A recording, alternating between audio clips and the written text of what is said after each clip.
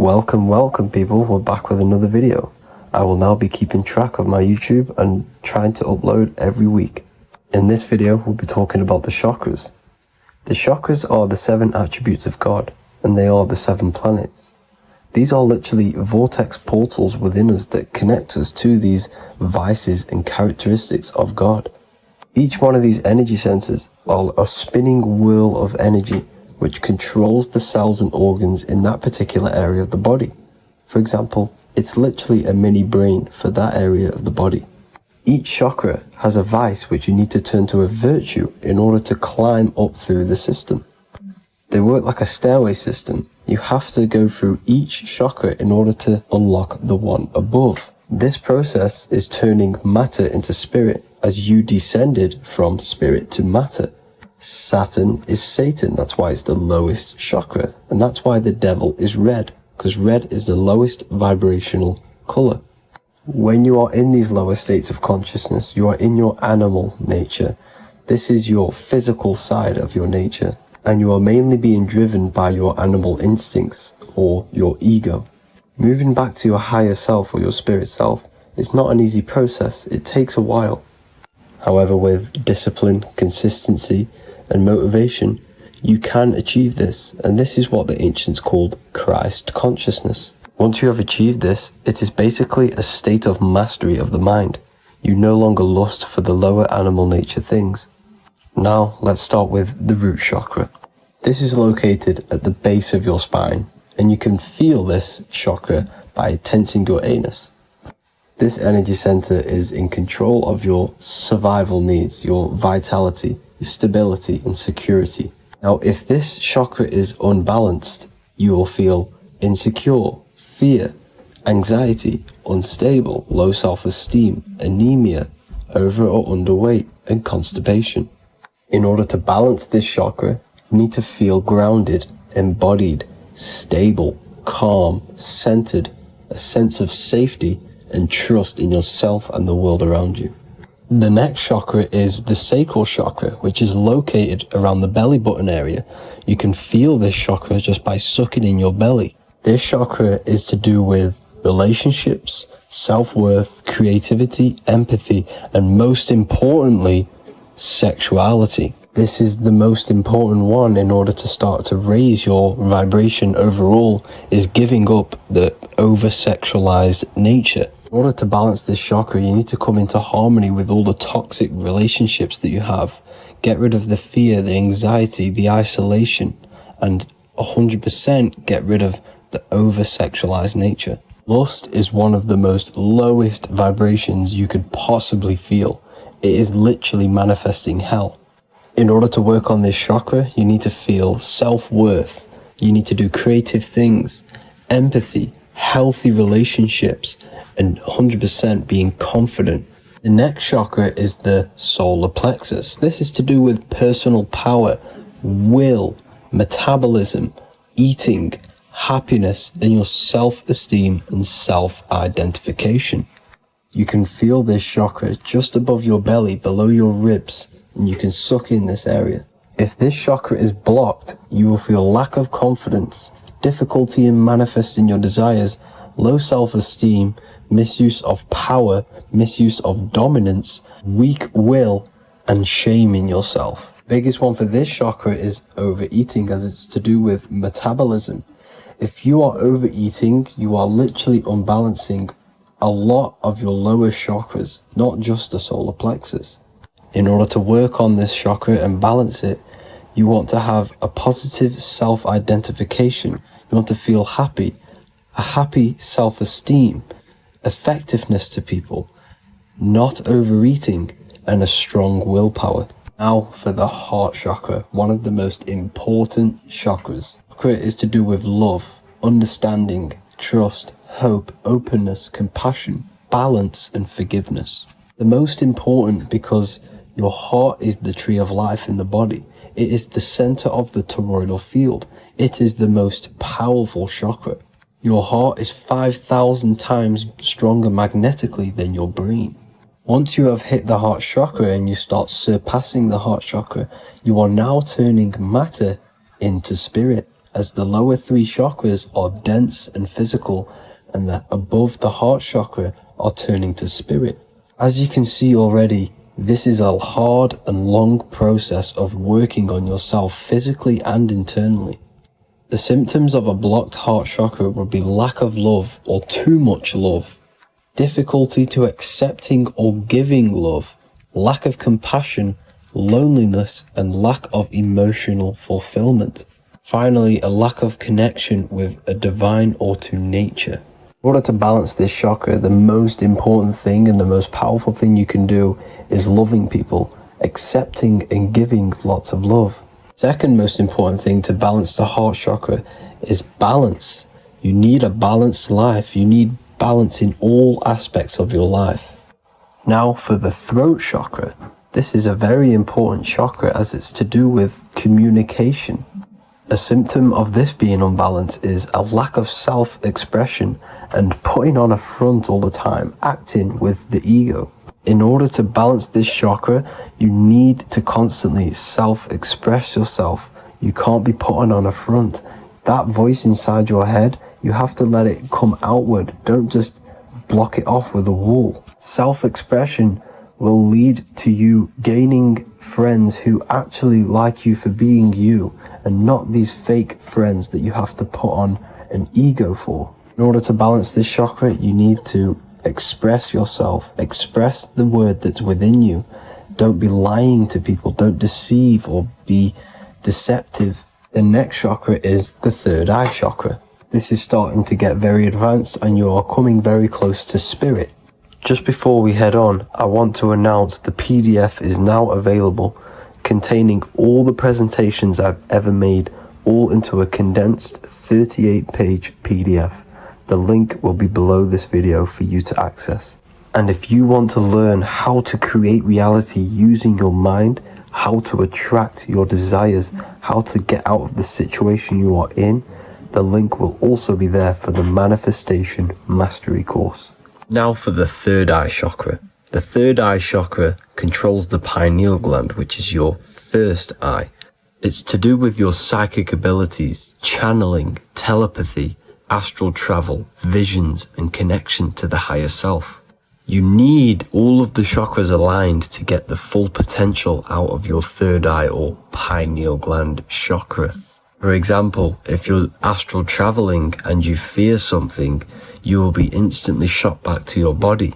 So you need to master all of the chakras before you go on and try and do these higher spiritual activities. Symptoms of the third eye chakra being blocked is lack of imagination, lack of vision, lack of concentration, blocked or clouded intuition, can't see the big picture, and especially overly reliant on logic and intellectual thinking. A good way to work on this chakra is imagining things, vision things, trust your intuition at all times, always follow that inner voice. Cut out the tap water which contains fluoride. Fluoride blocks the pineal gland. And cut out all junk food because all of this is affecting your pineal gland. When in meditation, you want to focus your eyes and your attention to the center of your head between the two eyebrows. This is where the pineal gland is located. This will help and awaken the pineal gland over time when you keep doing these meditations. Finally, for the crown chakra, this is to do with universal consciousness, all-knowing, enlightenment, cosmic connections, the God source. This chakra is blocked by being cut off from spirituality, plagued by the senses, being tricked into the five senses and being tricked into thinking you are the body. In order to work on this chakra, you need to feel grounded. You need to know yourself, your real self, the voice within you.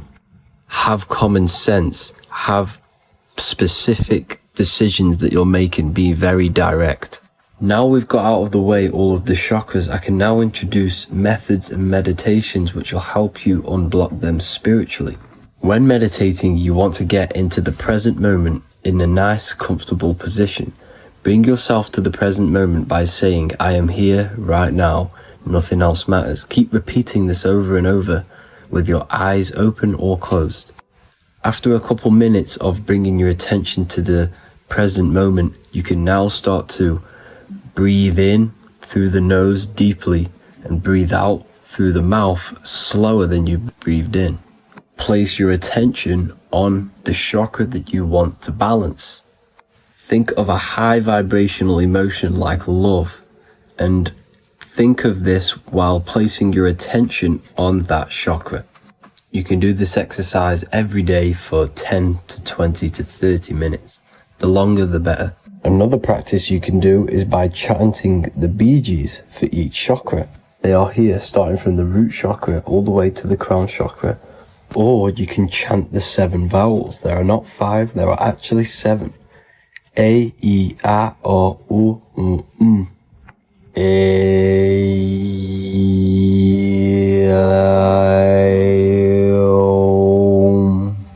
This is the proper way of pronouncing the 7 vowels. These are so powerful because these are the only things that exist. It is literally the sound of God. By pronouncing them right, you can actually create a lot of power within you and align your chakras. That's it for this video, people. I'd appreciate a comment and a like to help the algorithm. I appreciate you all. Love and light.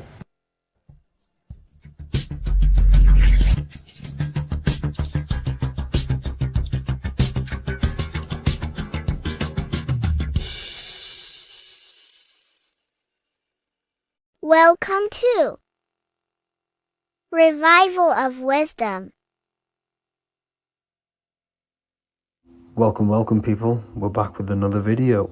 And this video is about Freemasonry and the connection to the Illuminati. Please, as always, to make sure to hit that like and the subscribe button and turn on the notifications to never miss a video. On May the 1st, 1776, the founder of the Illuminati, Adam Weishaupt, founded this secret organization, and this date can be found in Roman numerals underneath the all-seeing eye pyramid on the $1 bill. This $1 bill also says Anno Coptus Novus Ordo Secularum.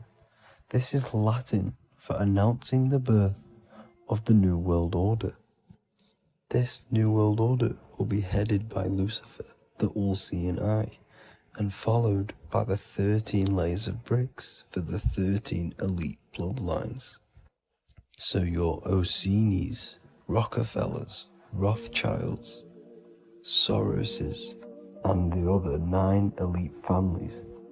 So when Adam Weishaupt created the Illuminati, he made it consisting of high-level degree Masons, French and Latin philosophers, and many more powerful people to all become one society.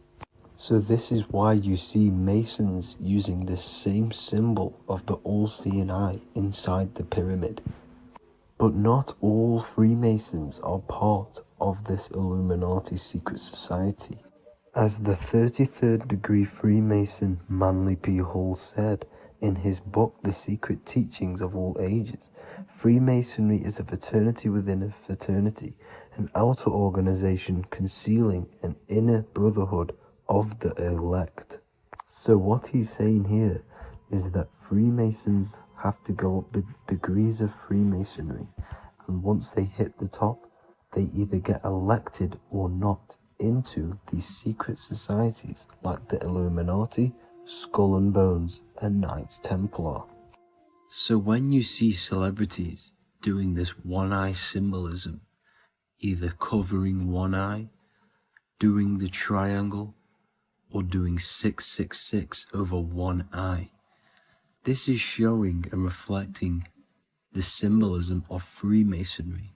They have taken the oath to never speak on anything they learn about Freemasonry. Duncan's Ritual of Freemasonry book states the oath they have to take. Quote, I ... of my own free will and accord, that I will ever conceal and never reveal any of the secrets, arts, points of Master Mason's degree to any person whomsoever. All this most solemnly, sincerely promise and swear. Now, this is what happens when they break the oath, stated in this book, quote, "Myself severed in two, my bowels taken from thence, and burnt to ashes." So this states that Freemasonry comes first, before any law of the land. It has the right to kill you if you break your oath. This is the hand gesture they have to do every time they enter the ritual room inside the Masonic lodge. This is the cutthroat symbol, showing you and reminding you of the oath and what will happen if you break it. Now in this book, Richardson's Monitor of Freemasonry, it states, "If you break your oath, binding myself under no less penalty than to have my throat cut across, my tongue torn out by the roots, and my body buried in the rough sands of the sea. If they do not decide to kill you," this book states this by pointing him out to the world as an unworthy vagabond, by opposing his interest, by dearranging his business. In other words, they have the power to frame you and destroy your reputation to the world and destroy your business if you break this oath. So yes, they do kill to keep this truth hidden, because this truth of this reality is what keeps them in power. They have the ability to manipulate people because people do not know what manipulates them. This is why they call themselves the government. They govern the ment, which is the mentality, because the mind is the root cause of reality. They control what you perceive to control what you manifest. By knowing the truth, you are set free, and you no longer need no controller above you. So this is why they are willing to kill and do whatever it takes to keep the truth concealed within these high-level degrees of masonry and these secret societies. However, going back to Manly P. Hall's book, it states, "Part of the symbols are displayed here to the initiate, but he is intentionally misled by false interpretations." So this is saying even Freemasons are intentionally misled and told lies to conceal the truth, to make sure the truth is hidden in the high degrees of masonry. So that's it for this video, guys. Thank you all for tapping in. Please leave a like and a subscribe. God bless.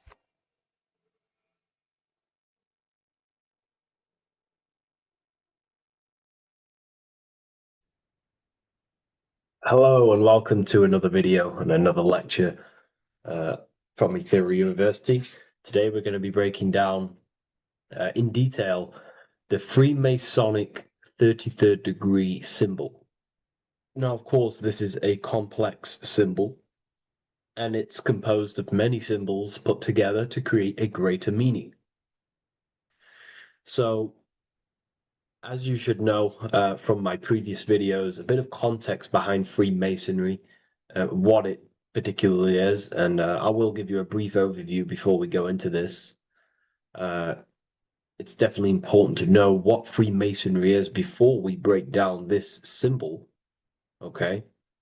Because without the knowledge of Masonry and what it is, it's difficult to understand what the symbol truly means. So Freemasonry is all about building. The word mason means to build. And we're either building with light or we're building with darkness.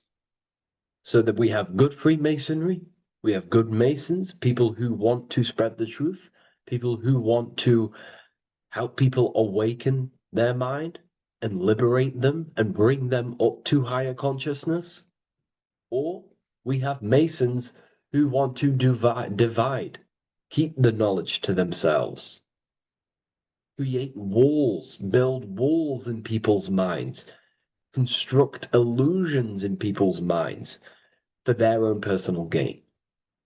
Okay, so we're either building with light or you're building with darkness. You're either building with light or bricks, spirit or matter. God and the devil, same thing. You're either uplifting people or dividing people.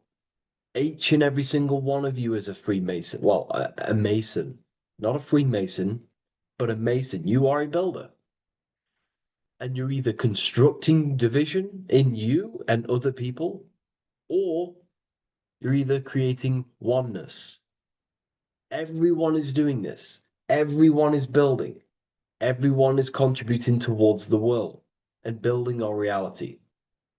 So Masonry is a craft, and that craft is to craft a better mind and heart, a higher consciousness, a higher understanding of the self, building a higher perception of yourself, getting to know who you actually are, why you are here. Every action, behind every single action, behind every single cause is choice. You chose to be here. Whether you know why you are here or whether you do not know. You chose to be here in this time, in this period of life on the earth, on this physical dimension. You chose, you, the mind of yours chose to be here in this body at this specific time. You are playing a role, you are building in this world at this specific time. So Masonry is all about getting to know the self, to know what you actually are through gnosis. Gnosis is direct knowledge obtained and extracted from direct experience. Knowledge extracted from direct experience. Knowingness. You know you have hands. You don't believe you have hands. You know you have hands. That's what knowing thyself truly means. To go within the self. To dwell in meditation for long periods of time. Not even meditation. To dwell, closing your eyes and thinking internally. Not thinking externally about anything outside you, but thinking and questioning internally, and you shall find answers. Seek and you shall find. If your heart is truly set on knowing, on getting to know true knowledge and knowing yourself, then you will find it. Okay, so because that's what the heart is. The heart is where we find our treasure. That's why it's inside of our chest. Our chest holds the treasure. What is your treasure? Your treasure is your physical manifestation. And whatever you act, whatever your heart cares about, your body follows. Your body takes action towards what you care about in life. This is why we say follow your heart, because your body follows the heart, what you care about. If you do not care about something, you do not take actions towards it. Whatever your heart loves and has that love energy for, the body follows. If you truly want to become enlightened and truly want to reach higher consciousness, then you will. You truly care for that, then you will find it. You have to go within. Okay, so this is what Masonry is about. It's about going within and finding out your true nature and constructing a higher consciousness by dissolving walls and blockages inside your mind and heart, purifying the self. Because you can care about sick and twisted things. Okay? We can see that in society. People like killing people. It's psychotic, but I know. So we can be corrupted. Okay, so going into this symbol, what does this symbol mean? What is it trying to portray? Okay? Before we go into this symbol, particularly, we're looking at the Scottish Rite Freemasonry. So we have the the first degree all the way up to the third degree is Blue Lodge Masonry. Then from the fourth degree of Freemasonry to the 32nd degree is what we call Red Lodge Freemasonry, the Red Lodge degrees. So again, that is that symbolism of that red and blue the left and right, masculine, feminine, water, fire. It's that symbolism again of the two polar opposites of reality, of masculine and feminine qualities, solar and lunar. The left and right hemispheres of the brain, the inner and inner and outer world, the brain and the heart. These are all polarities, okay? Spirit and matter. We have to unify these. But we're looking at the 33rd degree. This is the end of the Scottish Rite of Freemasonry, and it's considered the illuminated degrees. Illuminated. This is when one gets to know the true self, the true knowledge, when one has gone within, mastered the self, got rid of mental blockages, blockages in the heart, purified the self, and they know who they are. They have higher consciousness. And in this breakdown today, I'm going to show you how they have higher consciousness through this symbolism. Okay, so I was going to say something, but I totally forgot what it was. But anyways, we'll move forward with this symbol. Oh, that's what it was. Water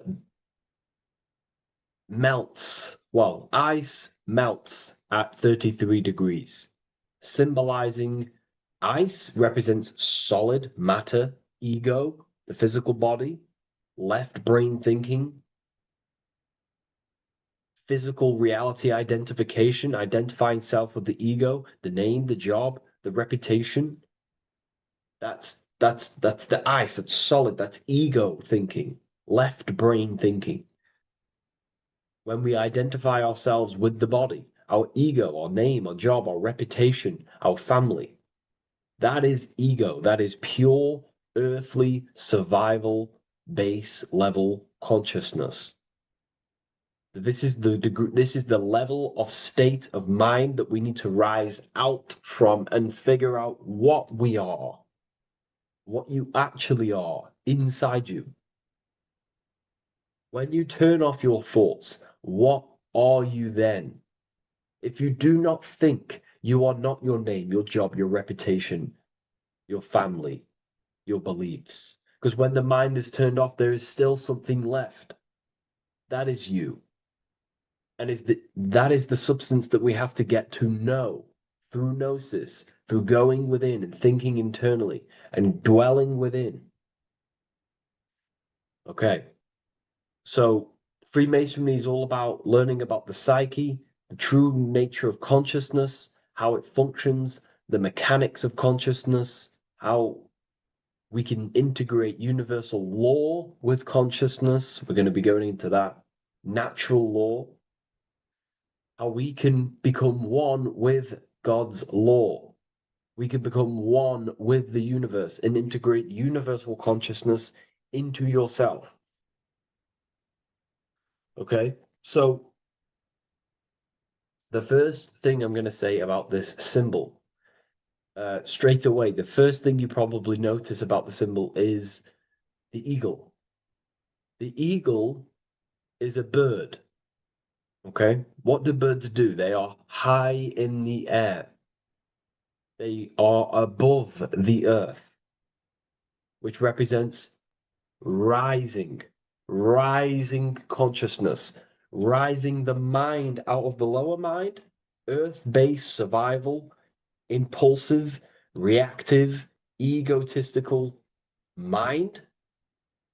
And we're pulling us out, we're rising from that. The earth represents that lower base survival consciousness, ego-driven thoughts. And we're rising up. The bird is free. It's free from the earth. Okay? It's free. It's elevated. It looks down upon the earth. So the eagle is a bird which represents higher view of self, a higher understanding of the self. It's elevated. We have a higher view of myself when I reach the 33rd degree. That is what it's showing you. That is what it's symbolizing. Okay? It's above the earth. It is free. it looks down. When you have higher consciousness, you become enlightened. It's impossible not to look down. You do look down on people, but not in a bad way. Not in a bad way. That sounds bad. I understand if that sounds bad, but that's not a bad way. I don't mean that in a bad way or a bad-hearted way.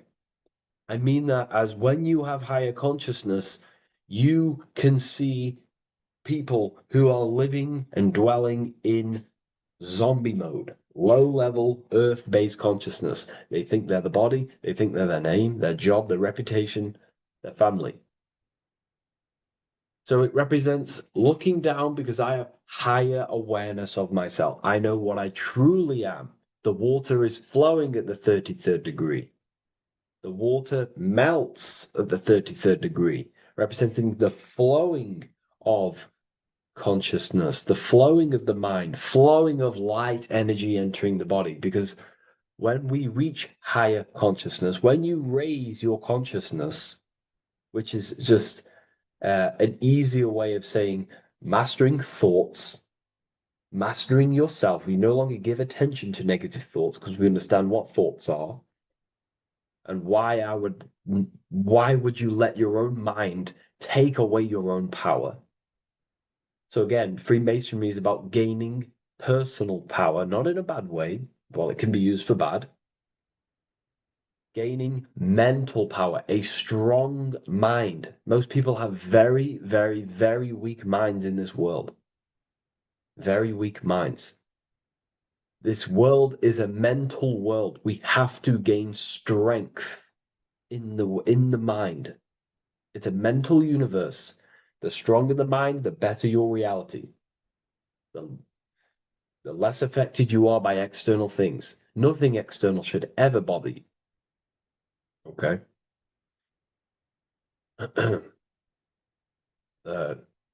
So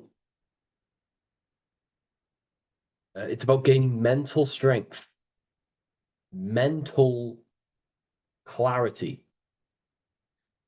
So again, the bird is elevated, it looks down, it has a higher awareness, it sees things from above, it sees the world for what it truly is. That's the eagle. Okay? It's the higher view. This is the illuminated degrees. So we're looking at now the sword. The bird, the eagle, the double-headed eagle is standing on the sword. Very symbolic. The sword is not above the eagle. The sword is below the eagle. The sword moves through the air. On a basic breakdown of the sword, it represents power. Power. Because if I have a sword, I hold the power over you. That's what it symbolizes. In war, you have a weapon bigger than someone else and more destructive than someone else, you hold the power. So it's a power symbol. To go even deeper on this, on its true meaning, the sword, I've already broke this down plenty of times. It moves through the air. It cuts the air. It's the mind. Air represents the mind. Water is emotion. Fire is the spirit. Earth is the body. So we're looking at the mind, the power of the mind. And the eagle is standing on top of this, representing, I am conquering my own mind. I am conquering my mind. My mind does not conquer me. My mind is truly mine. I hold the power over it. I stand on top of my mind. The mind does not rule me. Thoughts do not enter my mind that take away my power. I think it, I feel it, I act towards it. It's unity. My mind is the monarch. It is the command center. It is mine. I'm above the mind. That's what it's showing here. I hold full control over this mind. I hold the power. Okay? And I have an elevated view of the mind. The eagle is elevated. It looks It looks at the earth from above. It's the higher perception of the mind. The mind has a higher view of the self. It is conscious. Most people are not conscious. Okay? Most people walk around, they act unknowingly. They don't even know they don't even know they exist. They don't realize they have consciousness. They think they grew from a monkey. They're born on a spinning ball in the middle of space, and they think they're the body. That is the level of a, earth-based consciousness. And it's saying, I hold the power. I hold my mind to what I want to direct the mind's forces to. I create with my mind. I carve reality. I shape my reality with my mind and thoughts and my intellect, my communication. Okay? That is what we're looking at here with the sword. It's on top, meaning I control it. When you stand on top of something, you are the top. You are on top of it. You hold the power. You rule over it. When you are the boss of your business, you rule the business. That's what we're looking at here. The sword needs sharpening. It always needs sharpening. You can't use a sword forever. You need to sharpen it. The mind will not stay powerful and strong and and aligned with what you actually want unless you continuously refine the sword. The mind needs to be refined or reminded. If you stop doing affirmations, the mind will fall back to old ways of thinking. If you constantly meditate, you constantly implant the messages into your subconscious mind, you constantly visualize, you are keeping the mind sharpened with what you want in life, what you are trying to create. And the mind will continue to think with that power, with them words, with them visualizations. If you fall off, if you stop meditating, you will lose control of your own mind. Okay? This is symbolizing you have to keep on top of the mind. You have to keep control. This is what the world is. The world is like Minecraft. You ever played Minecraft? You're a builder. Okay? What do? You control the man in the world. That's what you are. You need to control this body in the world. It's all about control. You are in a game. It's like Grand Theft Auto. You don't know how to use the buttons. You're going to create chaos, and you're not going to have that much fun in the world in GTA if you don't know how to work the buttons. Same with this world. You are in a world, and you need to learn the buttons of the body, the mind, the soul, the heart. How will these things function so you can actually live a better life and create what you want in the world? Aligned with natural law, of course, unless you want to walk down the path of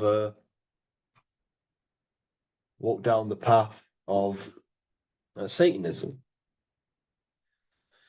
So this is what we're looking at with the sword. Now, moving on, we're looking at this little banner here. This says "God and my right" in Latin.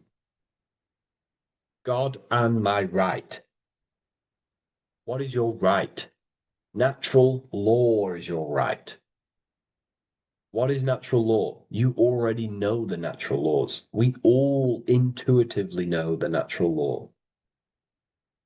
What is natural law? Do good. We all subconsciously, on a soul level, we know to do good. We know to do right. It is wrong to hurt people. It is wrong to control people. What is your natural law? What are the forces that you hold power over, that you have full control over? You have full control over what you think, what you feel, what you act. Thought, emotion, action. If you start to try and control things outside of them three forces, that is now you breaking natural law. If I try to control and manipulate someone else, that is now breaking natural law. I'm going against my inner law. My soul tells me what is right and wrong through emotion. So it's about aligning the self, my actions, my thoughts with my emotion, my intuition, my natural law. These are your rights. Your rights is to think, feel, and act with the law, with good, with God, with love, with care for one another. Am I building with light to bring good things to the collective? You see, most people are stuck in their left brain, and the left brain only sees me, me, ego-driven thinking. That's why they trap us in our left brain. They train us to be left brain. They tell us to write with our right hand to strengthen the left brain. They call it writing. Everything in this matrix is to activate your your left brain. Why? They need you in ego consciousness so you can be controlled and manipulated. So you do not recognize patterns. That's the right brain. The right brain recognizes patterns, symbolism, metaphors. They don't want you reading between the lines. They want you logical. They want you divided because the right brain sees the whole. The right brain sees the woods. The left brain sees the trees. And that tree is your ego. And the woods is the collective consciousness. They want you only thinking about you. Because that way you are divided from the collective consciousness. And we're all one consciousness family. We're all God. We're all God experiencing himself. And we are all building this world. So it's about aligning the self with my right, with God, with natural law. It's what Freemasonry is about. True Freemasonry, light Freemasonry, not dark Masonry or evil Freemasonry, whatever you want to call it. The crown, royalty. Royalty wear crowns. And what do the royalty have? Again, this is another power symbol. They hold control. Yes, royalty hold control. And that's why this crown is at the top of the image, not at the bottom of the image. It's at the top, representing I control the left, I control the right. I control my left brain and my right brain, the two eagle heads, the two views. The eagle has one eye on each side. It's looking, it's seeing. And that's symbolic of the left and right brain. We see, not physically see, but I mean perceive. We perceive reality with the left brain and we perceive reality with the right brain. And it's about unifying these two brains so we can see and perceive reality from a true lens. Because if we see reality only from the left brain, and a left brain dominated brain, we see everything as divided. But if we see everything from a right brain perspective, we see everything as whole. When everything is in the middle, you need to see reality from the middle. Yes, I have my own personal consciousness, and yes, there is a collective consciousness. So I need to balance between that. I need to see reality between the line, between the left and right brain, and align this worldview, and align my thoughts, align my actions with this.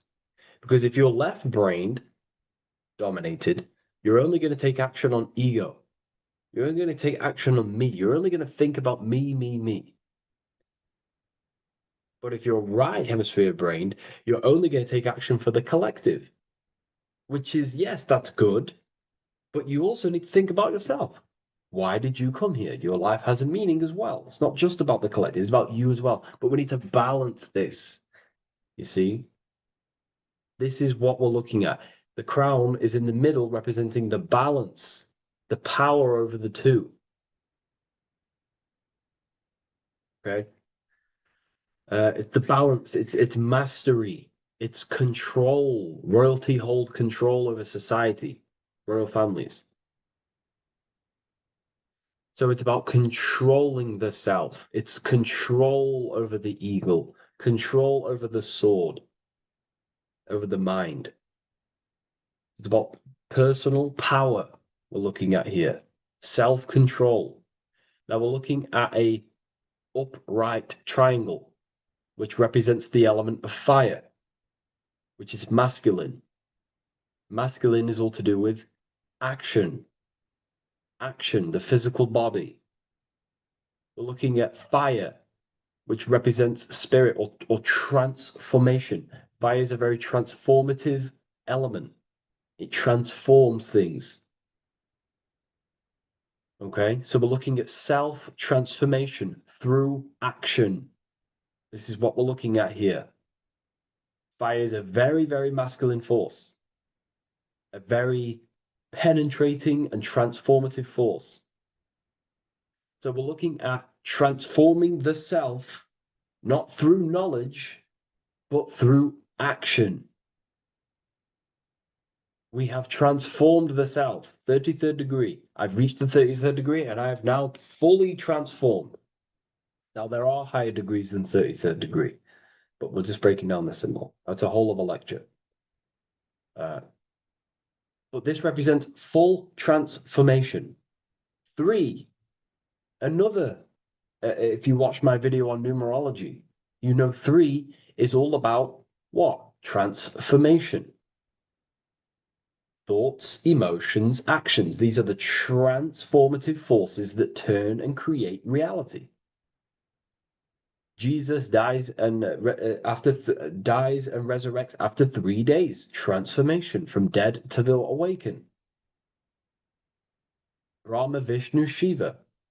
God is threefold. 3, 3, 3, 3, 3, 3. Electricity, magnetism, dielectricity. The 3 forces that pretty much create physical matter. Transformation is 3. So we're looking at transformation through action. Action is a very transformative force.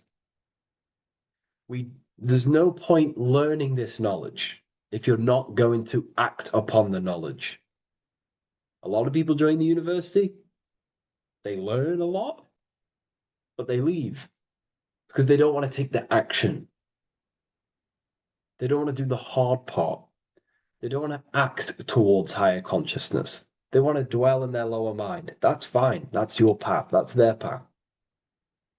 But if you truly want to raise your consciousness, you have to act upon it. You have to actively not take the action. It's about what you do and do not do, because not doing something is also an action. If you are not participating in the low level pleasures like sex, casual sex, masturbation, going out and getting blind drunk. These are low level pleasures. It's going to keep you on a low level frequency and a low level consciousness. That is also an action, not doing that. It's about what you not do as well, which is very important. You have to act upon it to reach this degree. You will not reach this degree if you have not taken a lot of action towards reaching higher consciousness, reaching self-mastery over the mind, controlling the mind. This is what, again, it's about taking action on actually controlling the mind, controlling the self, gaining your power. Okay. Okay. This is another fascinating part about the eagle head and wings. It also represents the past, present, and future. The crown is, again, symbolic of the crown chakra. This is all to do with knowledge. So we're looking at knowledge of the past, the eagle on the left looking behind, and the eagle on the right looking forward. So we're looking at the crown, knowledge of the past and the future. Looking at your past is very powerful. What has got you, what has led you to this very point in your life? What actions have taken you to this point? And not only you, remember, there is a collective. Remember, you always have to keep that in mind. Every action you take, you have to always align it with the collective consciousness. It's not just you in the world. We have a collective. So, how did you and how did the collective get to this point in life, in this present? How did we get here? How did we get into this mess?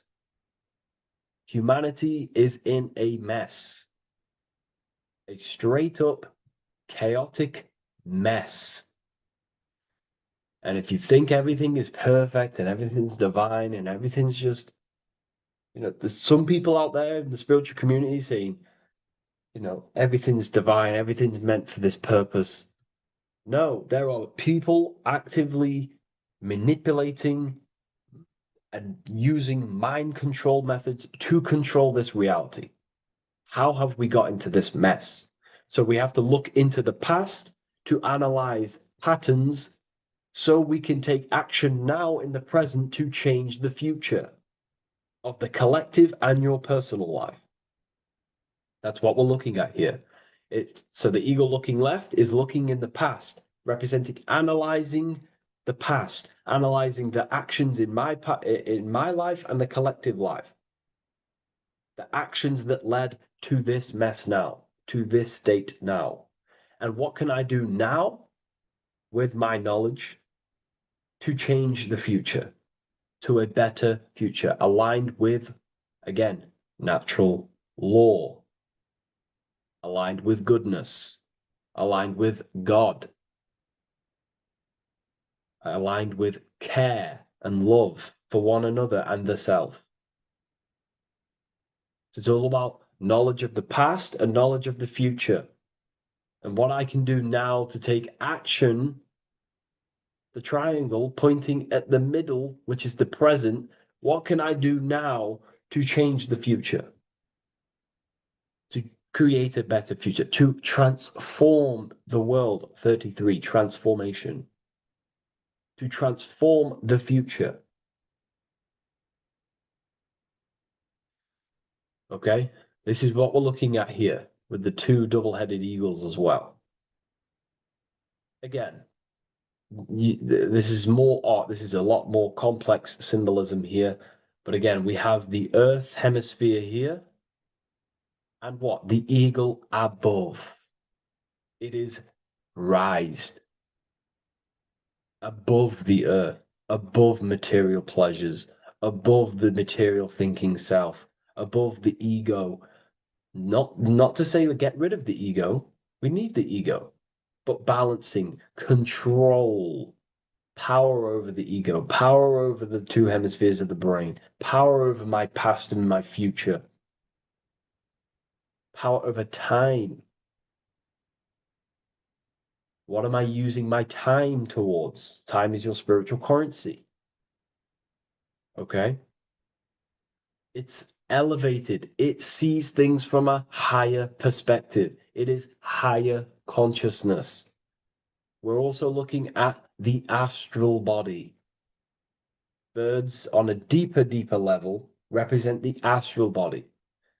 So symbols have layers of meaning. The deeper you get into the occult. So when you join the first degree, you get, a good interpretation, and the higher degree you go, the more deeper the symbol reveals, as the more deeper you know yourself. So we're looking also at the astral body, the light. What is the light? Light is a massive symbol in Freemasonry. It's knowledge, gnosis. When you're very intelligent, you call someone, they're a bright child. They have enlightenment, light in the mind. Looking at light, a lot of knowledge, a lot of self-knowledge of the self, of the psyche, how I function, what I am, knowledge of the astral body, rising above the earth, astral projection, exploring your true nature, exploring consciousness. This is what we're looking at here. And in order to explore your astral body and explore the astral realm, you have to control the sword, the mind. And you can then explore. You are free like a bird to fly. This is all symbolic of rising consciousness. All symbolic. So I hope this video has gained a bit more clarity on this symbol and given you some insights. And I will see you in the next one. Thank you for tuning in today.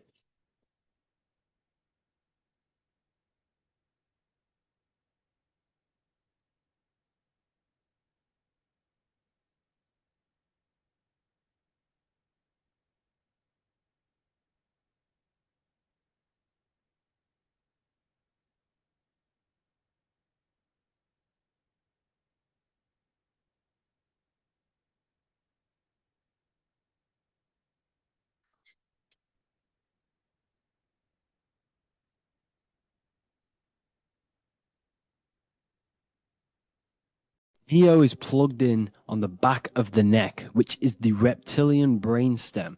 The reptilian brain is all to do with survival mode, survival state. It's always scanning the environment for safety, whether that's physically, emotionally, or mentally. It does not think. It is instant. For example, do I smack the guy or run off? If something happens to you, like a car's coming really quick to you, you do not think about this. The reptilian brain is the animal instinct that will instantly move your body on the instant reactions. Hence why it's the closest brain to the rest of the body. It has instant access to the electrical nervous system to control the body at instant reactions.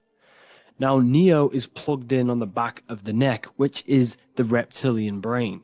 Therefore, the matrix is the body itself. It is the lowest state of consciousness. This is what it represents. The word matrix means womb. It translates to womb because your body is a womb. Your body is a vessel for universal consciousness, for God consciousness. And the body is also a womb where you can be born again outside of this body by raising your consciousness, by awakening the neocortex. This is why Neo is called Neo, because it represents the neocortex. This is the higher aspect of our brain. This is all to do with new things, higher reasoning, higher thinking, new learning. You see, the brain is a receiver for universal consciousness. Now, what do I mean? It is a radio receiver. Think of it like this. You have a radio tower which emits frequencies. And each little frequency, 00.1, 00.2, 00.3, each 00 point is a different person. We are all the same universal consciousness, encapsulated inside of a different vessel. This is why our body is the temple of God inside of the Bible. Your body is a sacred temple of the divine essence of the universe. However, consciousness is controlling this physical body. And I'll show you this diagram here. Consciousness consists of imagination, emotions, thought, and memory. All of these things are not physical. They're not made out of atoms. You cannot think with atoms. If I split open your brain while you are thinking of a cheesecake, I would not see a cheesecake. It's because these things exist metaphysically within consciousness. They are not physical. The body is physical. It's part of matter. It's part of time. You see the Leonardo da Vinci, the circle and the square. The square represents limitation, beginning and end, because when you draw a square, there is a beginning and end. It represents the body, the mortal self, the ego, the echo. Then you have the spirit raised above, which represents spirit over matter, mind over matter. Invisible forces create physical forces. Everything physical exists in non-physical. This is also the Freemasonic square and compass, why the square is below the compass, because the compass creates the circle, which is spirit or mind. Then you have the square, which is matter. Mind and matter are the same substance. Mind creates matter through thought. Everything in this physical universe manifested through thought. Everything began as thought. So you are spirit and matter. You have a material body and a spiritual body. And you are right in the middle. This is why humans are very, very important. Because we have an animal nature, the reptilian brain, and a higher consciousness, the neocortex. And we must awaken out of the matrix, which means womb, which is the body. And neo is waken up from the lower self, the reptilian brain, and moves into the neocortex. Because the brain is a radio receiver for consciousness. Now, what do I mean? I went over this before. Your consciousness is controlling the brain. The brain is a computer. And when our consciousness, our imagination, our emotion, our thoughts, and our memories are all contributing towards just survival things, food, safety, fear, all of these things, and our consciousness is locked into a survival state, we are using the reptilian brain. We're no longer thinking. You don't think with the brain, but the consciousness is thinking, which activates the different parts of the brain. When we think for higher reasoning, we use the neocortex. It stimulates the neocortex. When we think about survival, we're using the reptilian brain. So therefore, when Neo wakes up, he wakes up to the higher aspects of consciousness, which is only utilized by the neocortex, by learning new things and expansion of the mind and expansions of consciousness. Okay? So the whole matrix is to keep you designed, well, the whole matrix is designed to keep you in a survival state, in the three-dimensional awareness. They want you constantly scanning for safety, scanning for food, scanning for emotional safety in relationships and other people. You see, they do not want you to think.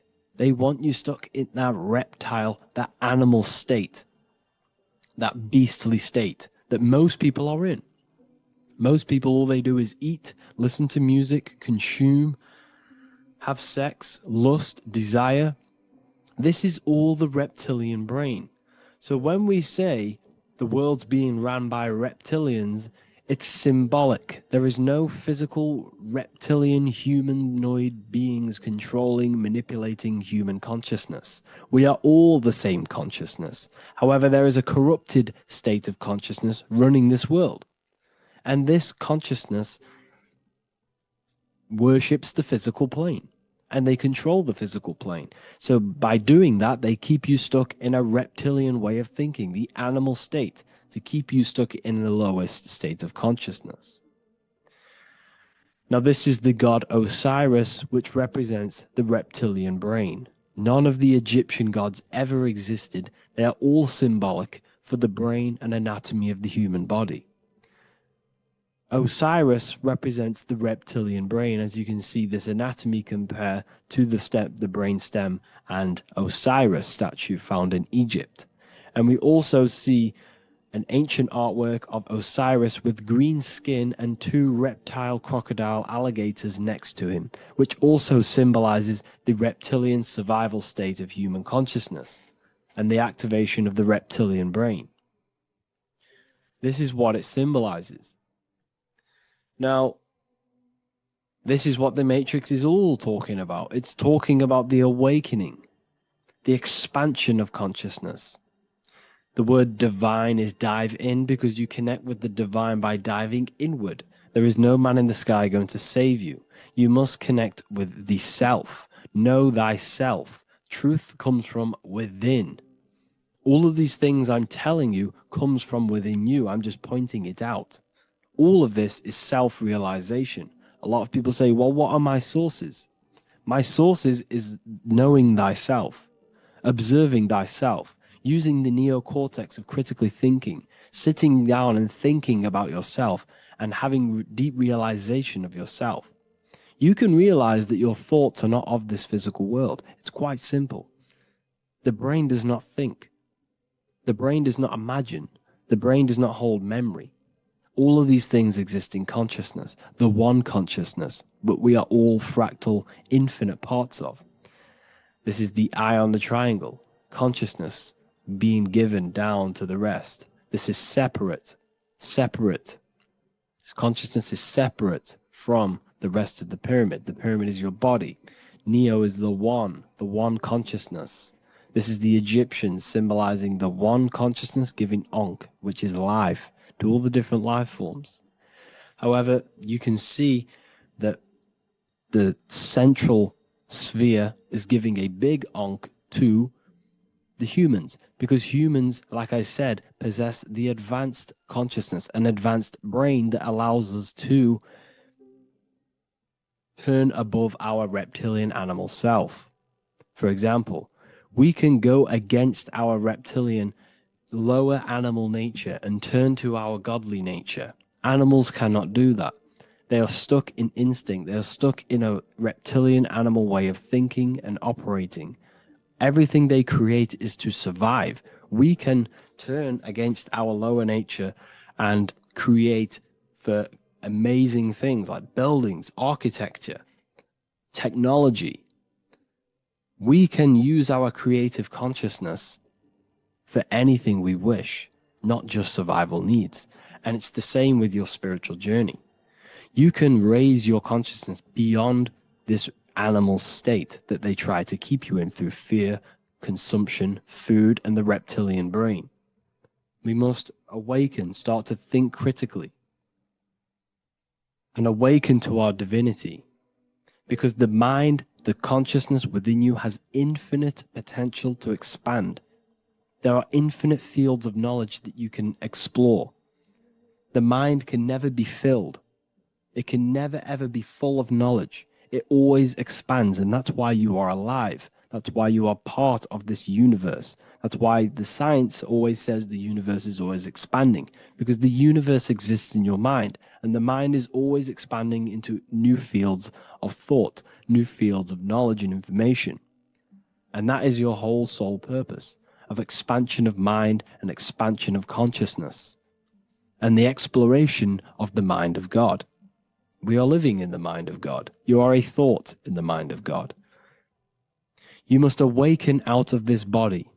This is why Jesus says you must be born again to see the kingdom of God. You must be born again. You must raise your consciousness beyond physical limitation and awaken to your divinity. And this is pretty much it for this video. I hope you all understand this, that this is all symbolic for consciousness.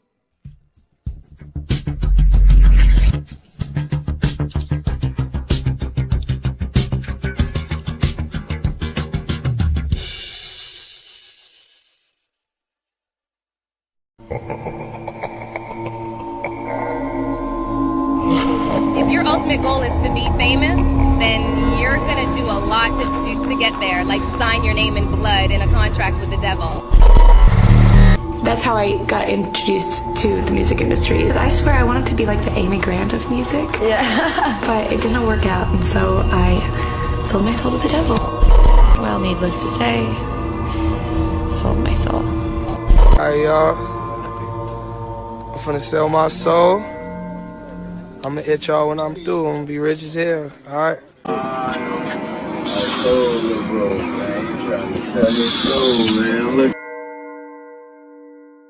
destruction. Every time you release your sexual fluids, you're destroying a part of yourself to create an extension of yourself. For example, if you want to create a business, you have to destroy your time, attention, and energy in order to create the effect of the business. All creation demands some sort of sacrifice or destruction. This falls under the law of polarity in the universe. It's the same with your sexual fluids. Your sexual fluids, especially as a man, contains minerals, all the minerals in your body. It contains your vitality. It contains your DNA. It contains the blueprint of you, and it can create a whole new human being. You are literally playing with the power of creation if you are releasing your sexual fluids too much. Sexual fluids also extend beyond the physical plane. They contain astral forces because all physical creation is a mental creation. We live in a mental universe. Everything begins as a thought in the mind, then the thought takes the form and the body of imagination, which is an astral force. Imagination turns into etheric emotional energy. Then the etheric emotional energy turns into the physical action and the physical manifestation. We live in a mental universe. Therefore, these dimensions do not exist separately. They are permeating and mixing in with all. Your physical body has an astral body. Everything physical has astral forces behind it. Semen is known as the astral fluid of the soul. It feeds nerves, the channels of life force and consciousness within the body. And every time you release it, you're destroying a part of your vitality, your brain, your nerves, your energy levels, your creativity, and your DNA to create an extension of you. Therefore, it is a sacred fluid within your body and not something to be played with and to be released too much. Think about it. This is a very creative energy, your sexual fluids. It can create a whole new human being. This is how powerful it actually is. It is the power of creation, and the misuse of this power can destroy your own vitality and your life of your body, because that life you are giving in order to create an extension or a child is the same life you could keep inside of you and not waste to recycle and regenerate the body. Sexual energy has been for thousands of years associated with regenerating the body, longevity of life, and maintaining youth. Not only that, every time you release your sexual energy, it floods the brain with dopamine. Dopamine is the brain's reward system, created within the middle of the brain. It releases every time you've achieved something. However, sex or an orgasm is the most powerful feeling you can feel. It's the most amazing, intense feeling and release of dopamine you can possibly feel as a human. Therefore, if you flood your brain with this high amount of dopamine every single day, you are getting the epitome of human feelings every single day. Therefore, you will become numb to everything else in reality. You won't be able to enjoy the small things in life. And I know this firsthand because I experienced this myself. As soon as I stopped, this is when I started to enjoy the little things in life, seeing family, and I actually gained more energy, more ideas. We'll get into this a bit later. It is a creative energy. It creates a whole new human being. Therefore, if we maintain this energy, we can maintain our creative power within us, because that's what we are. We are all creative beings, moving energy from higher dimensions of consciousness, the mind, into lower dimensions of consciousness, the physical world. You hold the power to create. You are not in a world. The world is working through you. You do not possess a life. Life is working through you. You are not in a universe. You are the universe. It's moving through you. There is no past, present, and future. The present moment is you. When we release every single day or frequently throughout the week, like I said, we're triggering the brain's reward system, dopamine, which makes you feel as if you have already achieved something. And if your brain is telling you you have already achieved something by overusing your sexual fluids, then you will not have the motivation to achieve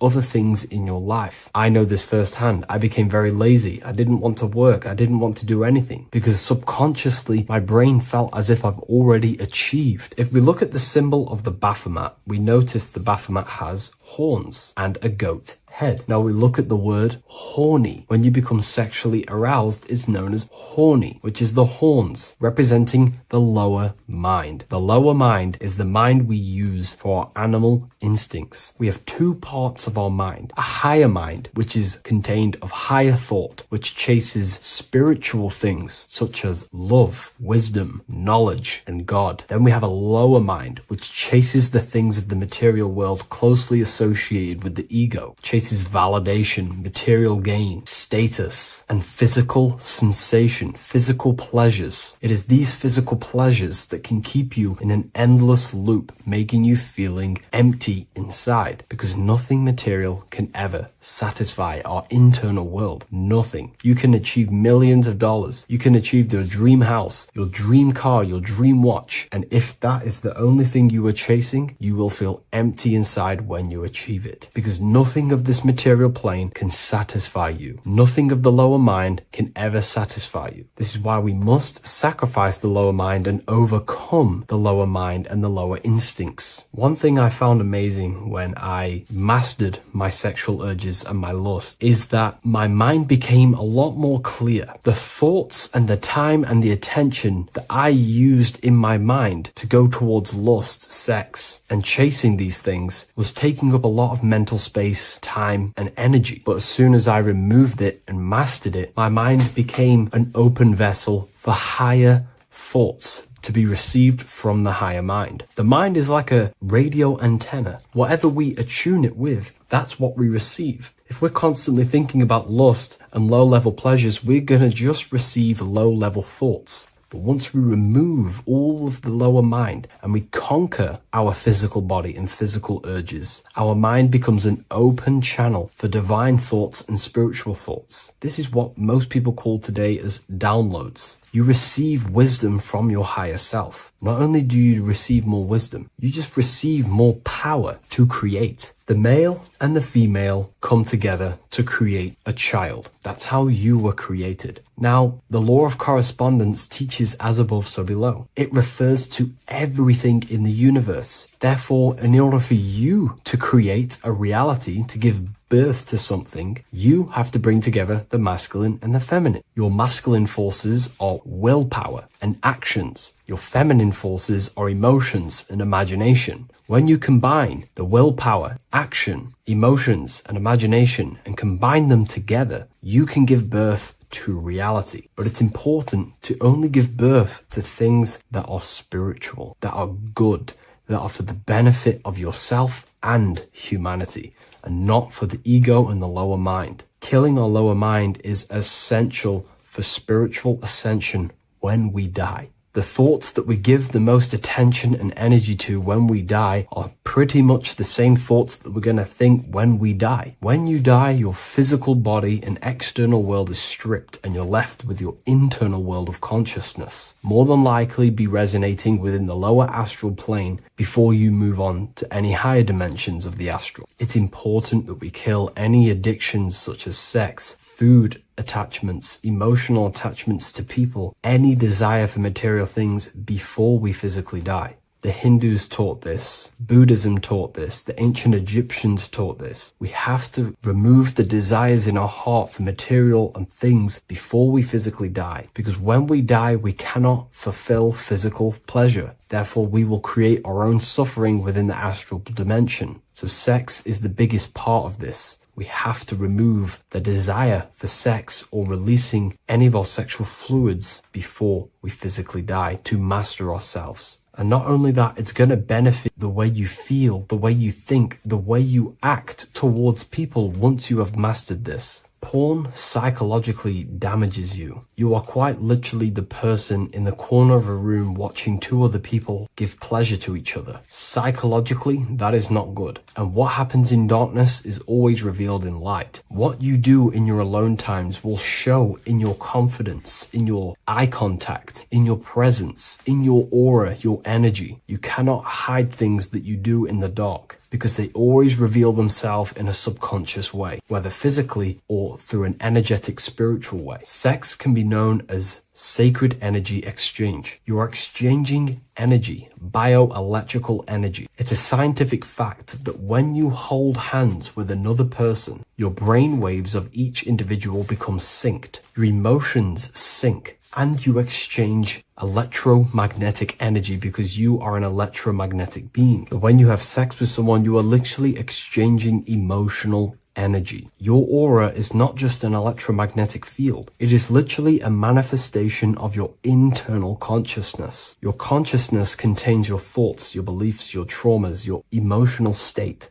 And this manifests externally through the vortex of your heart into an energy presence around your body. This is why you can feel sad when someone else is sad next to you, because their energy is merging with yours. When you have sex with someone, you are quite literally exchanging consciousness, beliefs, traumas, emotions, feelings, vibrations, and your consciousness merges with their consciousness. So be careful with just having casual sex. Now, I'm not here trying to say never release, never have sex with your partner. I'm not saying that. I'm saying take caution with these things. Take my teachings with a pinch of salt. If it benefits you, that's great. I'm not here to tell you how to live. I'm simply giving you my research and the things that have helped me in my life on my esoteric research, awakening, or spiritual path. I don't like calling it a spiritual path, because it's not spiritual. It's simply just life, the knowledge of consciousness and the self. So I hope this video helps. If you'd love to read this book, I'll leave a link in the description. This book I wrote myself called The Book of Wisdom, Volume 2.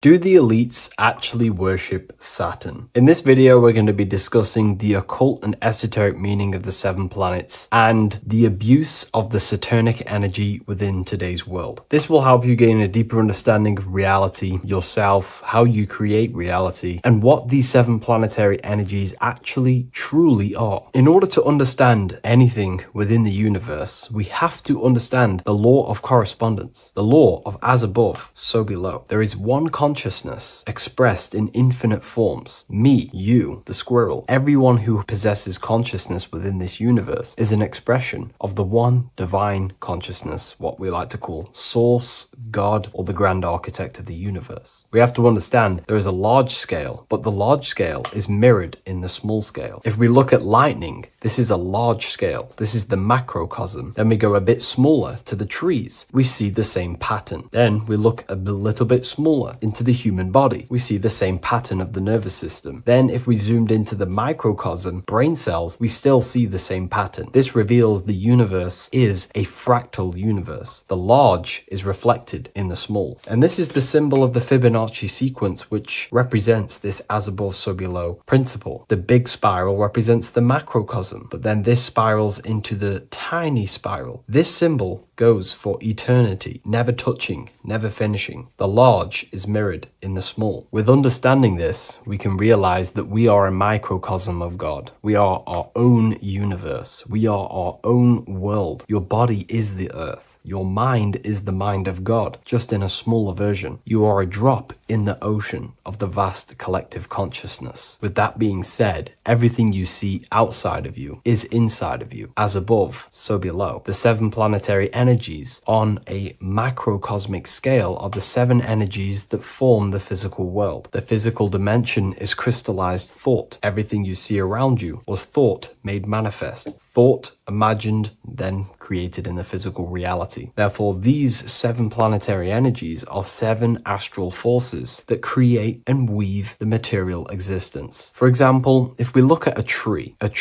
has 7 categories of consciousness, 7 creational forces that create the tree. This is the reason why we have 7 days of creation in the Bible. This is the reason why we have 7 days of the week for the 7 planetary energies. Monday is for the moon, Mars is for Tuesday, Mercury for Wednesday, Jupiter for Thursday, which is Thor. Thor is Jupiter. Venus for Friday, Saturn day for Saturn. Saturn, Sunday for the sun. This is also the reason why we have 7 major energy centers within the body, the 7 life forces that flow through the body to give physical existence to the physical form. Man is a microcosm of the universe. With that being said, if we look at a tree is nature, and nature is the macrocosm, the creation of God's mind. And if we look at the tree, we can see 7 creational categories that go into create the tree. For example, the stem of the tree, the trunk, represents the sun. The root system, the base of the tree, where the tree grows out of, is Saturn. If we look at the fruit of the tree, that represents Jupiter. The smell, the look, the colors of the tree, that's Venus. How the tree communicates with other trees through the root system is Mercury, the intellect, the intelligence, the communication. The leaves of the tree is the moon. The defense mechanism of the tree, how it defends itself from infections and other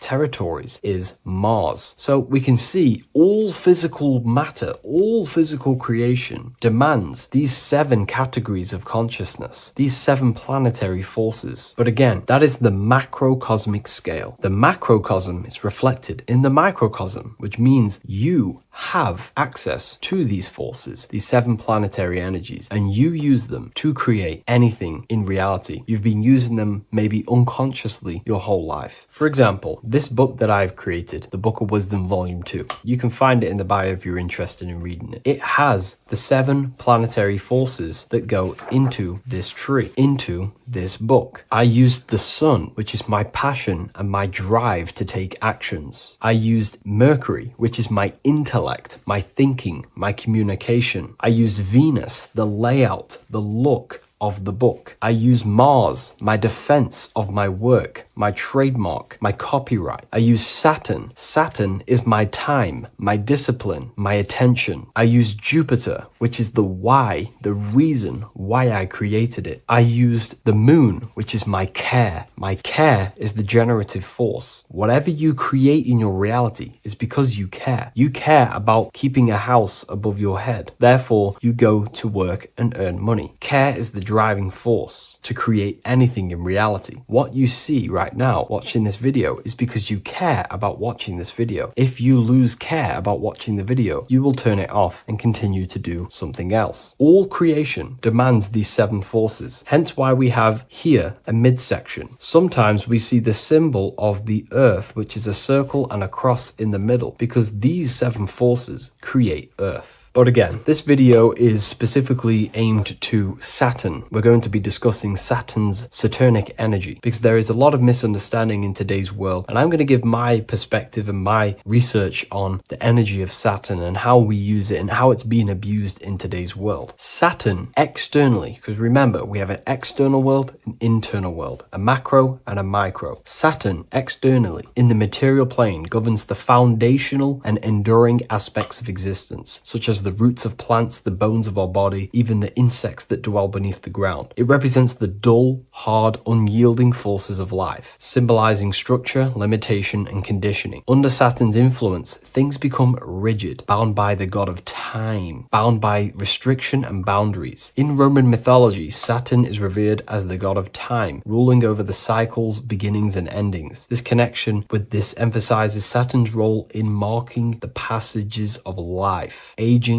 and inevitable constraints we all face. Internally, inside yourself, the microcosm. Internally, Saturn embodies the conditioning within our own consciousness. When Saturnian aspects of consciousness dominates, we become overly rigid, fixated, restricted in our thinking and actions. For example, Saturn's influence is strongly felt in today's world, where many people's minds are confined to societal norms and conditioned responses. The pervasive control Saturnian energy can lead to the sense of limitation, as people become trapped within structure imposed by society and power structures. However, we have to remember that limitation, there is dark and light. Limitation is not bad. This is why Saturn is connected to the god Satan. They are the same being. It's something that restricts, holds back, and keeps you limited, conditions and limits consciousness to its lower power. Saturn is a great teacher, guiding us through difficult life lessons that ultimately lead to growth and expansion and power. Although Saturn's energy is harsh and often challenging, it helps us to develop resilience experience, discipline, and wisdom. Yet in modern age, this energy has overpowered the minds of the masses, fostering excessive rigidity and limitation. Instead of being ruled by Saturn's constraints, we should seek to embrace more freedom, love, joy, balancing Saturn's lessons with openness and fluidity in our life. So like I said, Saturn rules law. Anything that is limiting or holding back, something that is a restriction or a wall. This is why we see judges wear black robes. The color black is associated with Saturn because Saturn rules over the nighttime and the winter time. Capricorn, they wear black robes. A graduate also wears a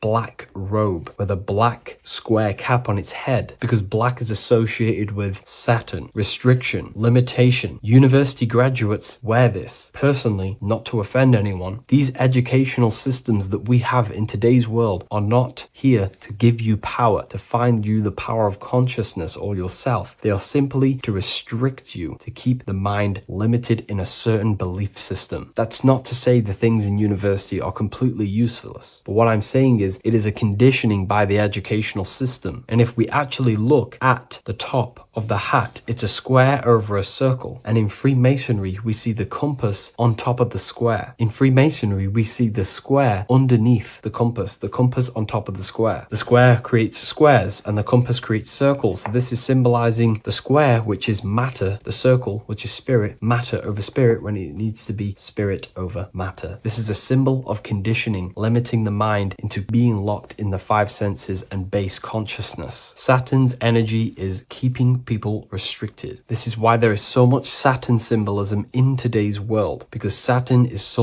anything to do with limitation, restriction, and time. All of the systems in place are to limit our minds, to keep us on base consciousness, only thinking in a limited box, only thinking and aware of the five senses. In base consciousness, in animal nature, one only thinks according to their senses. When they have a sense, their mind thinks. This is an affect state of consciousness. They're living in the affect. We need to understand that in base consciousness, we have no true power to create. We're simply living in cycles of affect. Now, what do I mean? The physical world is the effect. It's already manifested and cannot be changed. Our consciousness needs to rise to become a cause instead of playing around and being lost in the effect, to become a co-creator. And this is what the system does not want you to do. It does not want you to become a conscious creator. So they keep you in base consciousness, not giving you the awareness that you are literally a god creating a world right now. You are a world and you are shaping the world. Our consciousness needs to be mastered, controlled, and then we can become a conscious creator instead of running around in the world of illusion and effect. As above, so below. What happens in the mind happens in reality. We do not want to be matter over spirit, which means the external world over the internal world. We need the internal world to rule over the external. Saturn symbolism can be symbolized as a black cube. The cube symbolizes this physical world because everything has 6 sides. We can move forward, backward, left, right, up, and down. We are in this cube. This is why we say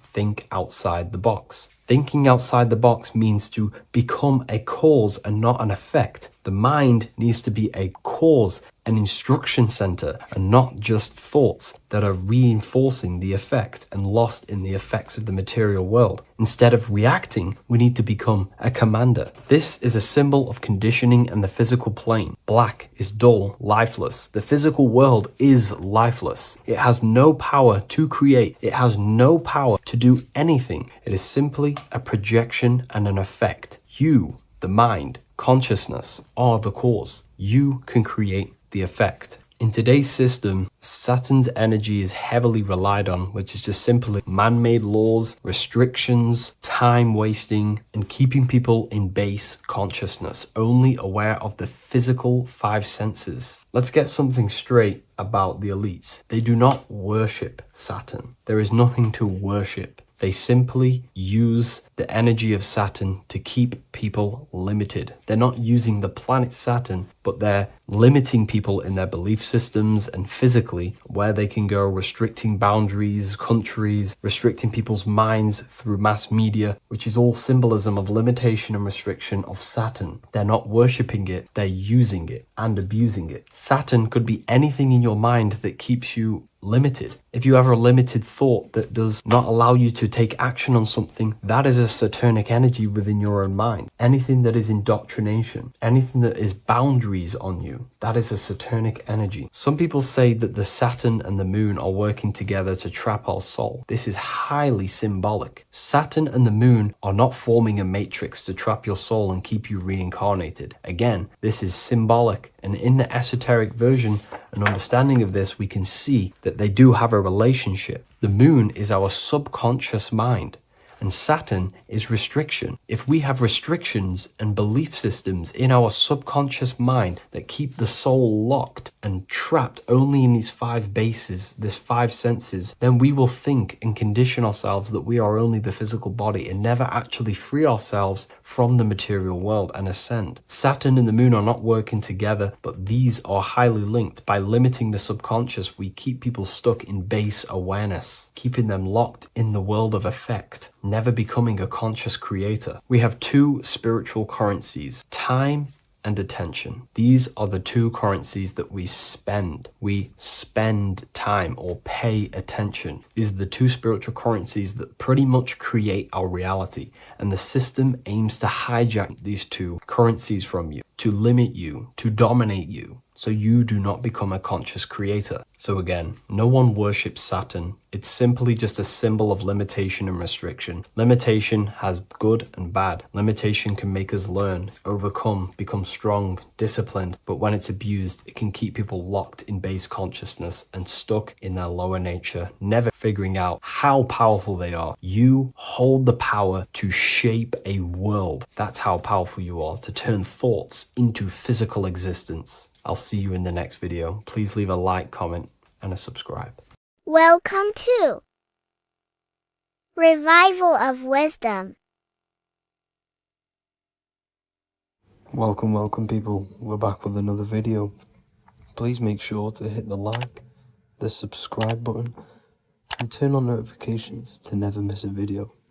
The Vatican is a giant key from a bird's eye view, and it also contains an 8-pointed star.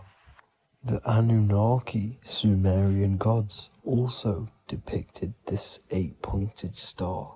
The sky god Anu from the Anunnaki also uses the 8-pointed star for his symbol.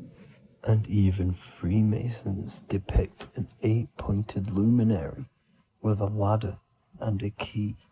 This is symbolizing the key to ascension up to the 8-pointed star, which is Polaris.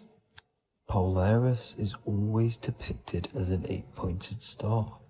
Polaris is the standstill star at the very center of our realm, which is perfectly aligned with the North Pole. The Earth is a giant torus field, and at the center is where the most electromagnetic energy is stored.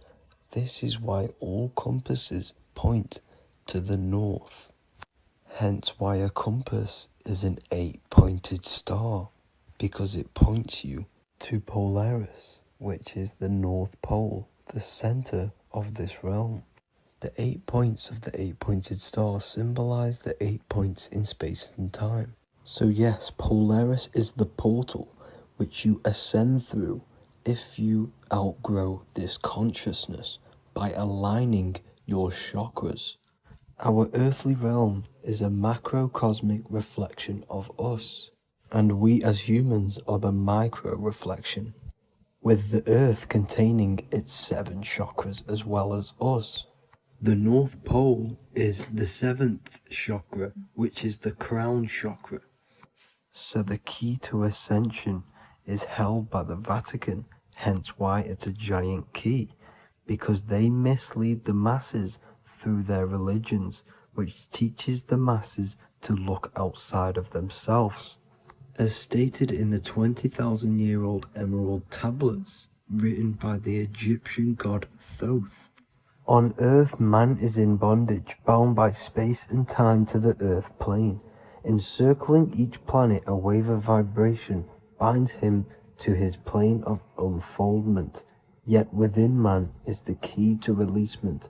Within man, may freedom be found. So the 7 planets are associated with each 7 chakras. The lowest chakra being the root chakra, which is associated with Saturn.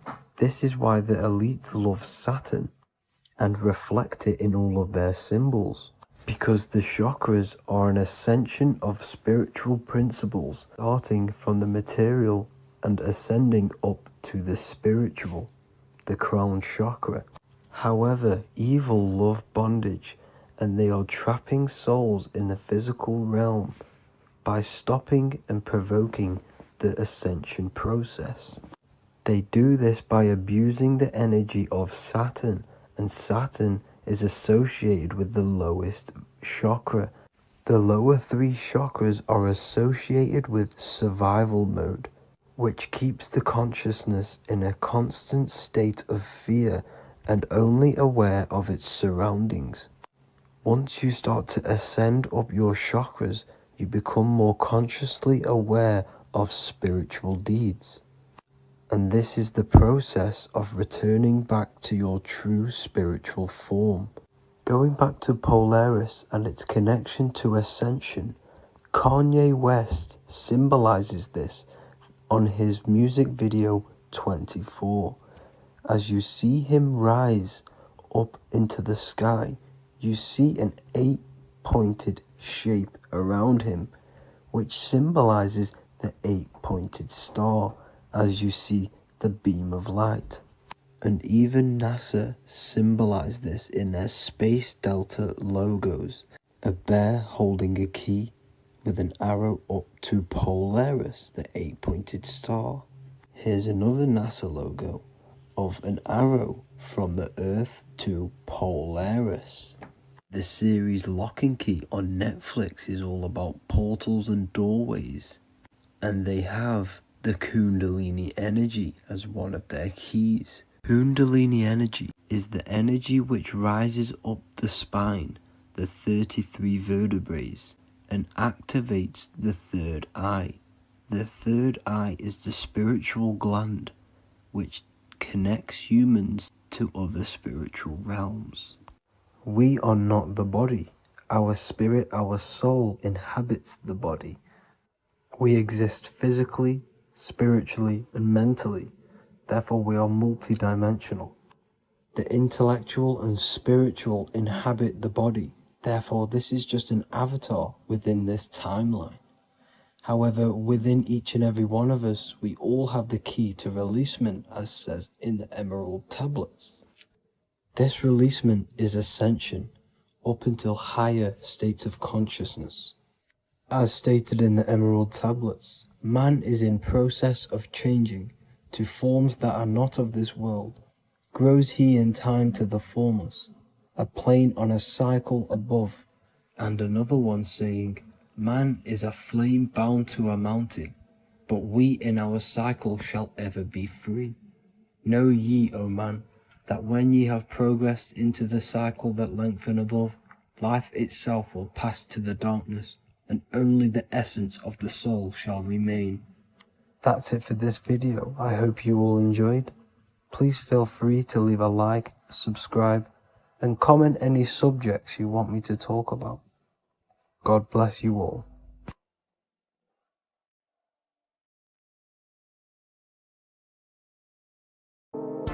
Talking about the evolution of consciousness. You are born human, however you possess consciousness, which is the awareness behind your being, the awareness behind your thoughts, the experiencer behind your 5 senses, the experiencer, the observer behind your thought, emotions, and senses. You are an eye, an invisible consciousness looking through a lens, which is your body. Your body produces this physical world that you experience. Your brain produces this world. Your brain and body is a technological computer. However, you are an infinite, ever-expanding consciousness behind this physical body. And there is an evolution of consciousness, a cosmic journey of expansion. And this is why we see so much pyramid symbolism in the occult and esoteric world, and especially within Freemasonry. because the pyramid represents climbing, an evolution, a raising state of consciousness, a journey. Steps symbolize a journey upwards. This is the raising and the evolution of consciousness, our inner world, the transmutation of our inner selves, of our souls and consciousness and our minds. So when we see this pyramid, we're seeing a evolution, a way up to source consciousness. And the eye in the pyramid represents your source consciousness. It represents illumination. It represents divine guidance through this evolution of consciousness. This is why we see the ladder. Consciousness is ever expanding on an infinite journey of evolution. Each individual is a part of this cosmic process, contributing towards the ongoing expansion of both mind and awareness. As we evolve, we collectively explore deeper levels of existence, expanding the boundaries of thought and consciousness. The mind has the ability to expand infinitely into new realms of thought, into new dimensions of mind. The mind cannot be filled up. It is not a physical substance. The body can be filled up because it is a physical thing, but you cannot fill the mind. Therefore, the mind is constantly expanding, ever expanding into new fields of thought. So what we see in Freemasonry, the ladder, is again a journey, an elevation of consciousness. When we are born with an infant consciousness, and as we gain older, we gain an adult consciousness. Our inner world, our inner mind, and our emotional intellect changes and evolves. We are significantly different from when we were very young as an infant. It's because our consciousness evolutes, it changes, it alters like water. So, just like this evolution of your own consciousness as growing up, there is consciousness of beings existing in cycles beyond our own. And their consciousness is unimaginably different from ours. They operate on a higher level of understanding and knowing, experiencing reality in ways that transcend our current comprehension. Our minds right now cannot comprehend the highest states of consciousness. There are entities, there are beings beyond our own, existing in higher dimensions of consciousness that we cannot comprehend because they have expanded. They are on a further way up the ladder of consciousness. However, we are all on the same journey. None of us can take the same journey. There is one ultimate goal, reaching source consciousness. However, this is always ever expanding. However, we are all on a different journey. There is one truth, one source, one goal.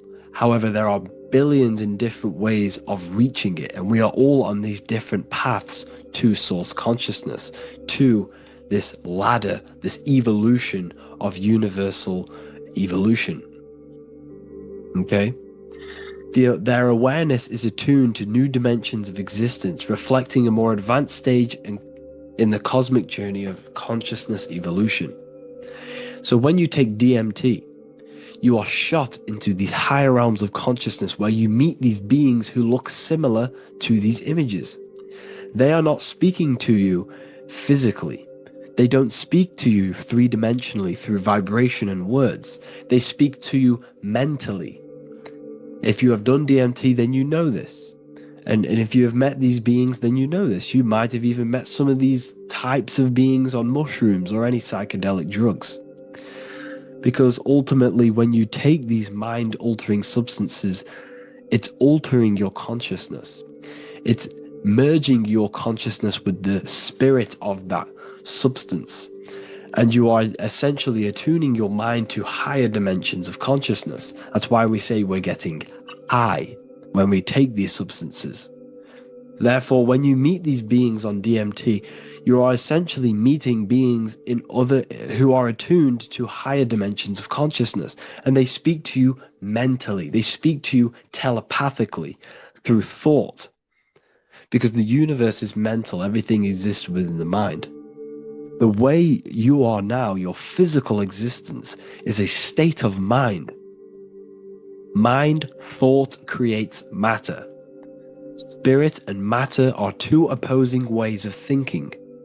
If we have a very spiritual mind, we have an expanded mind, we are a spiritual person through the mind.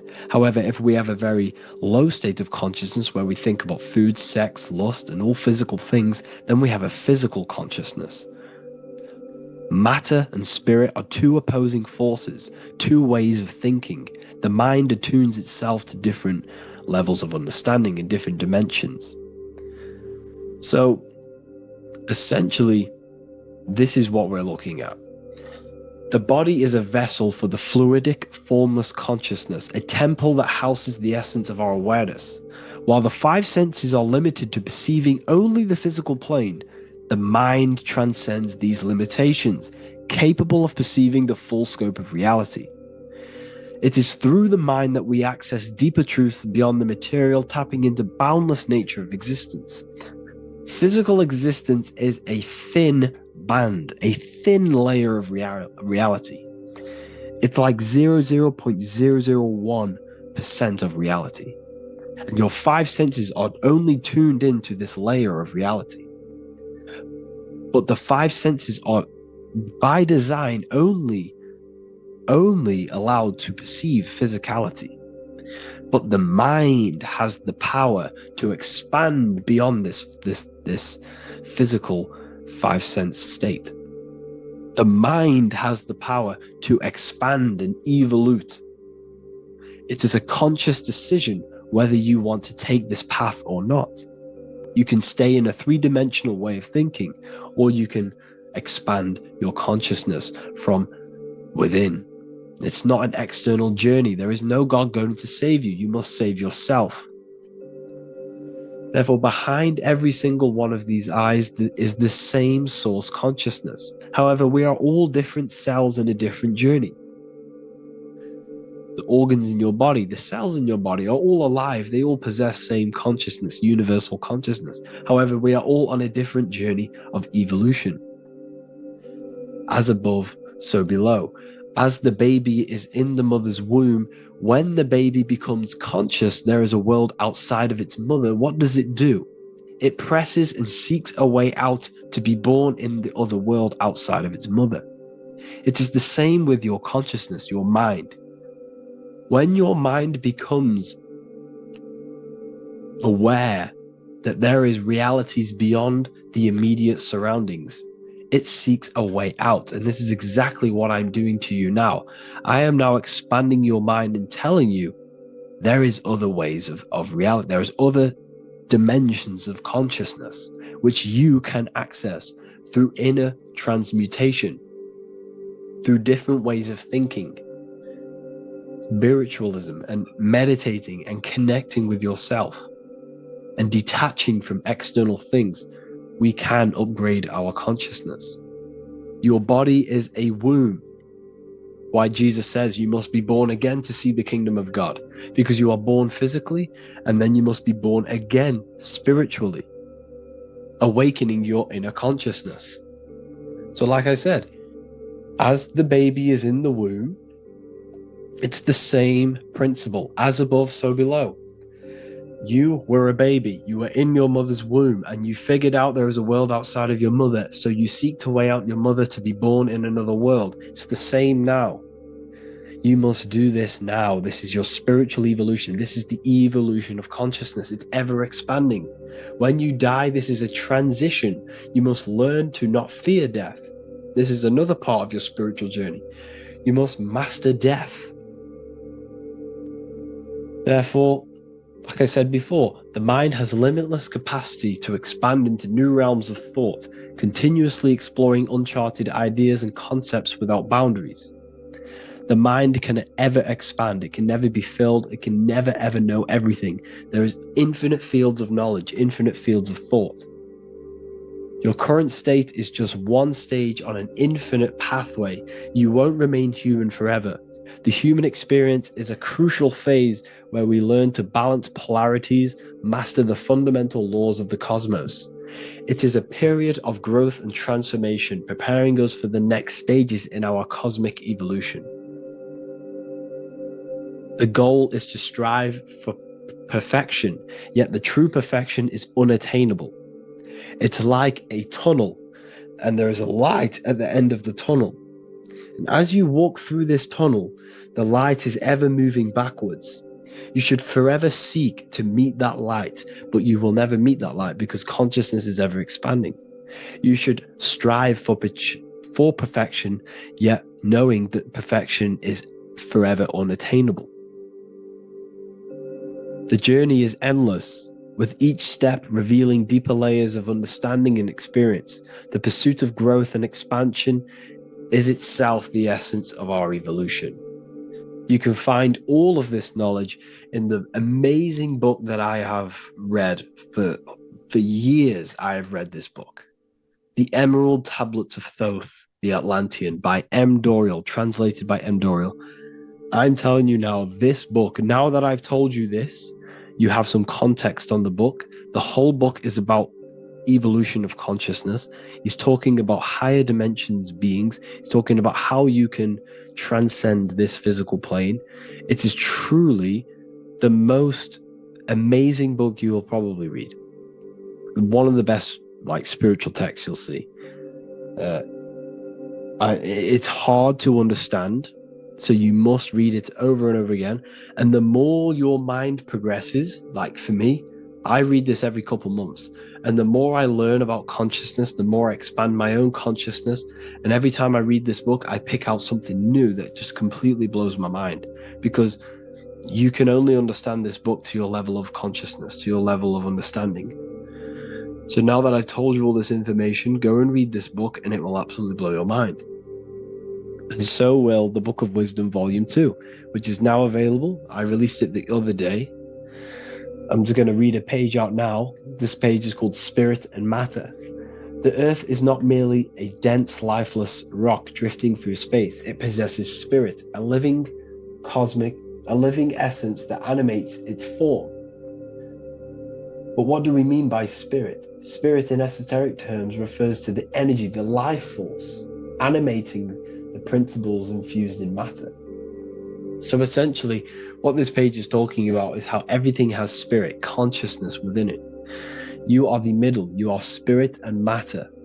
You have the ability to expand your mind to the God self and raise above our animal instinct, our material self, and know the divine and expand. Animals cannot do this.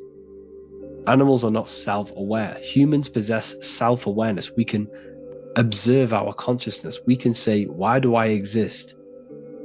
We can look in the mirror and know that we need growth. And this is what Anunnaki means. Anu means above. Anu was the supreme god of the sky, which is a metaphor.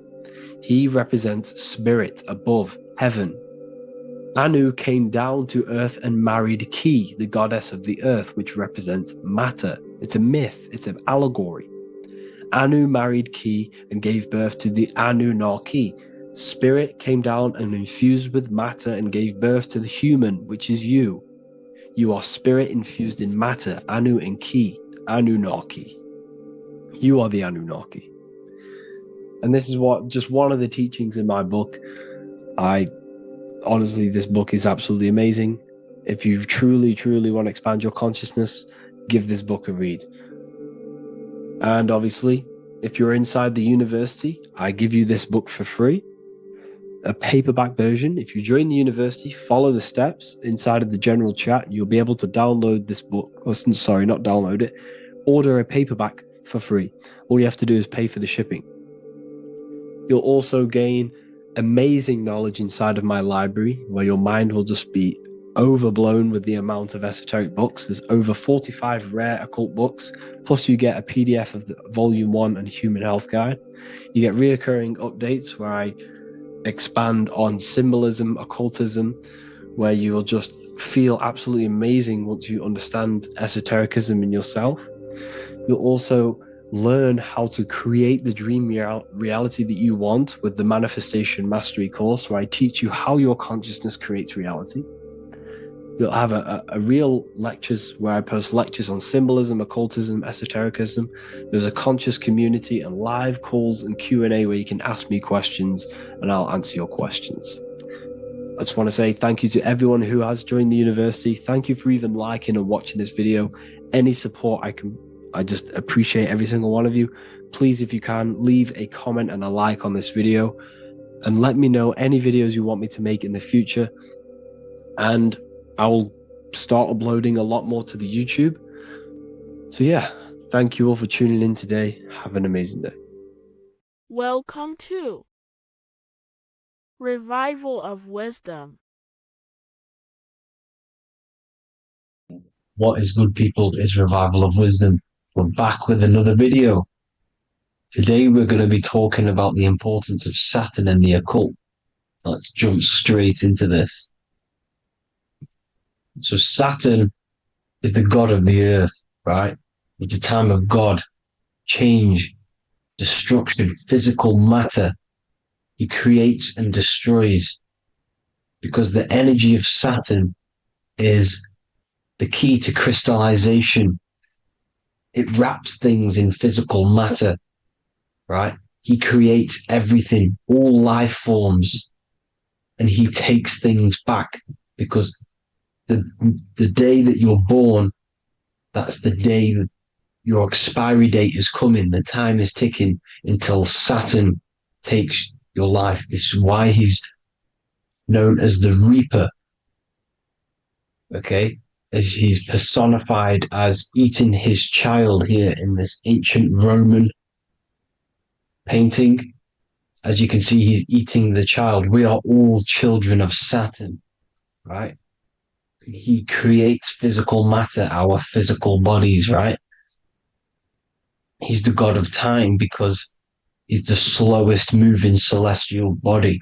He's the Lord of the Rings, as you can see here. He's the last one on the ring. He's the slowest one moving, okay?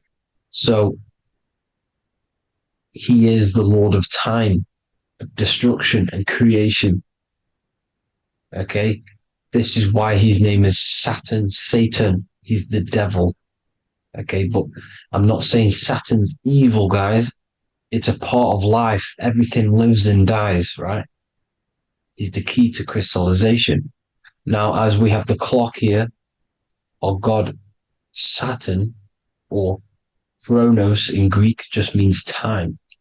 He's also the god of time, as I've already said. 60 seconds in a minute, 60 minutes in an hour, 24 hours in a day. Add 2 plus 4 equals 6. 60 seconds, 60 minutes, 2 plus 4 equals 6. That's 666, okay? And as you see on the clock, 6 take away 12 equals 6. 7 take away 1 equals 6. 9 take away 3 equals 6. 6 is the number of Saturn. It's associated with Saturn, right? He's the god of time, of justice. Everything goes back to the Reaper in the end. Everything lives and dies. Now, the artwork of him, he's always got the Reaper staff. You see, it's personifying death. Now, when you see this, the Romans were not saying Saturn was a real person, a real god in human form. No, this is personification. This is what the ancients always did. They personified, just like the Bible. It's all personification. So the personifying Saturn eating its children because it eats. It's the Reaper. No one can escape the Reaper. No one can escape death. Now, Saturn is 666, which is in the Bible, the number of the beast, right? The number of the beast, Satan, 666, right? So on the North Pole of Saturn, you have a hexagon, which makes a cube, right? Now this hexagon, when you join up all the corners, creates the 6-pointed star known as the Star of David, right? In the Jewish religion. Now, As you can see, the 6-pointed star has 6 points, 6 mini triangles, and a 6-sided hexagon. That makes 666. And also, your Saturday is named after Saturn, the 6th planet, the 6th day of the week, and has a 6-sided polygon in its north pole. That's also 666. Now, this Star of David, this symbol goes back thousands of years, and it originates from Saturn. It's not the Star of David, right? It originates from Saturn. It symbolizes the physical and spiritual aspect combined into one, which makes us humans, right? Also symbolizes the male and female combined into one. These two sacred energies create the human. We consist of both male and female energy, also known as the Seal of Solomon. And we all know if Solomon was a real person, he talks about communicating with 72 demons. He could apparently, in the text, he could communicate with 72 demons, and this is sorcery. This is black magic. Now, this symbol is associated with hexing people. When you place a hex on someone, that is a form of witchcraft, which a hex is just a curse. When you're cursing someone, this is black magic. Now, the black magician would stand in the middle of the symbol and cast his spells onto other people. Now, this symbol is obviously on the $1 bill, twice on the $1 bill. And it's very, very ancient symbol. And it originates from Saturn. And let's keep going. So the cube. So I've just said how you see the cube on the North Pole of Saturn, right? The cube is limited. It's a 3D shape. It symbolizes limitations to the physical 3D dimension, the third dimension, the physical realm which we are in. Now, as you can see, the color associated with Saturn is black, right? Black is infinite potential. Black is the creation of all things. Before there was light. Light is born out of blackness, darkness, okay? Now, black is physical matter. And as you can see, the black cube, black symbolizing physical matter, the cube being limited, as the physical realm that we are in is limited. It's not like the fourth dimension where everything can exist in a thought. The third dimension is limited, right? And this is what Saturn is. It limits you to the 3D 666. Your body limits you to your physical body. Now, these black cubes are placed everywhere. As you can see, Australia, Denmark, Manhattan. There's one in New York. As you can see, the Apple have a cube. The Nintendo GameCube. Trump Tower is a black cube. This is worshipping the energy of Saturn, the god Saturn.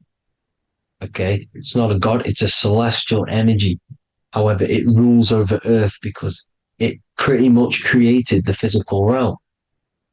Now, as you see, when you go to a funeral, you wear black, a black suit symbolizing Saturn, which is the color associated, black. And as you see in Mecca, they walk around the black cube in rings. As you can see here, they're stood around in rings, like the Saturn, the rings of Saturn. The Mercedes symbol. You probably wouldn't notice that, but yes, it's Saturn. And when you graduate from university, you wear a black cube on your head. This is all symbolizing Saturn. Okay. Now, as you can see, the Jews here have a black cube on their third eye whilst they pray. Notice how he's shutting his eyes into blackness, darkness. and he's wrapped around a black strap around his arm. This is symbolizing the wrapping of physical matter, of how physical matter wraps things into existence. And as we all know, the Star of David is a Jewish symbol. So he has the black cube and the Star of David, right? So all of these religions are secretly worshipping Saturn. Okay, this is all Saturn worship, Kronos, the god of time and destruction, the physical reality. Now, as you can see, it's symbolized everywhere in all major corporations. Pepsi, internet, that's obvious. NASA, of course, NASA. NASA means to deceive in Hebrew. Universal, Walkers, that one's so obvious. Nike, Toyota.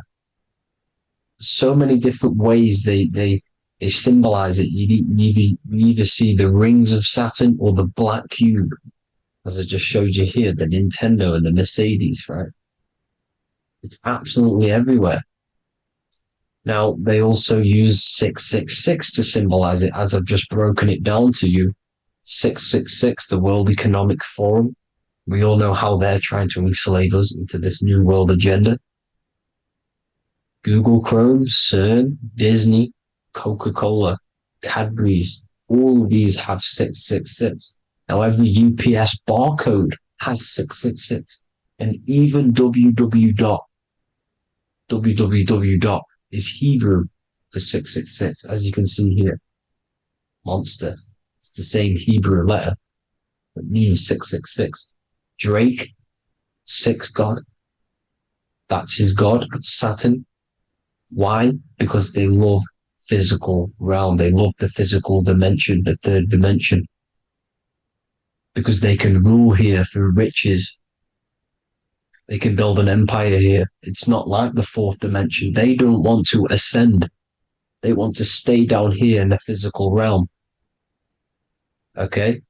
Now, this is why they're cloning. They can move their consciousness into other clones to live forever. This technology exists. This is why they love the third dimension. As you can see, all of these sellouts here, Drake, Leonardo DiCaprio, all of these people doing 666 because this is their God. This is their God. They love the physical realm. They sold their souls for wealth and fame in this physical realm. So why would they leave?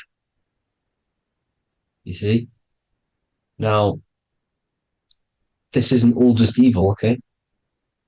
So you have 7 chakras, right? You have 7 days of the week, 7 solfeggio scale notes. These are frequencies, the solfeggio scale. Now, it's called the Saturn moon matrix because the moon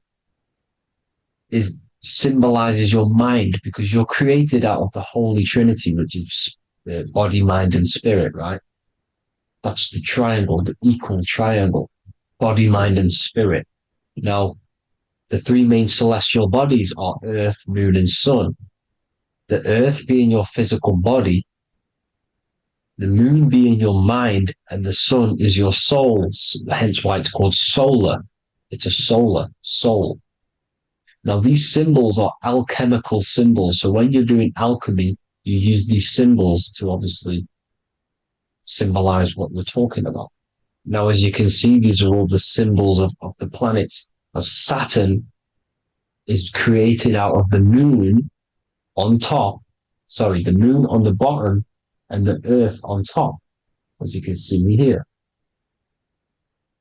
You see? And this creates the number 5. Now, with the moon being your mind and the earth being your physical body, this is mind over matter, because the earth is your body's matter. This is matter over mind. You don't want to be matter over mind. This is low states of consciousness. You won't be mind over matter.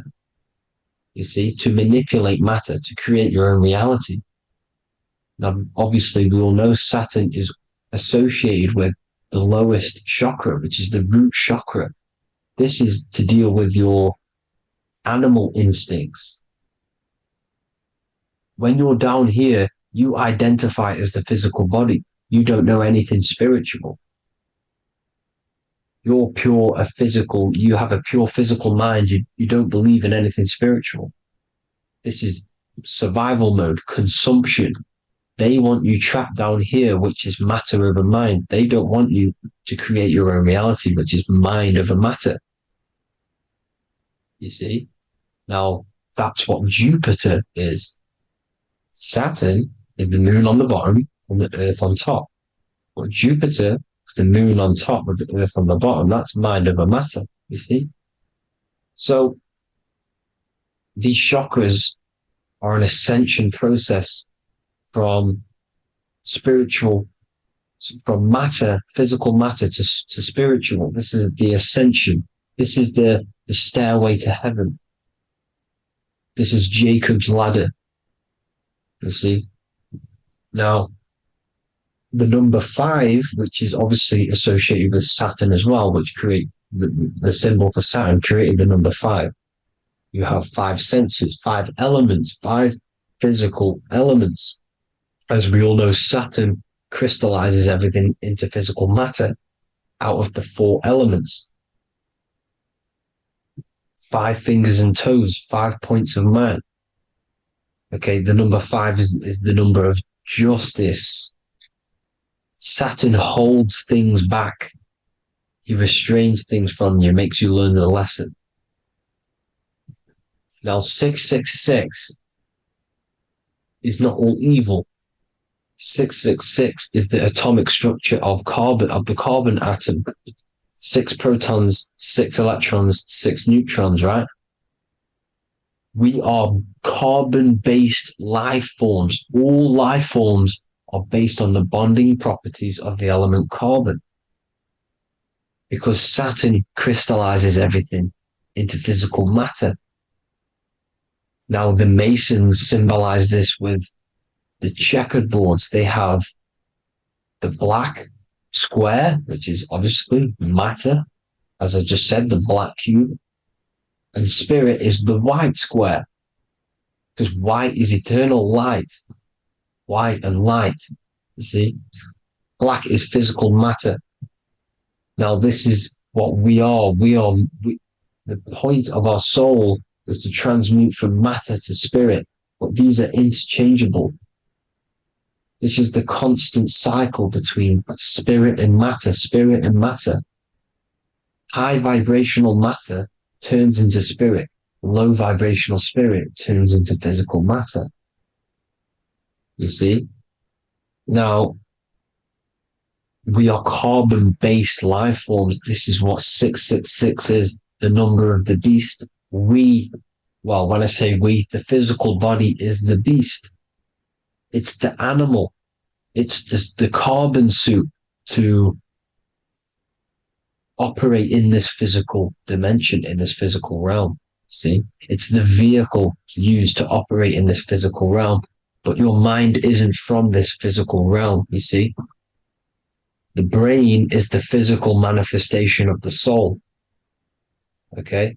So, as you can see here, the spine is an extension of the brain. Everything goes back to the brain. This is literally what your physical body is. You see, this is the nervous system, and everything reports back to the brain, and everything's controlled from this control center. And this spinal column, at the top of the spinal column, is your third eye, which is known as the pineal gland. And this is the seat of consciousness. It's the center of consciousness. That is your true self, pure consciousness. This body is just a physical body. This body is mortal. This body runs out, but your consciousness lives forever. They don't want you knowing this. This is why they keep you down here in your lower chakra. They want you to believe everything is just physical. They don't want you to believe in the spiritual side of reality, because this way they can manipulate you, right?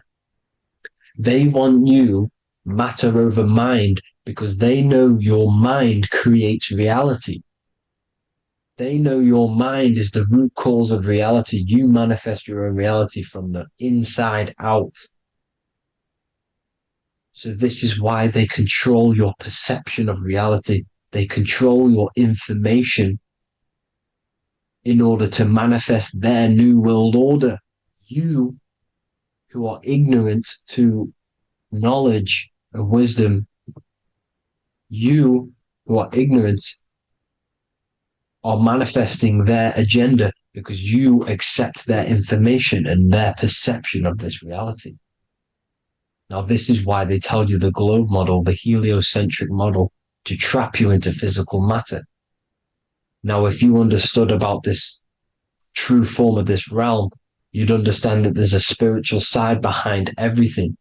The spiritual side, something has to exist.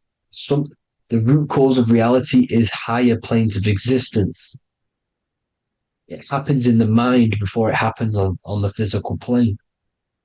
You see? They don't want you knowing this. They want you matter over mind, which is the symbol for Saturn. Moon over Earth. The Holy Trinity.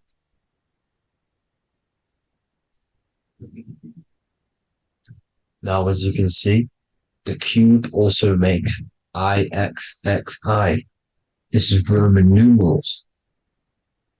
This is Roman numerals, and when it's translated from 9/11. Yes, 9/11. This is the secret code of the One World Order. The two twin towers, when the two become one. Okay, when the two become one, this is how you reach the higher states of consciousness, the physical and spiritual. Now, as you can see, the 9/11 memorial are two black cubes. It's two black cubes. This is all Saturn worship. Now, I'm not saying that Saturn is an evil celestial body, right? No, everything has a good side and a bad side, right? It's duality. The spirits of Saturn on the dark side are the most evil demonic spirits. Now, these are the spirits that these are invoking through these rituals, right? Yes, 9/11 was a massive ritual. It's a satanic ritual, okay? Now, we all know Elon Musk. Elon Musk is coming with the mark of the beast. In English gematria, this equals 666, right? 666, as I said, is the number of the beast. You are the beast, your physical body. You see how the Bible twisted things up to make things more confusing, right? But it's there. You just have to have the knowledge to be able to read the Bible properly. As we all know, we had this virus. I'm not going to say the name because I'll get flagged. This virus adds up to 666 because this is all part of the New World Order. It's all part of keeping you in this physical dimension. Okay? Now, as you can see here, Novus Ordo Seclorum on the back of his shirt, on Elon Musk's shirt, this is also on the $1 bill, Novus Ordo Seclorum. This means New World Order. Yes, New World Order. This is on the back of Elon Musk's shirt.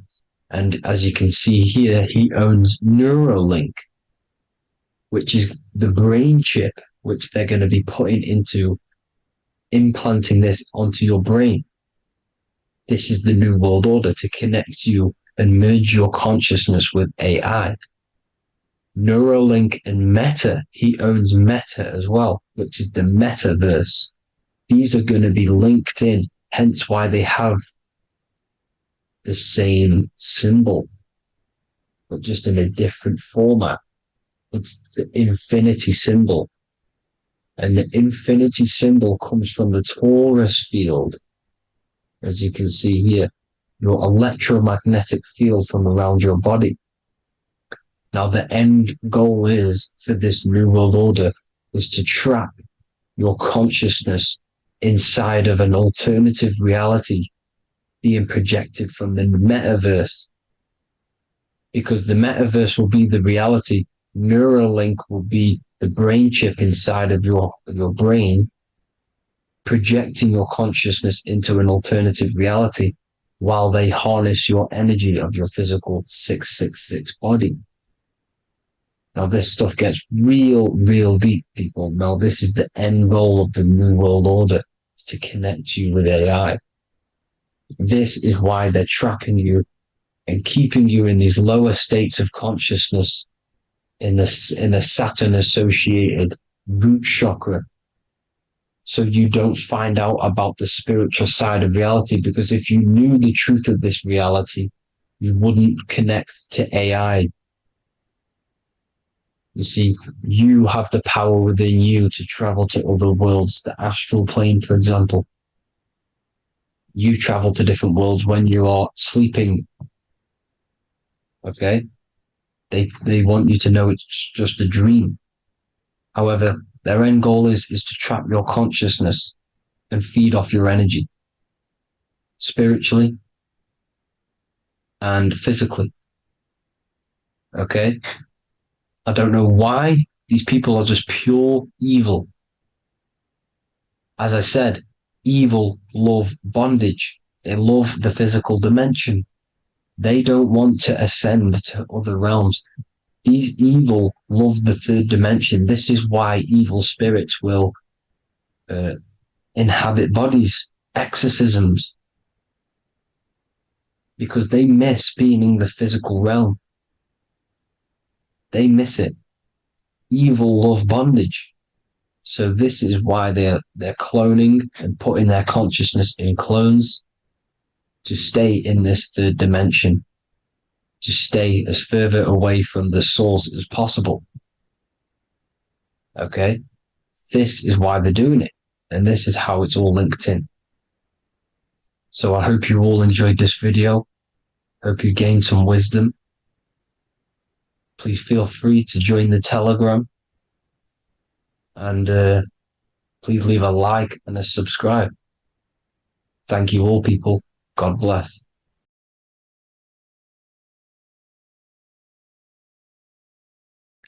What if I told you that reincarnation is real and that there is a metaphysical, spiritual science behind this? Most people leave this world just as lost when they entered it. That they carry their fears, attachments, and addictions with them, only to be born again, trapped in the same cycle, repeating the patterns of lifetime after lifetime. This lecture is not just about preparing for death. It's about mastering yourself before death, so you don't take them burdens with you. Because the truth is, whatever addictions, fears, and unresolved emotions you cling to in this life, you carry with you into the next. Unless you break free now. You must master yourself before death. Death is not the end. It is the great passage. But how we transition depends on our mastery of the self. This was symbolized by the Ouroboros, the snake biting its tail. Every ending is a new beginning. It's an infinite cycle of consciousness. Now, your human body is basically an antenna tapped in to a stream of consciousness. Just like a radio is tapped into a specific frequency to play that radio. Your body is basically an antenna, a crystal picking up the consciousness of God. You are on an ever-ending journey, a journey of learning and expansion of the mind into new fields of thought. This was symbolized as the Ouroboros. When you die, it is a new beginning. It is transitioning, not an ending. Everything is eternal in this universe, as consciousness is formless and constantly transforms into new forms of life. Let's break down the word death.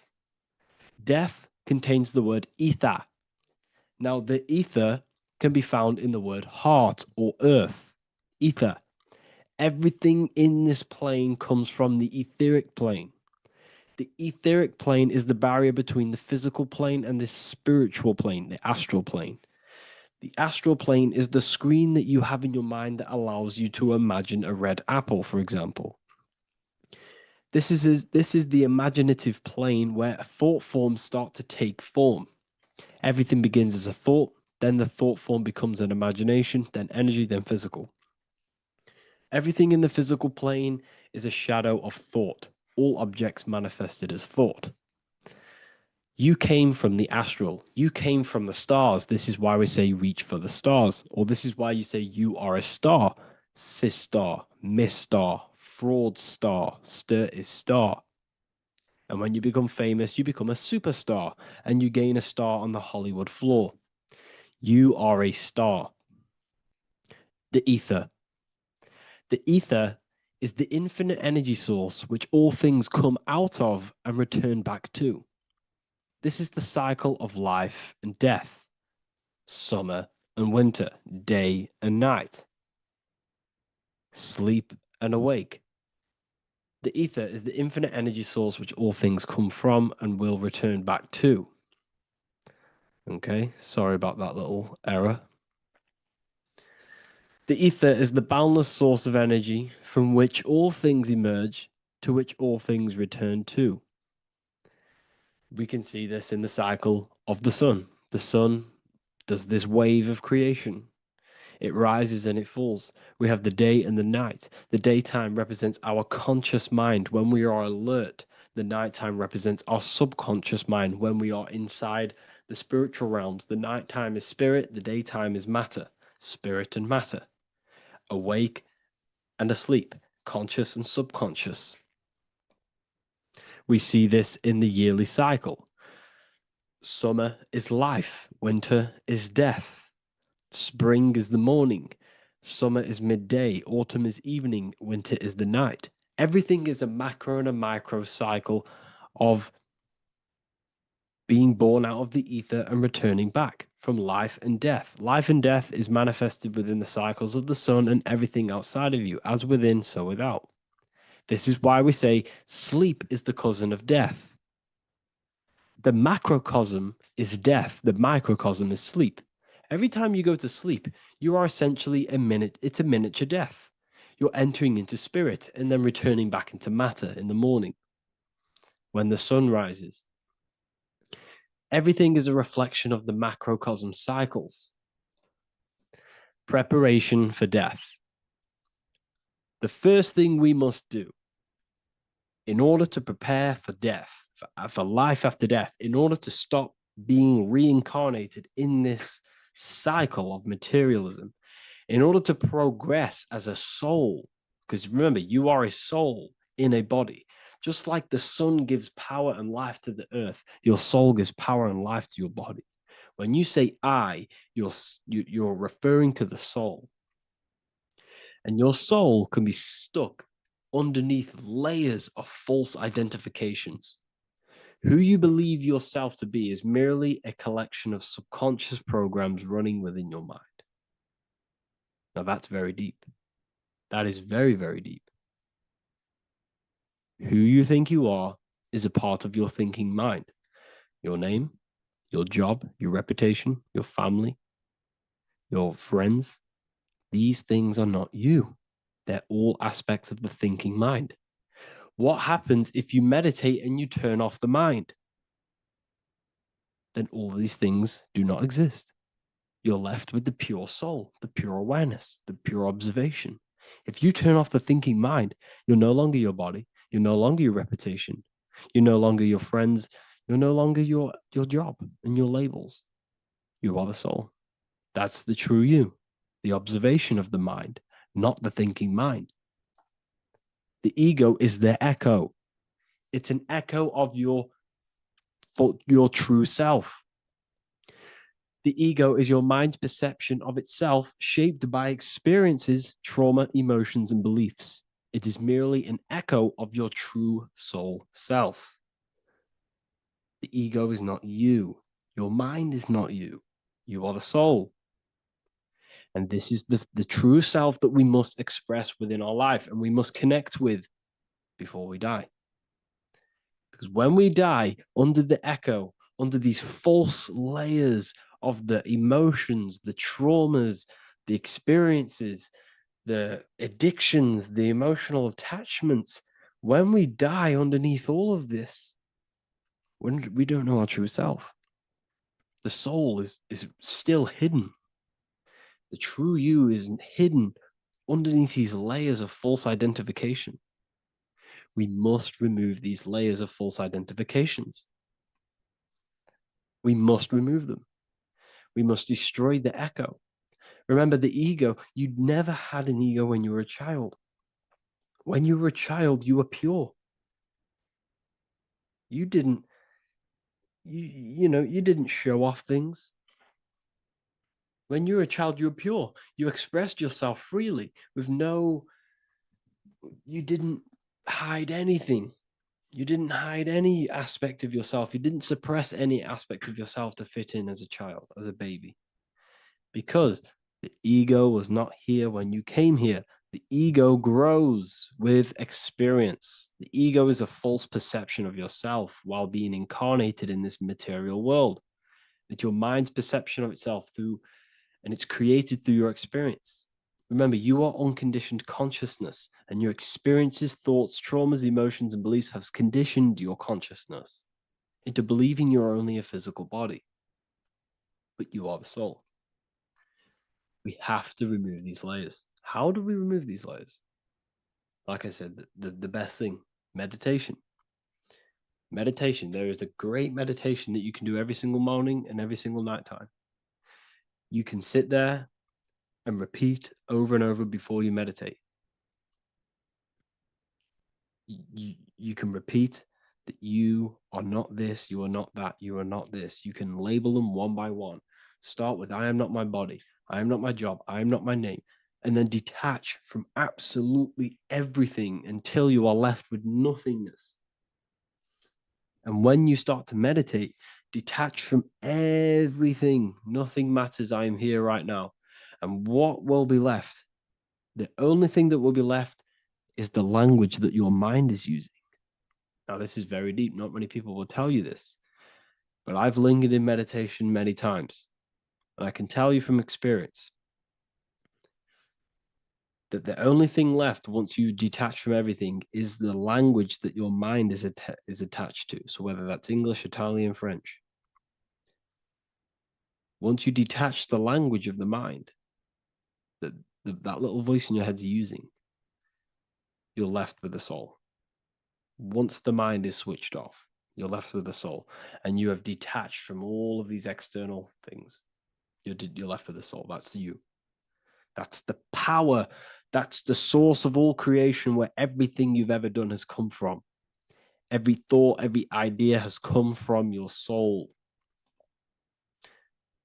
Number two, that's meant to say number two. Sorry about that. Mental addictions and emotional addictions. Okay. These two are very important. Mental addictions, this could be thought patterns. This could be the labels that we've just been talking about. Then you have emotional attachments, which is maybe you're too attached to an external thing. Maybe you're too attached to your phone. Maybe you're too attached to family. Maybe you're too attached to loved ones. Yes, I'm not saying don't love them, but what I'm saying is do not rely on anything in this world to make you happy, to fulfill your emotional needs. Everything is found within you.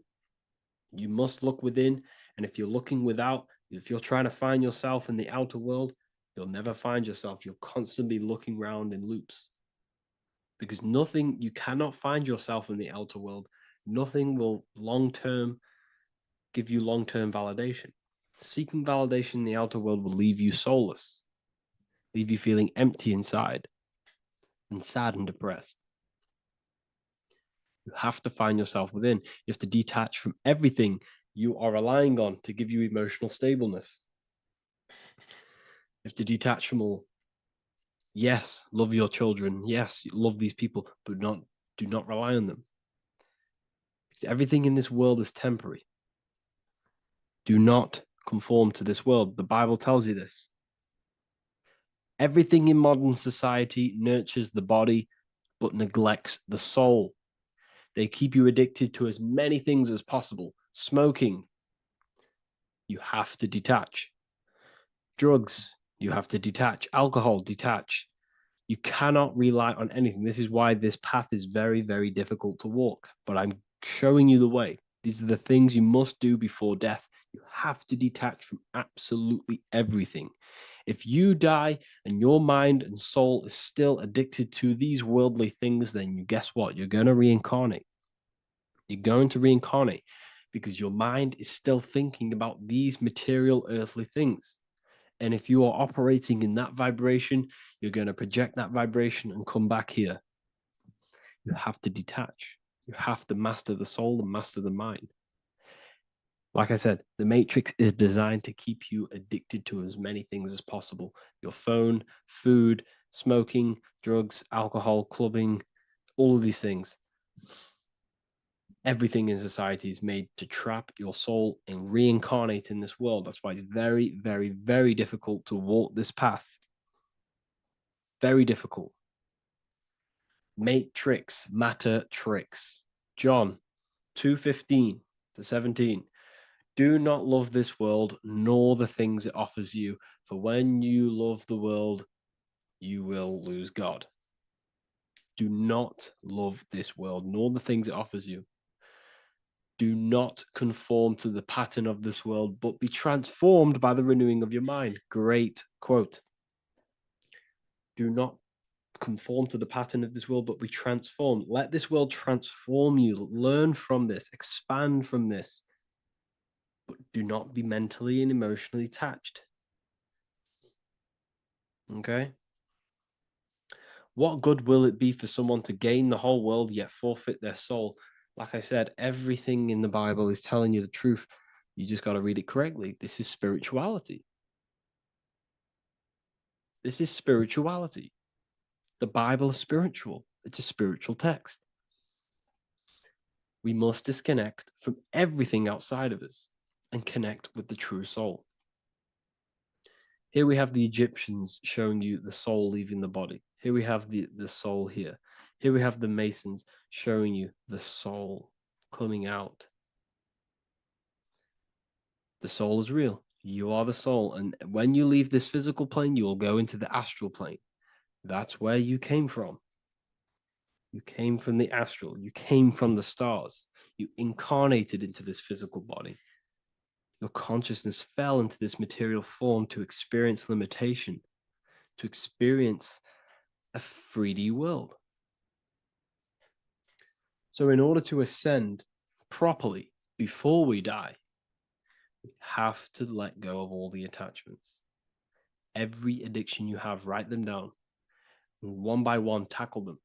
Before you die, you have to, or else you will reincarnate. This is the teachings of Egyptians. This is the teachings of Masonry. All of these addictions contribute towards life after death. Everything must be controlled. And we must be attached to the soul. I'm not saying I'm perfect. I'm not saying I'm perfect, people. We're all not perfect. We're all under psychological operation by the government. We're all in a very difficult situation with this awakening. I'm simply pointing out what I know from my journey and what I've been learning through occultism and research and reading lots of books and many different things. I'm on this journey just as you are. Maybe I'm further. Maybe you're ahead of me. We don't know. But this is what I'm sharing with the world. This is what I'm sharing with my research. And this is what makes sense. It's common sense. Look at everything around you. Everything's made to feed the body, not the soul. So, my beautiful watchers, and fans and supporters. I appreciate every single one of you, and I hope this video has supported your journey. If you're feeling lost in life, if you're searching for deeper answers, whether you're seeking clarity, looking to expand your studies, or ready for personalized mentoring, this is your chance to connect with me live and receive insights tailored just for you. Start your path to self-mastery and enlightenment inside the world's best esoteric school. Your journey starts now. Tap the link in the description if you want to join Ethereal University, or feel free to check out my books. I thank you all, and I really appreciate for 100,000 subscribers on YouTube. I love every single one of you. Make sure to drop a like, a comment, and subscribe to the channel if you're new. Let me know some ideas for, lectures, anything that you want to know. I can make lectures on them. Just drop it in the comments. I appreciate every single one of you. Take care.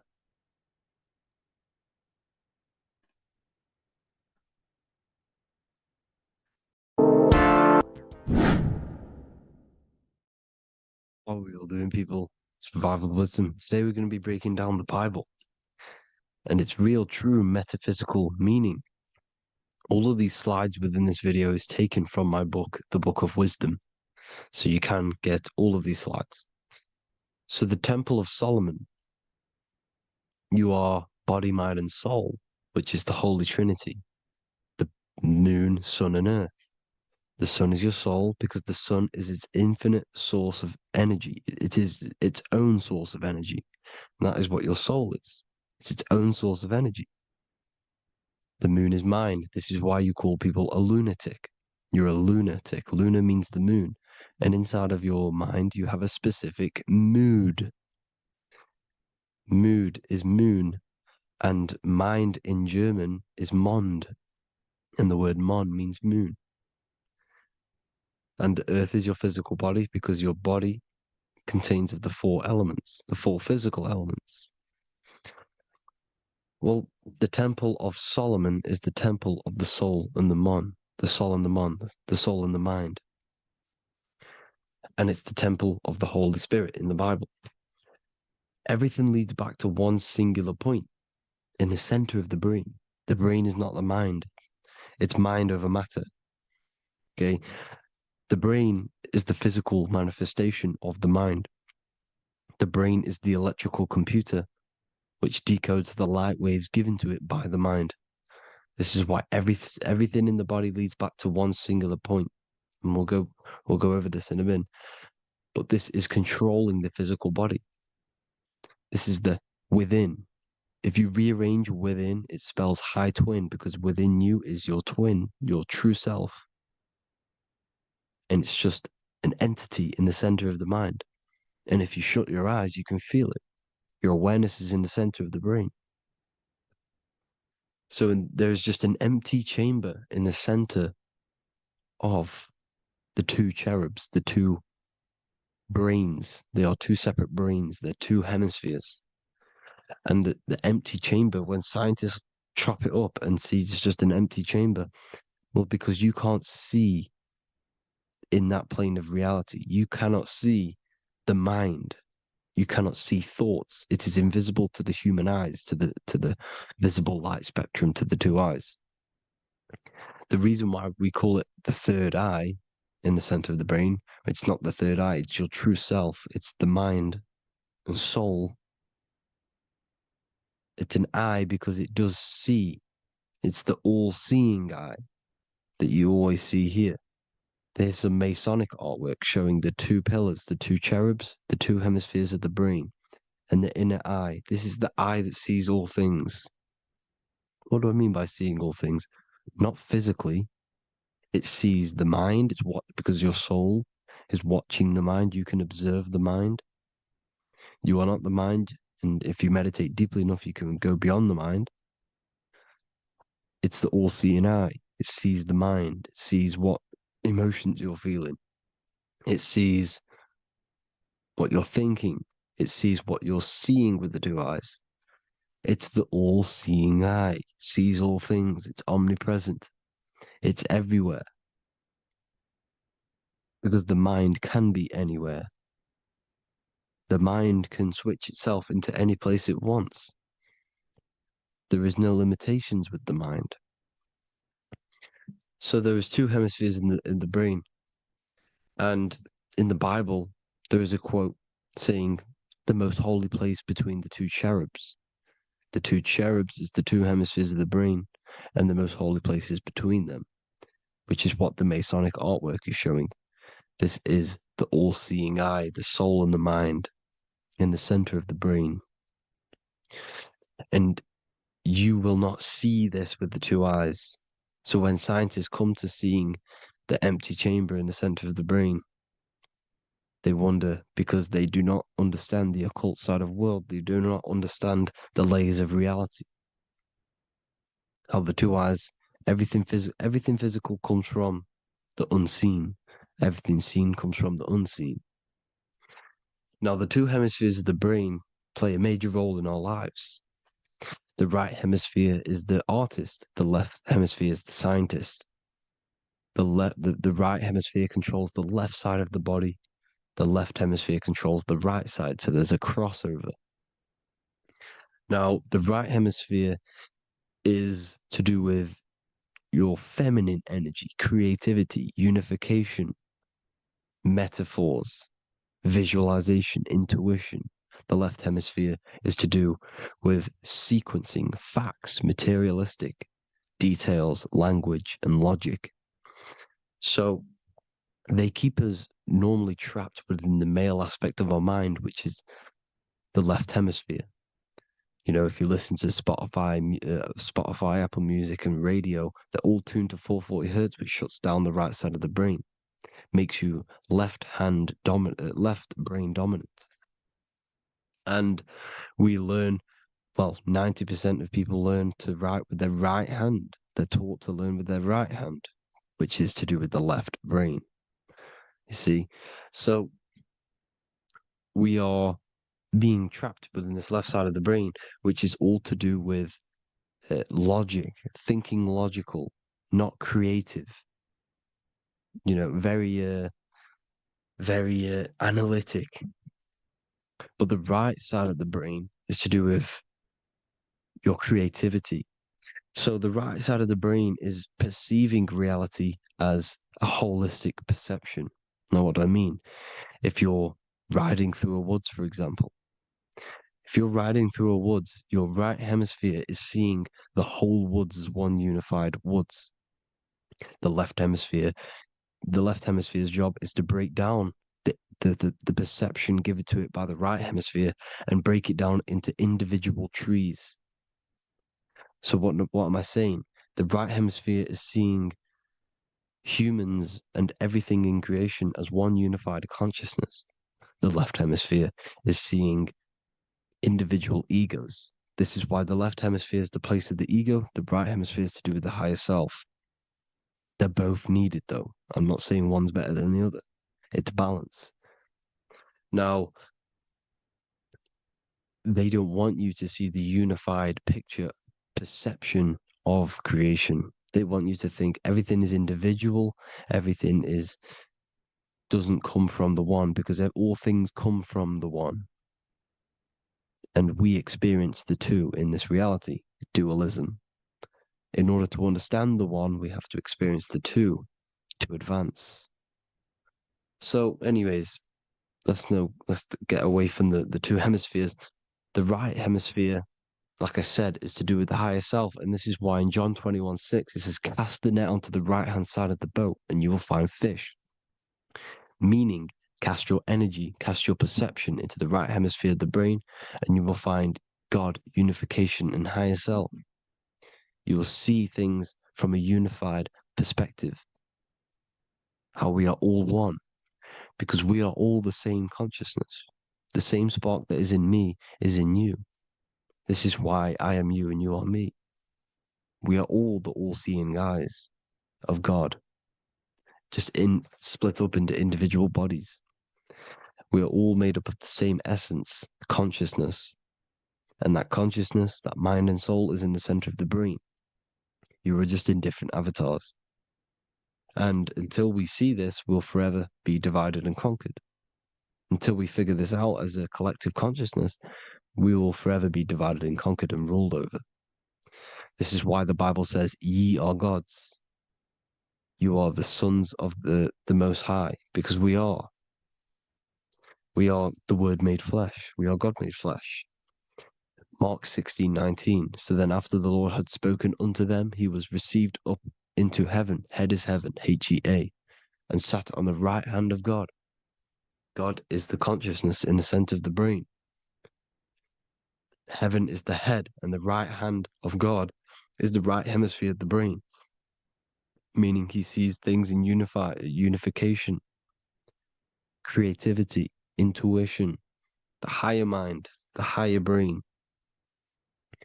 When Moses crosses the Red Sea is the corpus callosum, moving from the left to the right hemisphere of the brain to see unified perception of reality. Head, H-E-A, heaven, same root word.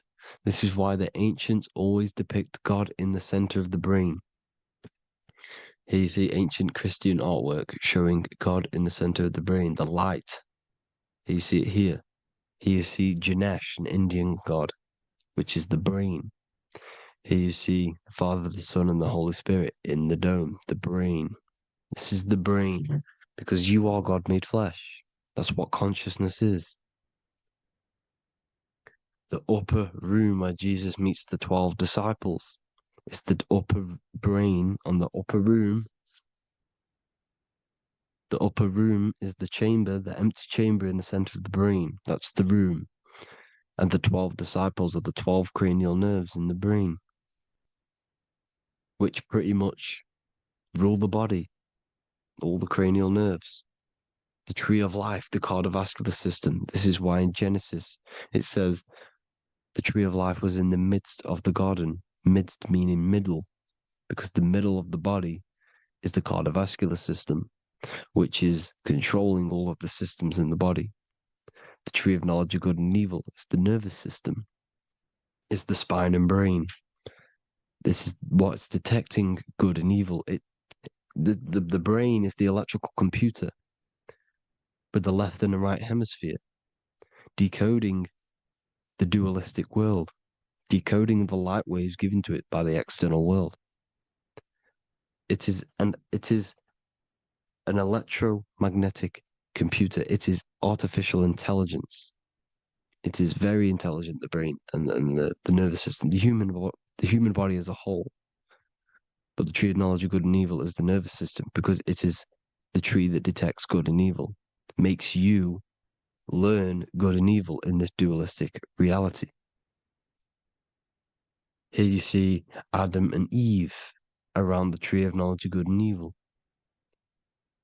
Adam and Eve, male and female energies, but the serpent in the tree, and the tree of knowledge of good and evil. Well, this is the spine, the brain, and the serpent is the kundalini of the spine. The serpent is the S. That's why S, serpent, the letter S is the serpent. Sex and serpents make an S noise. You know, the Bible cursed the serpent. So we don't figure out the true religion. The true religion is raising the kundalini and becoming God-man and reaching our higher states, our true God self. Because once the kundalini is saved and hits the pineal gland, it activates 100% of the brain, when we're only using around 20 to 10% as of right now without the kundalini awakening. So when you use it, you're activating 100% of the brain. You're activating all the dormant brain cells. You're regenerating the body. And this is the serpent in the tree of knowledge of good and evil. This is the spine, brain. This is Adam, Eve, the male and female energies. The light of the body is the eye. Therefore, if thine eye be single, thy whole body should be full of light. Matthew 6:22. This is the single eye in the center of the brain. It is not the pineal gland. It is what's inside the pineal gland.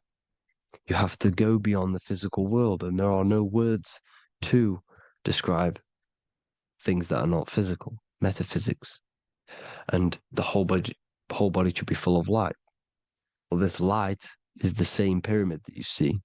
You are the pyramid with the all-seeing eye on top. This is why the ancients built the pyramids with the stairs in the middle symbolizing the spine, because once you open all the chakras and balance them and raise the kundalini, you activate all of the brain, which gives enlightenment. The word enlight in ment. Ment means mind, light in the mind. Enlighten the mind. And this is enlightenment. We are the temple. And Jacob called the name of the place Peniel, for I have seen God face to face. Within spells high twin. Within you is the God self, which you need to manifest into the external world. And he's seen God in Peniel, the consciousness. He's seen his true self, consciousness, in the pineal gland. Genesis 28:10, Jacob's ladder. Jacob, he took a rock there and laid his head on it to sleep. Jacob had a dream. He dreamed there was a ladder that was on the ground and reached up into heaven. Head is heaven. The rock he fell asleep on is the sacrum bone, because he's symbolizing the oil that comes down the spine, hits the sacrum bone and rests there, falls asleep, and it looks up and it sees the ladder to heaven. Because when you raise this oil, you become God-man. You become God in heaven. You can leave the body at will. Do you not know that your body is the temple, that your body is the temple of the Holy Spirit? Corinthians 16:19-20. Or do you not know that your body is the temple of the Holy Spirit within you? Your body is the temple of the Holy Spirit, the soul and the mind within the center of the brain, the temple of Solomon, temple of the soul and the mind. Romans 8:10. Christ is in you. It's not external. When you give where attention goes, energy flows. When you give your energy to external things, your attention, your worship to external things, you're giving energy, meaning it's draining you, and you're feeding something within the astral plane, a mental thought within the astral plane. So with you realizing that the Christ is in you, that you don't have to worship anything outside of you, this means that you're internalizing your energy. You're not giving your energy, because where attention goes, energy flows, which means you become more present. You become healthier, because you're not giving off all of your special electromagnetic energy that's charging you. This is why the religions run by the Vatican is all external. They're exoteric. Exoteric means external teachings. The esoteric is the internal, the hidden teachings. In Psalms 82, I have said, ye are gods, and all of you are children of the Most High, because we are the Most High, split up into individual bodies. That's what consciousness is. Consciousness is the Most High, and we have to raise ourselves to the Most High. Brahma, Vishnu, Shiva, the Father, the Son, and the Holy Spirit. Why is it always a trio? It's a trio because it symbolizes us, the soul, mind, and body. The mind is the bridge for the soul to be in the body. What is the soul? It's the life force. It's the watcher. It's the all-seeing eye. The soul sees into different realities, and it gives life to the body of every reality it goes in. This is why you always see light around the all-seeing eye, because it is the energy, the life force, the light, life, L-I. Life is light, and it's the eye because it sees into the different realities. It sees into the dream world. When you're going to sleep at night, And you dream, it's not a dream, it's another reality. You're a multi-dimensional creature. We live in a multiverse. There's infinite amount of yous. And there is a version of you which is the highest self in a reality somewhere. And this I has the ability to switch realities, which is exactly what astral travel is. Astral travel is the ability to switch reality beyond the 3D construct of this world. The Father, the Son, and the Holy Spirit, Brahma, Vishnu, Shiva. The Brahma, the soul, inhabits different bodies. This is why they have different heads. Vishnu, the mind, symbolizing gnosis, meaning knowledge. This is the serpent. The serpent symbolized knowledge. Shiva, the body. Father, the Son, and the Holy Spirit. The bird, the soul, because the bird symbolizes the soul. This is why you have here the Egyptians showing you the soul leaving the body. Here you see here with the twin head, the same head, and it's a bird. This is the soul self. This is the ego self. The Egyptians knew this. They knew all of this. Of course they did.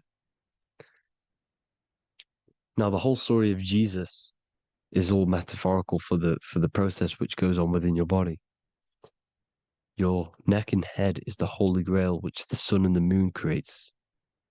Sorry, the sun and the moon creates the fluid within the Holy Grail, the brain, the skull. And the moon creates the milk. Sorry, the moon makes the milk. The sun makes the honey, the land flowing with milk and honey in the Bible. The land flowing with milk and honey is the center of the brain in the Holy Grail.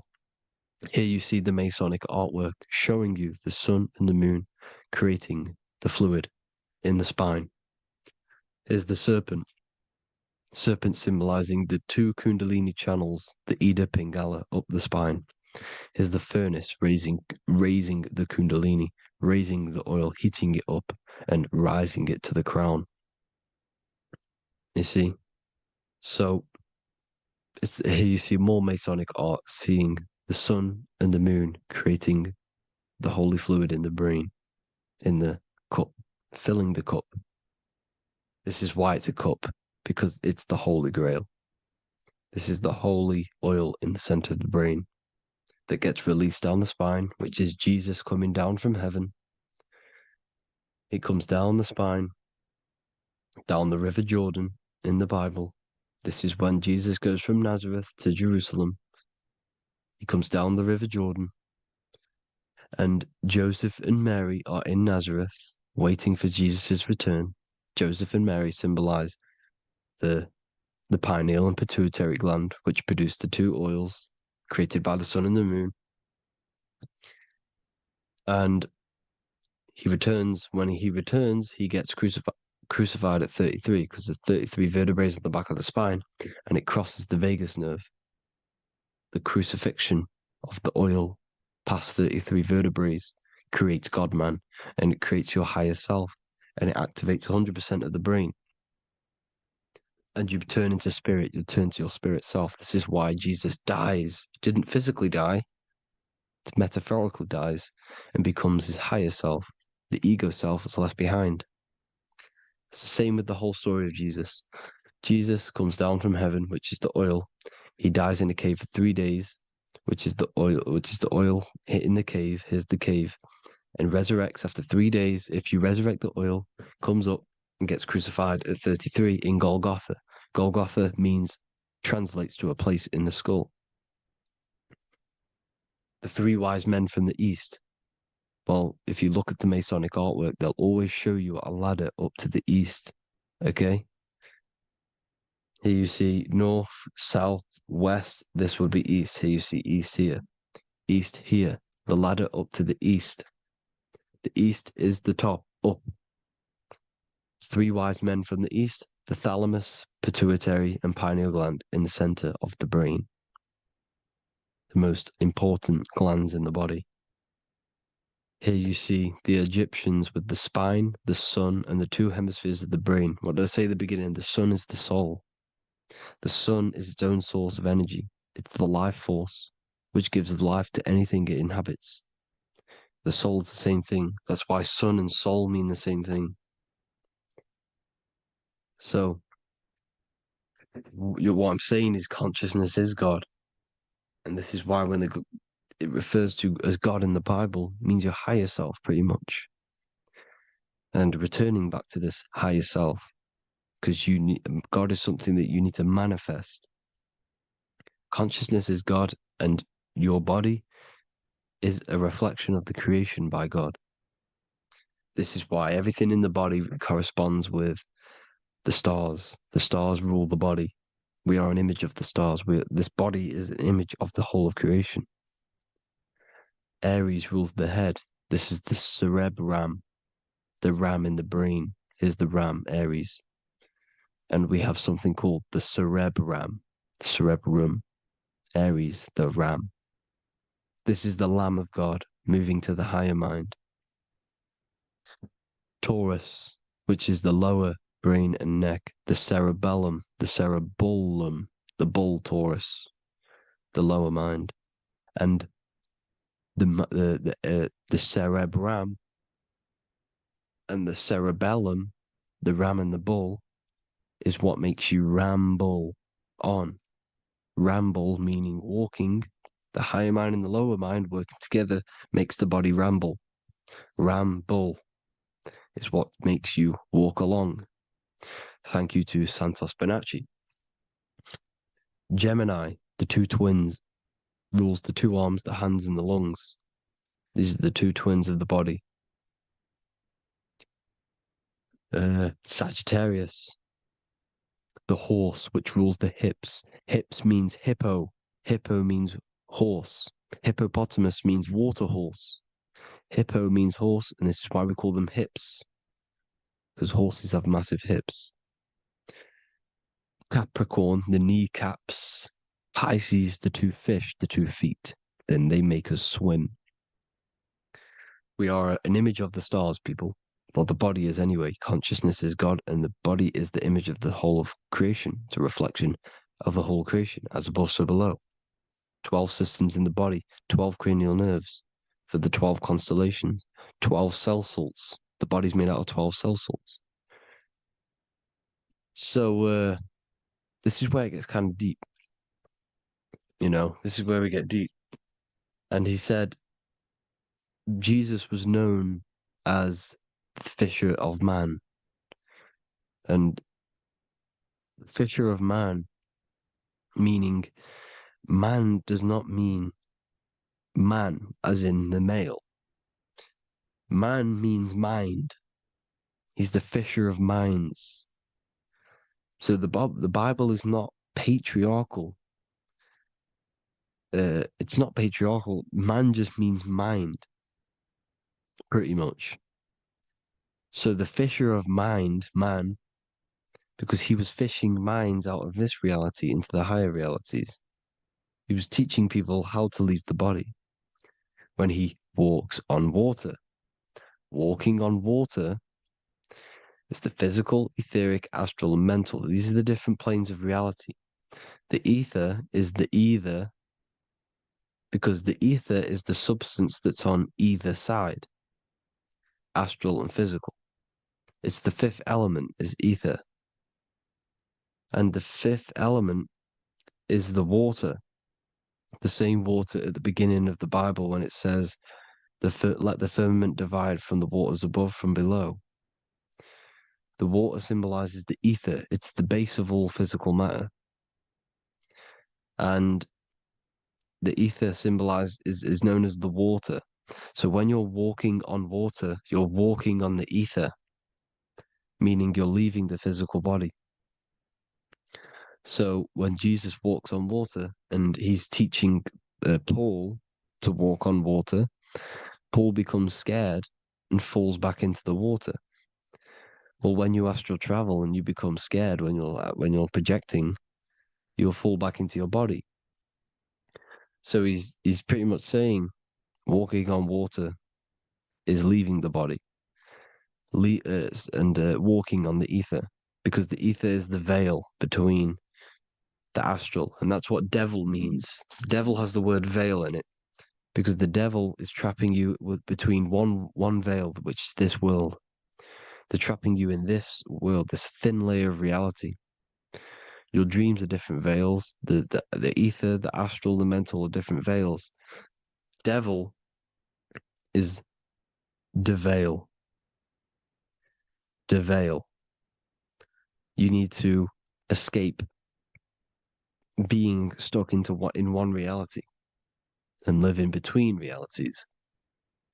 And this is when you truly become a multi-dimensional being, because your soul is just the eye. That's what you are. You're just an eye, and you see into different worlds. And it also, when Jesus means the fisher of man, the fisher of minds, he is. I truly believe, because of my research, that there is other worlds. It's not just this one. There's higher worlds. There's an infinite amount of you, and you've been in them dreams you call dreams. Them dreams are other realities that you are in. That's why when you're there, you don't feel like you're in a dream. You feel like it's 100% real, because it is real. So this is why the ancients always depicted the many different heads, because there's many different versions of you. And this I, the soul, the watcher, is switching itself into different bodies at all times. Well, when you sleep, when you astral project. And this is what the ancients were doing. They understood the multiverse, and they could switch bodies at will. And this is what the 7 seals are in the Bible, also known as the 7 chakras. These are literally portals within us to these different worlds. We're in the heart at the moment. Earth, rearranged, spells heart, meaning middle. This is where good and evil exist. It's the middle point, the midpoint of realities. So, I hope you all enjoyed the video. All of this knowledge that I've give you in this video is inside of my book, the Book of Wisdom. The Book of Wisdom gets updated every single month with new pages. It's a one-time payment for a lifetime worth of research and knowledge by me. So if you do want to get it, the link will be in the description. But I hope you all gain some amazing insight. Please like, comment, and share to help the algorithm, and drop a subscription. And for more lectures, every 2 days, I drop lectures and knowledge within the Patreon. If you want to support the channel, join the Patreon. Everything's in the description, because we are not monetized on YouTube. Thank you all. Have a physical body. You have a physical, mental, spiritual, and emotional body. Each one of these aspects are a body of its own. Body does not just refer to a physical substance. You have a mental body for thinking, an emotional body for your emotions, a spiritual body for your energy in your astral form, and a physical body to encapsulate all of these. Each 4 of these aspects are essential for the human experience and essential to balance. Now, today we're going to be syncing the 4 aspects of your consciousness with the 4 seasons and the 4 elements, and how this ties into the Bible. So we have 4 physical elements. We have 5 elements in total, spirit being the most important, but spirit is pure invisible. We have 4 physical elements. We have air, fire, earth, water. Earth and water are feminine. Air and fire are masculine. Air and fire are active. Water and earth are passive. The air corresponds with the mental body of consciousness. This is where your intellect, this is where your communication, this is where your thoughts, intuition all comes from. This is the mental body of consciousness that allows you to think, allows you to process, figure things out, and have intellect and gain knowledge. This is your intellectual aspect of your consciousness, located in the head region.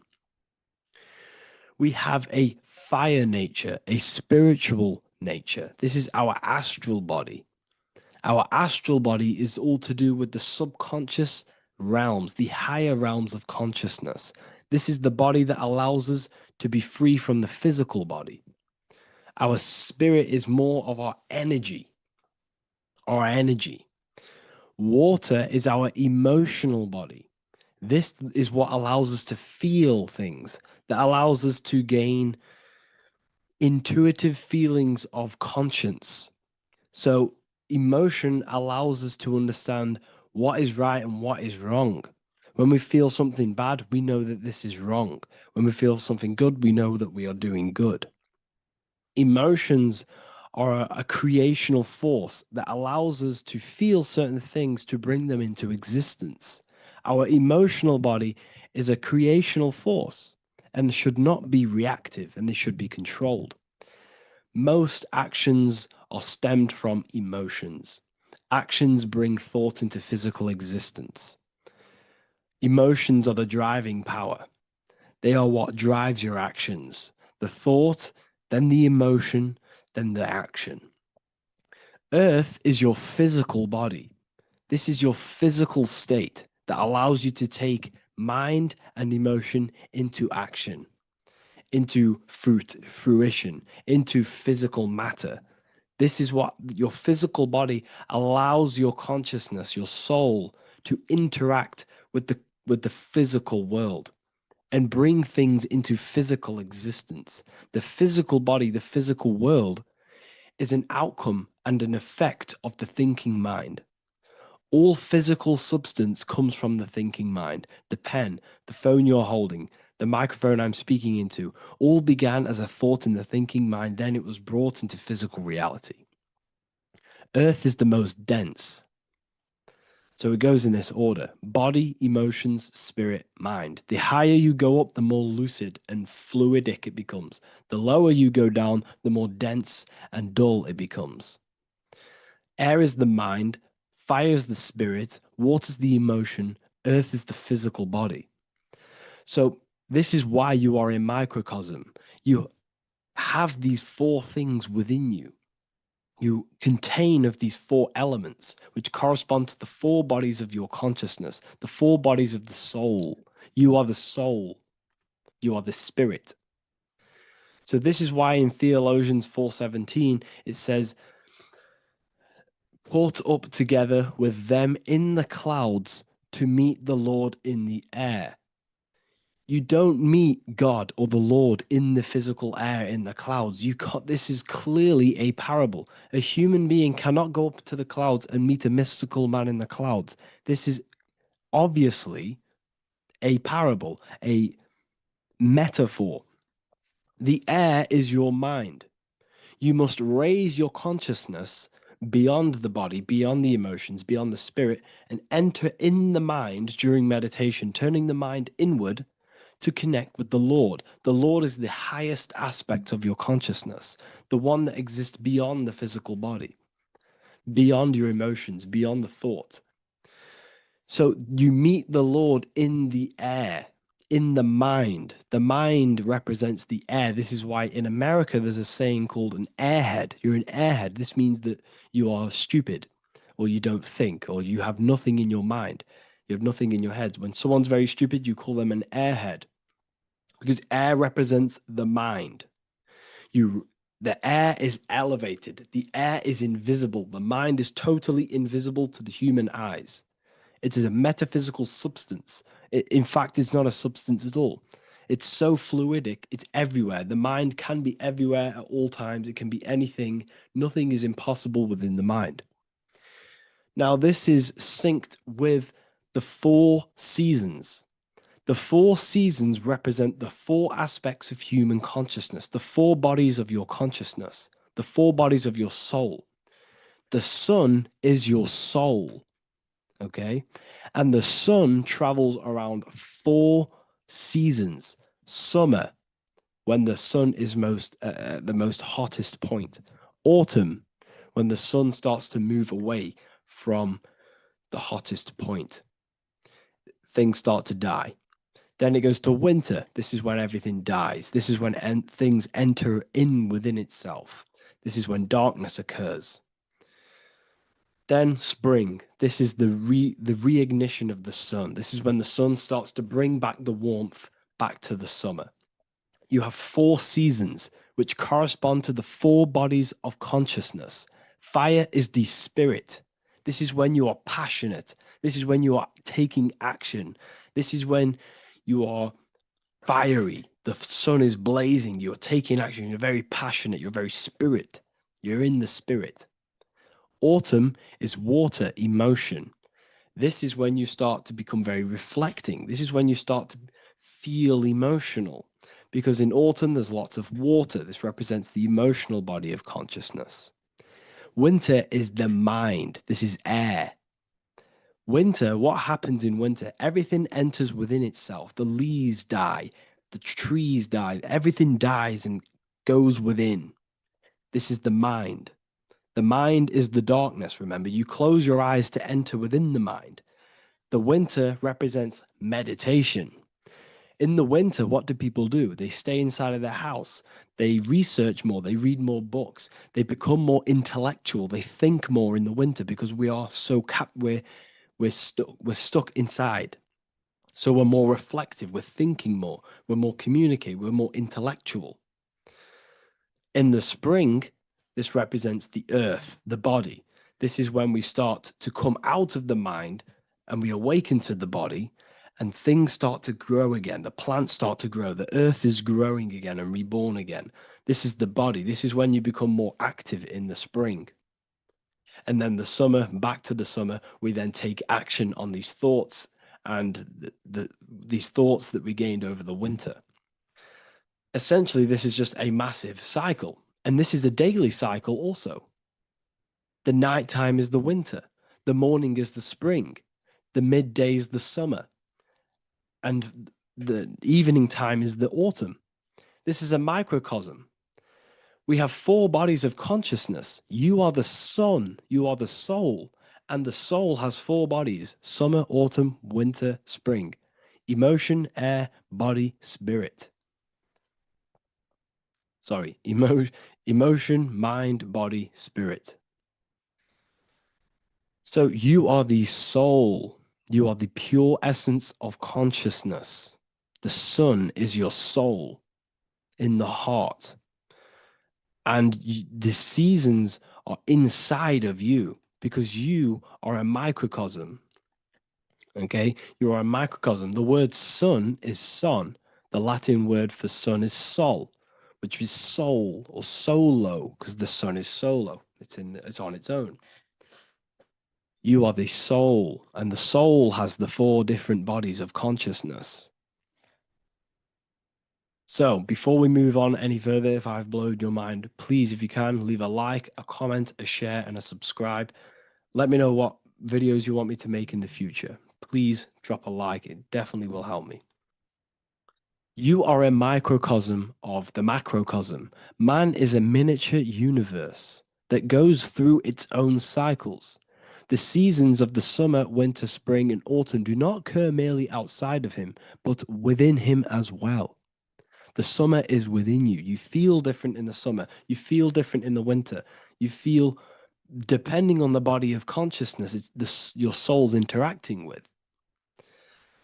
So the sun in the sky is your soul inside, and the sun goes through these cycles, which is affecting your bodies of consciousness, because the cycles represent your bodies of consciousness. Now, this ties in with the Bible. This is why we have 4 Gospels. This is why Matthew, Mark, Luke, and John are always seen with the 4 different zodiac sign animals or symbols. So you always see each one of the Gospels. If you just type in on Google Matthew, Mark, Luke, and John, type in ancient pictures, paintings or pictures of them, and you will find these 4 zodiac signs are always standing with each one. Taurus, the bull; Leo, the lion; Scorpio, the eagle, an old symbol for Scorpio was the eagle, and a man for Aquarius. Here you see very, very ancient paintings and artwork. Here we see Matthew, the man, Aquarius. Here we see John, the Scorpio. Same here. We also see it on the tarot cards, on the world card. We see the 4 fixed zodiac signs. Here we see it as well. These are called the 4 fixed zodiac signs. Now, when we look at the zodiac, we're no longer looking at the sky, because what you must understand is as above, so below. What is above you is inside of you. What is above is what is below. What is outside of you is within you. The zodiac is inside of you. The zodiac revolves around the sun. The sun is your soul. These are different energies of your soul. Like I said earlier, the 4 seasons are the 4 bodies of your consciousness. And in each body of consciousness, you have these different energetic energies that you can work with. Okay, so this is the true astrology. This is the true astrology, the internal esoteric astrology. You can't find much information on this at all. Very hard to find. So what we're looking at are the 4 bodies of consciousness. Obviously, when you look in the middle of each, when we look in the middle of each season, spring, the middle of spring is Taurus. The middle of winter is Aquarius. The middle of autumn is Scorpio. The middle of summer is Leo. These 4 signs are known as the 4 fixed signs. Okay, Scorpio is fixed. It's the middle of autumn. Scorpio is a water sign, emotion. Aquarius is the air sign, the mind. Taurus is an earth sign, the body. Leo is a fire sign, the spirit. This is why we see Matthew, Mark, Luke, and John with the 4 fixed signs of the zodiac, which represent the 4 bodies of consciousness. Leo, the spirit, fire. Luke, Taurus, earth, body. Matthew, Aquarius, air, mind. John, Scorpio, water, emotion. Each gospel is depicting Jesus and showing Jesus in each gospel.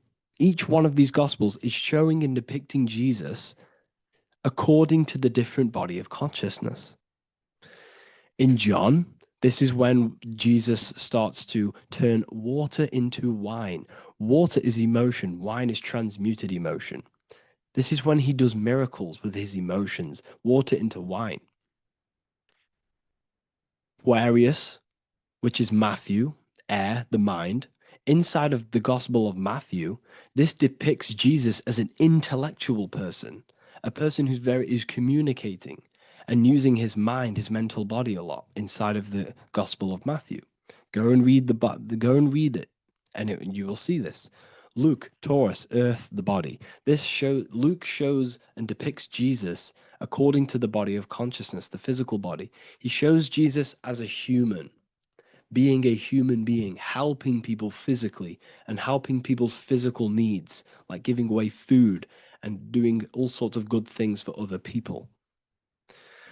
Leo, Mark, inside of the Gospel of Mark, this shows Jesus as a spiritual teacher, a passionate person who is taking action. Each gospel is showing Jesus according to the different body of consciousness. And Jesus represents you, the Son. That's why it's called the Son of God, the light of the world. Jesus represents your soul, and your soul has these 4 gospels, the 4 bodies of consciousness, the 4 fixed signs, the four elements and the 4 seasons. These things all correspond to your consciousness. So this is Leonardo da Vinci showing you the exact same thing. Jesus is the I am, the sun, the soul, in the middle, on his own. Luke, spring, earth, body. There are 3 people in each group. There are 4 groups and there are 3 people in each group. 1, 2, 3. 1, 2, 3, 1, 2, 3, 1, 2, 3. Fall, winter, summer, spring. These are according to the 4 bodies of consciousness. Here we see Aries, which rules the head region. He's on the head of the table. Gemini, he's holding up the 2 hands because Gemini rules the 2 hands, the 2 arms. Gemini is the 2 twins, which is the 2 arms and 2 hands, and the 2 lungs. Here we see the beginning of summer, which is Cancer. You see the big knife here? Cancer, him here, this grey-haired guy, holding a knife for the crab. Cancer, they pinch. You have a knife, symbolizing the crab. Leo, the middle of summer, showing dominance. The sun is very dominant.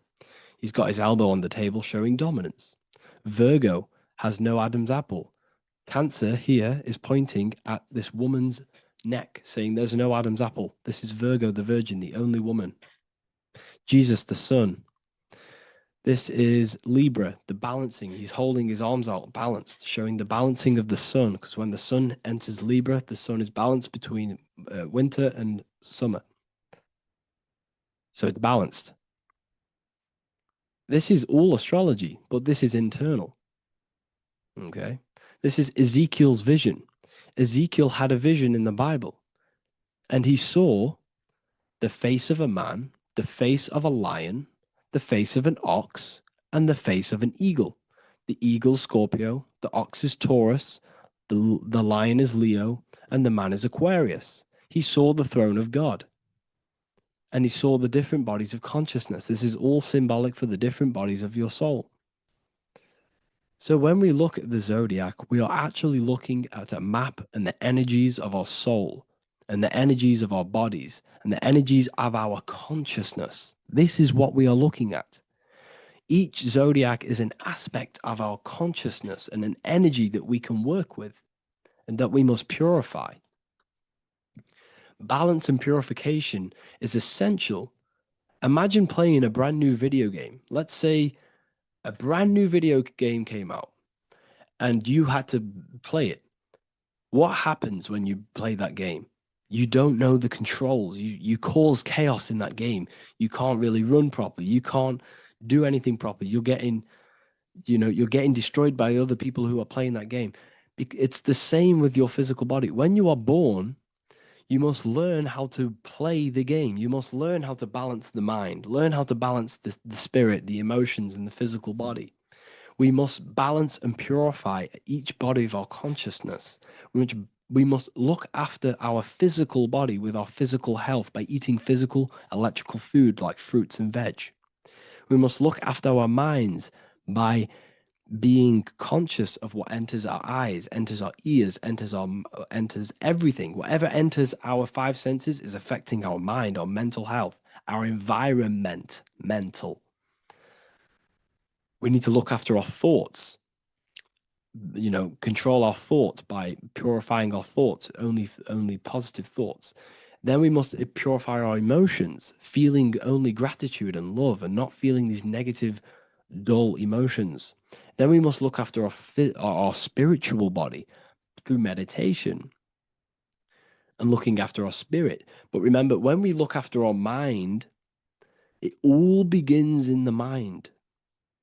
Each body of consciousness is interlocked with the other. If you have an unhealthy body, you have an unhealthy mind, spirit, and emotions. If you have an unhealthy mind, you have an unhealthy body, spirit, and emotions. If you have an unhealthy emotions, you have an unhealthy spirit, mind, and physical body. They're all interlocked. You must balance each one of them. Look after your physical body. Look after your thoughts. Look after your emotions. Look after your spirit. But remember, the mind is the most powerful one. It's mind over matter.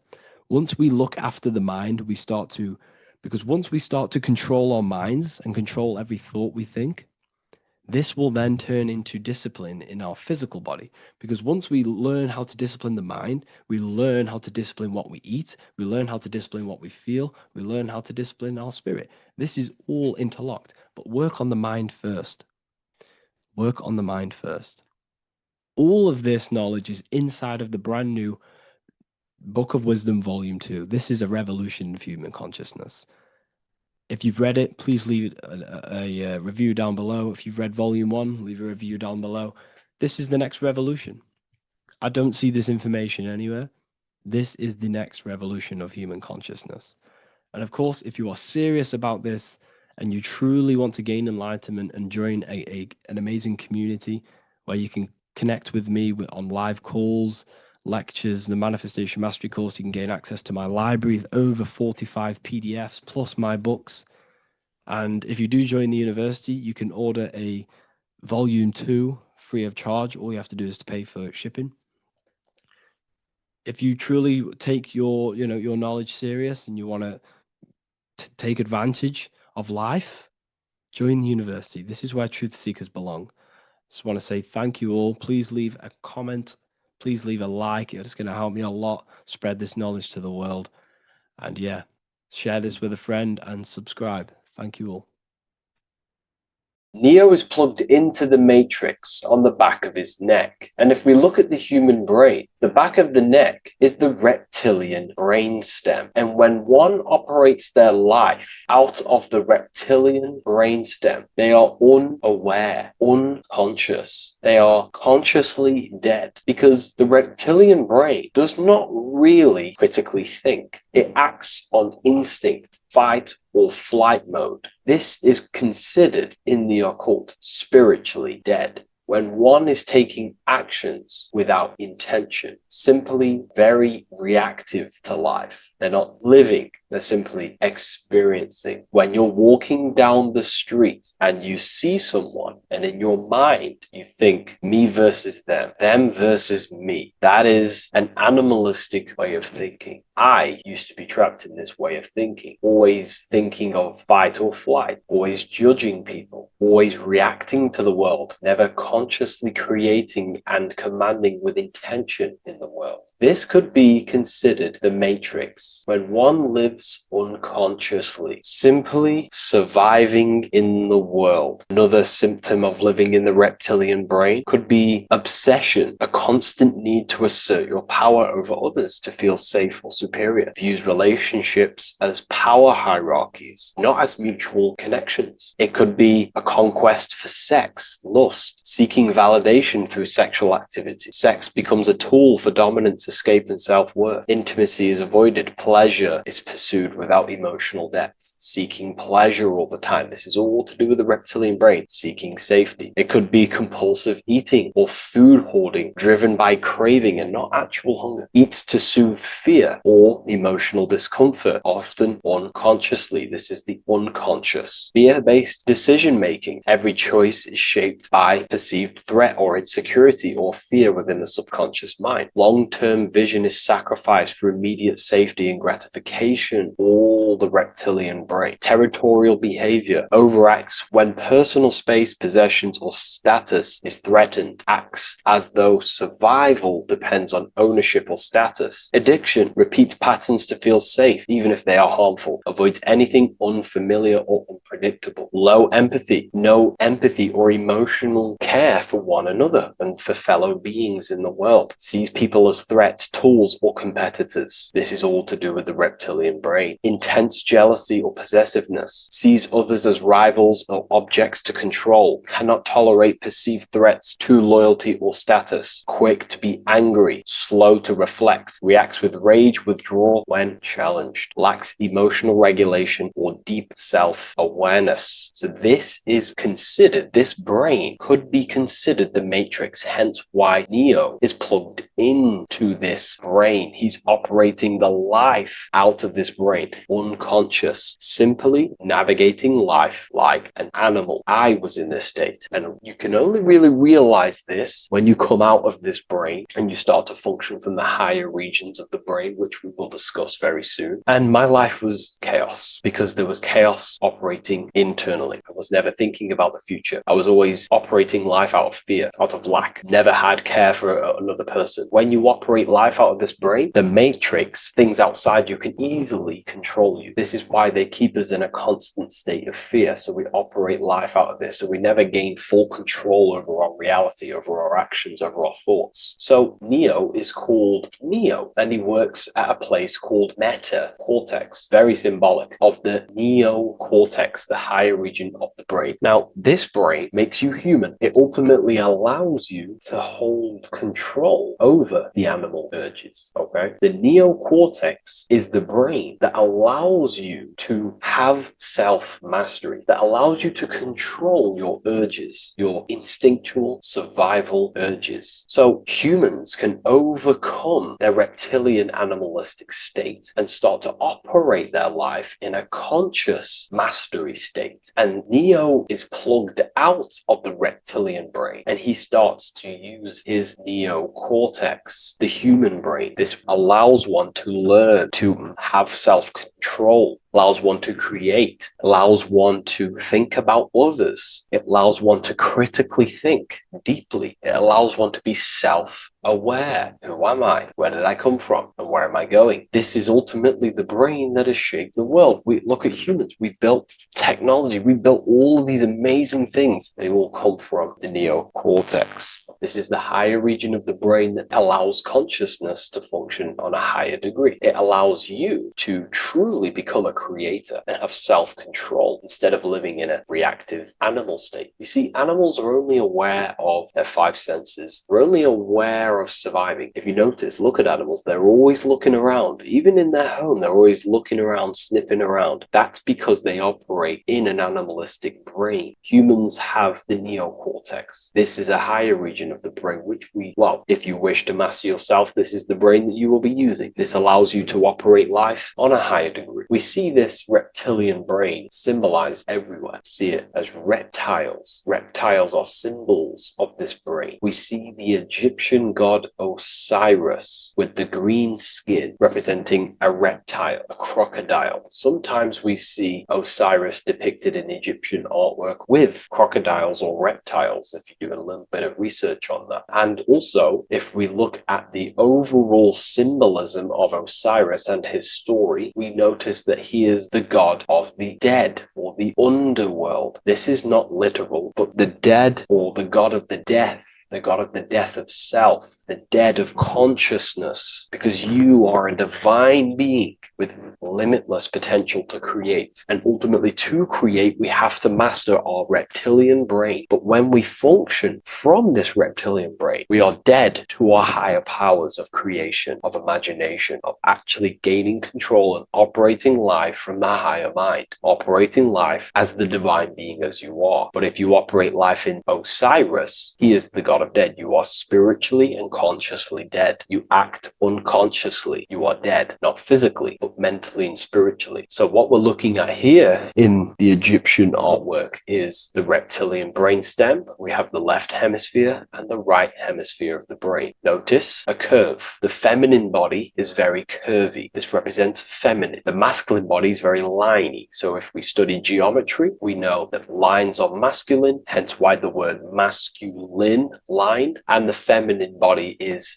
in geometry, feminine is represented as curves. So this is the left masculine brain on the left side, and this is the right feminine brain on the right side, with Osiris, the reptilian brainstem, in the middle. So we're going to go deeper into some Mesopotamian artwork now. Now let's have a look at this. We're looking at the reptile on the very bottom. We see the left brain and the right brain, the Eye of Ra and the Eye of Horus on the left and right. In Freemasonry, we still see the symbolism of the two pillars, Yakin and Boaz in Freemasonry, with the two pillars symbolizing masculine, feminine forces of consciousness, also representing the masculine left brain and the feminine right brain, with the reptile down here. But if we have a little look here, right, we have a little look at these reptiles. This person is standing on top of the reptiles. When you are on top of something, you have power over the below. You are standing atop of something. You have mastery over it. You have control over it, symbolizing gaining control over the reptilian brain, the reactive actions, the sexual urges, the addictions, the territorial behavior, the fear-based decisions, constant internal tension, never being able to focus. It's symbolizing gaining control over these internal qualities that happen within us, in our mind, because the universe is mental. And if we do not gain control over this brain, it will dominate our mind, which will ultimately dominate our actions and destroy our life and live in an unconscious state. So this is basically instructions in this ancient Mesopotamian artwork of becoming self-mastery, to operate on a God consciousness level. So we have a person symbolizing your awareness, the internal you, having mastery over the reptilian urges, the reptilian brain, the reptile thinking. We have a person, a face in between, and it's standing in between these pillars, symbolizing balance of the brain hemispheres. Because the face, we see the eyes in the middle, we see the person is you, your consciousness, standing in the middle pillar. So representing seeing reality as neutral. Everything in the world is neutral. It's the mind's perception that gives it a positive or negative charge. When we adapt this mindset, this view of reality, this knowingness of reality, we see the world for what it truly is. And if you see things as neutral, it allows one to transform the situations in your life accordingly, instead of simply choosing a side.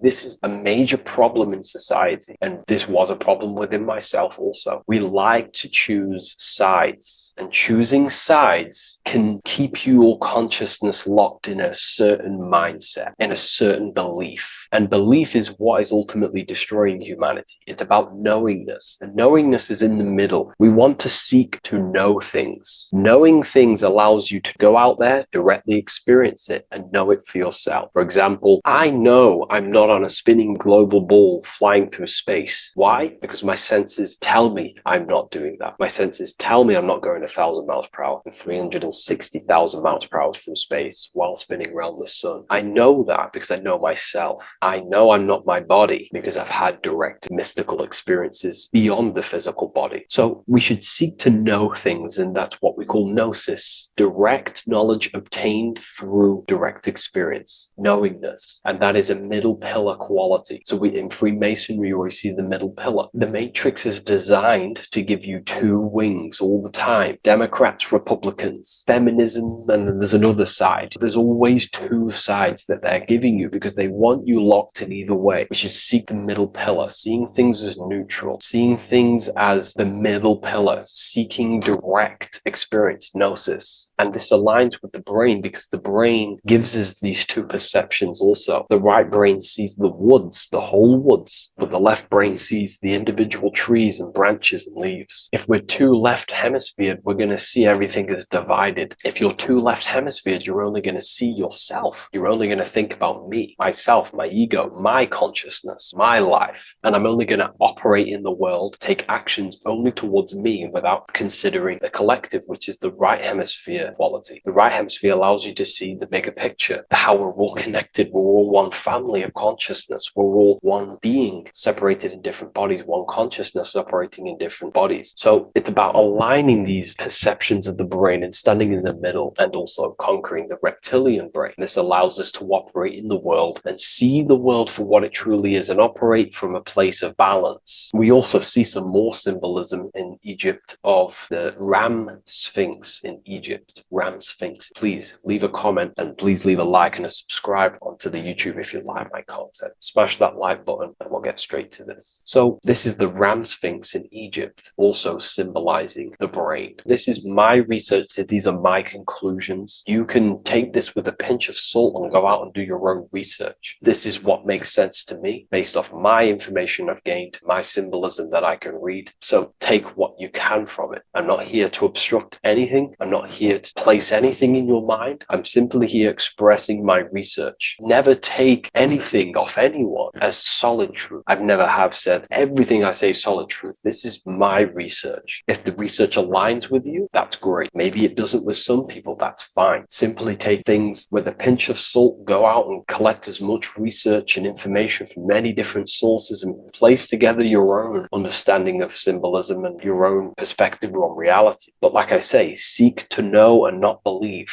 So this is the Ram Sphinx in Egypt. This is a more powerful symbolism of the brain. We have Osiris here, the god of the dead, which is the reptilian brain, and an Aries symbol here symbolizing the hippocampus in the brain. So this is the reptilian brain stem, heavily aligned with the reptilian brain stem here. We can see the connections if we look closely. So this represents the dead of consciousness. This is the dead of self, living in impulsive animalistic state, the symptoms that I listed earlier. I'm not going to go over the symptoms again. And Aries symbolizes the hippocampus in the middle of the brain. This is the hippocampus. And Aries is a symbol of a state of being. Why? You see, ancients and the ancient Egyptians, according to my research, Freemasons still use this symbolism today. So what they do is they use the path of the sun to symbolize a state of consciousness or a journey in consciousness. So what do I mean? So Aries here is the transition from the winter arc. So this is the winter arc from Libra, Scorpio, Sagittarius, Capricorn, Aquarius, Pisces. This is when the sun is dead. This is when the electromagnetic waves of the sun are not very present. This is the winter. This is when there's more darkness in the world. However, from Aries, Taurus, Gemini, Cancer, Leo, Virgo, and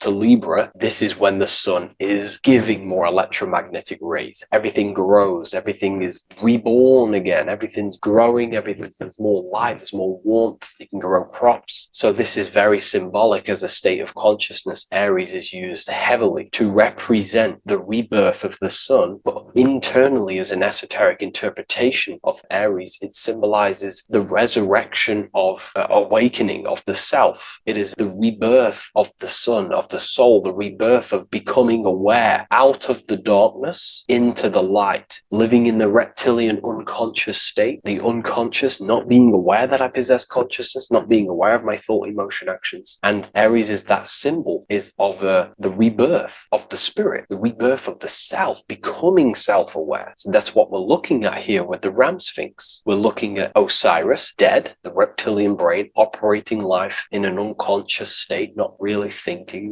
not self-aware of thought, emotion, actions, not aware of the soul, not aware of good and evil, not aware of the laws that are in the heart of love, not aware that there's always an intelligence in the heart telling us what's the right thing to do at all times, not aware of anything, just simply reacting to the world. But then we have a symbol of Aries above, which is the resurrection of self. So again, this is symbolizing by the Egyptians to me and my research going from darkness to light. This is the resurrection of consciousness when we start to deepen our self-awareness, which is ultimately what I'm doing to you in these videos. Hopefully I can awaken some people's minds and make people think deeper. And that process of internally what's happening within you that's what Aries represents when you're starting to say, wow, my mind's going deeper and deeper into the self, and I'm realizing more. That is what Aries symbolizes. When the sun returns, it's also a symbol of a sacrifice, because obviously when the sun returns back to Aries, we're sacrificing the winter, when we're transitioning, and all transitions require sacrifice. So in Aries, the Jews celebrate the Passover. It's the Passover of the sun, and what do? They eat lambs in the Passover Aries, because it's all symbolic of this internal process. In Aries, Christians celebrate with the Easter, which is the resurrection of Jesus, the resurrection of the sun. Remember, it goes deeper. There's deeper layers to this. It's the resurrection of the self and the mind deepening into a deeper awakening. So again, we're going from the lower regions of the brain, and when we start to critically think and become self-aware, we're starting to use the mid part of the brain, and the mid part of the brain then expands into the neocortex, which is the resurrection of the self. The mind is no longer functioning in just the reptilian brain, but then it's going into the light of the higher brain, the neocortex. neocortex, and this is the reptilian brain. This is the midbrain, what we're looking at here with the ramp sphinx here. So this is the resurrection. This is the transition point of going from the reptilian brain into the midbrain into the neocortex. We're now resurrecting ourselves. Now, this is not putting anything negative on the reptilian brain. Without the reptilian brain, we wouldn't be able to live. We need the reptilian brain, but it's an abuse of the reptilian brain that can keep us in a very low state. It keeps us stuck in an unconscious state. But the reptilian brain is what's allowing you to breathe, to eat, to scan the environment for any threats. If there are threats, we do need the reptilian brain. That's not to say it's evil, but what I'm saying is an abuse of this brain, which is what most people are stuck in. They're operating their life out of this brain. And this is what the Egyptians, I think, are symbolizing, trying to tell us to resurrect ourselves, to become self-mastered, to become the highest version of yourself, to actively create in the world. Because when we are only operating from this brain, we're unconscious, well, then other people can use you as a vessel to create their reality. This is how the world is at the moment. The ones who know how to use the mind are controlling the other ones who do not know how to control the mind. So I hope this makes sense to you. Let me know if you have any video recommendations, and I'll see you inside Ethereal University. If you wish to take your research to the next level, I have things inside of there that are very powerful. We happily invite you. I'll see you inside of Join. If not, I'll see you in the next YouTube video. There is a massive mystery around the Freemasonic G, and in this video we're going to be discussing it. Some people call it geometry, God, gnosis, genesis, generation, but in fact it's all of these things, and all of these things relate back to one concept that links them all. And in this video, you will be discovering this secret force, which pretty much creates everything in your reality, in your life, and has done unconsciously, whether you are aware of it or not. The Freemasonic G is the 7th letter in the English alphabet. This is important because the number 7 has many mysteries inside the esoteric and occult traditions. Some people say the number 7 represents the 7 colors of light, the 7 major planets, or the 7 musical tones, 7 days of creation. The number 7 is a massive mystery. But what we have to understand is that in the context of Masonry, Freemasonry is all about building the self. Every day we wake up, we are either building our prison of our mind or freedom of our mind. Everything inside of esoteric Freemasonry is about building the self and reconstructing our consciousness, our inner dialogue, the inner voice. We're transforming the mind from low awareness to high awareness. This is why Freemasonry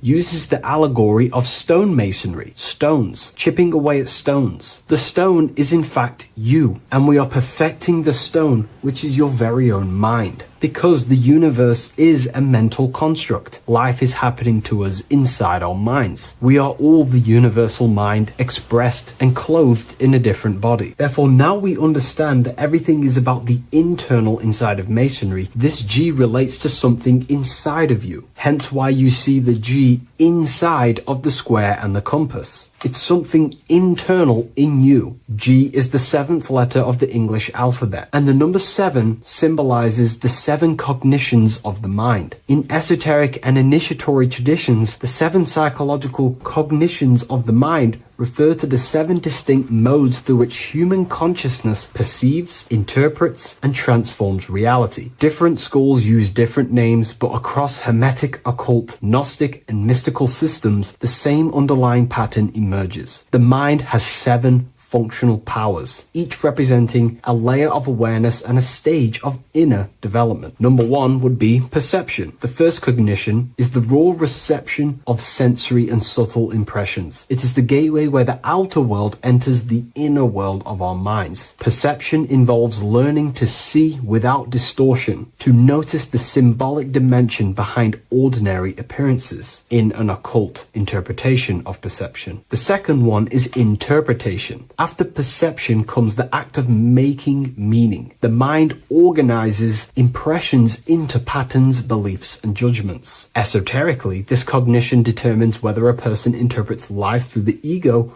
or through the higher insight of their higher consciousness. The goal is to purify interpretations so that the intuition can speak through it, to clear our minds of the clutter, master it, and let our higher consciousness shine through it. Number 3 is the imagination. This is the creative faculty that produces images, symbols, and visions in the mind's eye. This is associated with the astral plane. We live in a mental universe of thought. Thought wraps itself inside of imagination. The thought alone has no true form, but then the thought wraps itself in a vehicle of consciousness, what we call imagination, and we give form to the thought. Imagination becomes active. Imagination becomes active imagination, the foundation for rituals, alchemy, meditation, and visionary insights inside of occult traditions. Working on your imagination is a key part on developing your consciousness, as it is literally the sight into the astral plane, your internal vision of the mind. The 4th cognition of the mind is emotion.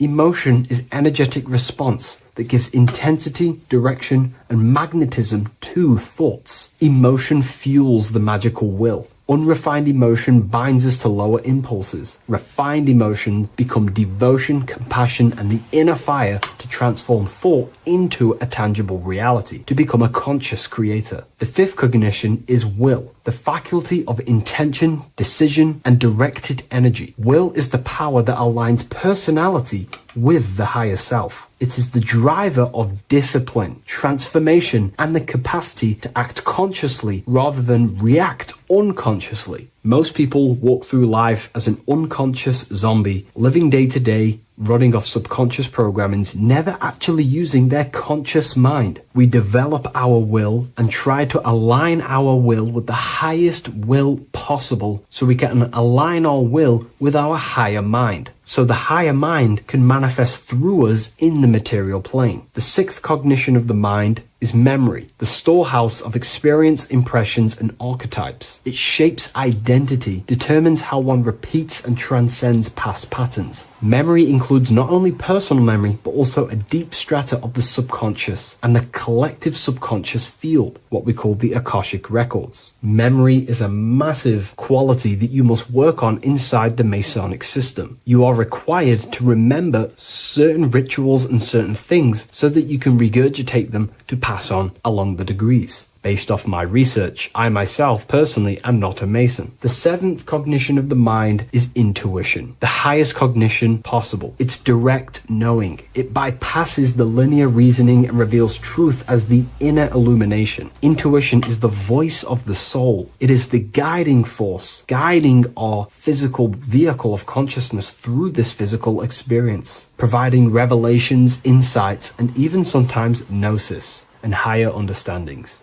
They are the 7 principles and cognitions of the mind that we should work on. Sometimes they're symbolized as 7 luminary planets, because lumen is light. The planets are light. Light is consciousness. Consciousness is light. Now moving on to the true understanding of the G, the higher understanding of the G, as I mentioned previously. This is what we call the generative principle, the care principle, the human heart principle, the female aspect of consciousness within yourself. All creation is built upon a care. All action is built upon a care. You only act on what you care about. You care about paying the bills and staying inside your house and looking after your family, for example. Therefore, you take the action to generate the reality and generate money to pay the bills. Them actions are driven by the force of care. If you care about a plant, you take the action to water the plant and it grows. If you care about your partner or relationship,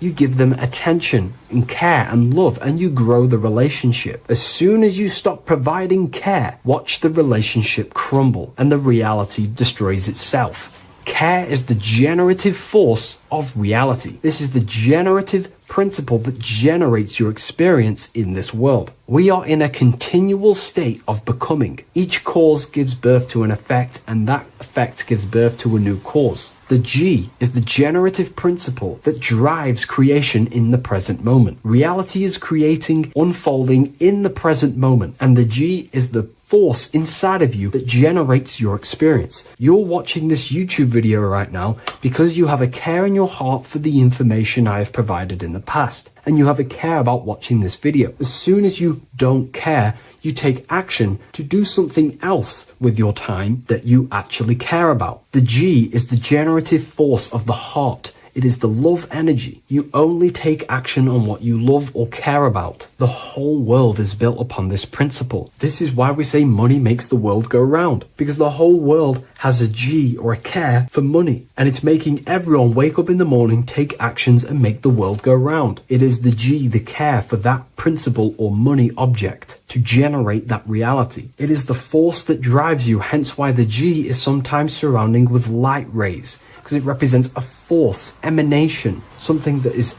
invisible but driving the physical body. The G is the internal force that focuses thought into an action. We can think many thoughts, but the thoughts you don't care about, you don't take action on. But the thought you care about, that you have a G for, intensifies that thought, focuses and directs it into an action to generate that experience and reality. The whole world is built upon this principle. The sun is a perfect example of the generative principle. The sun gives all of its life, light, never asking for anything back, making everything grow and generate on the earth. Everything in your life is built upon this principle, and gaining control over your care gives you control over your actions and your reality and what you generate. Once you see this, it is truly beautiful that the world is actually built upon love. This is why they say love is the force of God. It is. Truly. This is the reason why God begins with a G. It's about Genesis.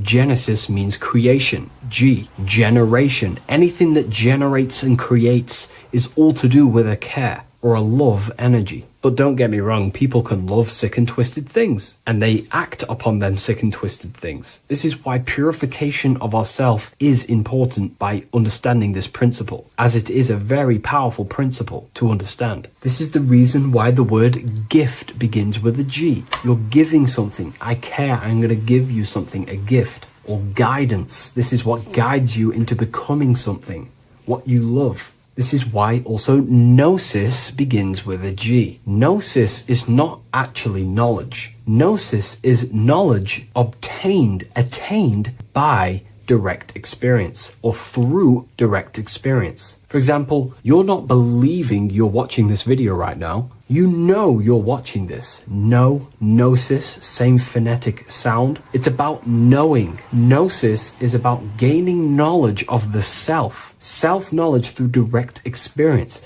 Instead of believing in God, I seek to know God through direct experience by altered states of consciousness, transcendent meditations, understanding human anatomy, understanding the laws that govern my mind, understanding creation. That is direct gnosis, knowing that God exists instead of believing he exists. By going within the self, questioning the self, and gaining a deeper relationship with the inner observer, you start to gain gnosis, self-knowledge through direct experience. And in order to gain gnosis, you have to care, because gnosis requires action. It requires you to meditate and go within yourself. It requires you to study yourself. It requires you to go within yourself. And in order to do that, you have to care. If you don't care about knowing yourself, you won't take the action to generate the gnosis. If we take a look at this piece of Freemasonic artwork, we can see a whole lot going on here. But if we focus down here with the temple with the letter G on, and when you walk through the temple, there is a pathway leading up a hill towards the light. The light reveals things. If something is in darkness, you can't see it, but the light reveals something. It's symbolizing truth, the light of gnosis, knowingness. And in order to walk this path, you have to go through the temple, which means entering in yourself. This is symbolic of the path. The Masonic path is about the the self, reconstructing and learning about the self. In order to walk up that hill, it takes a lot of effort. It's not easy walking up a hill.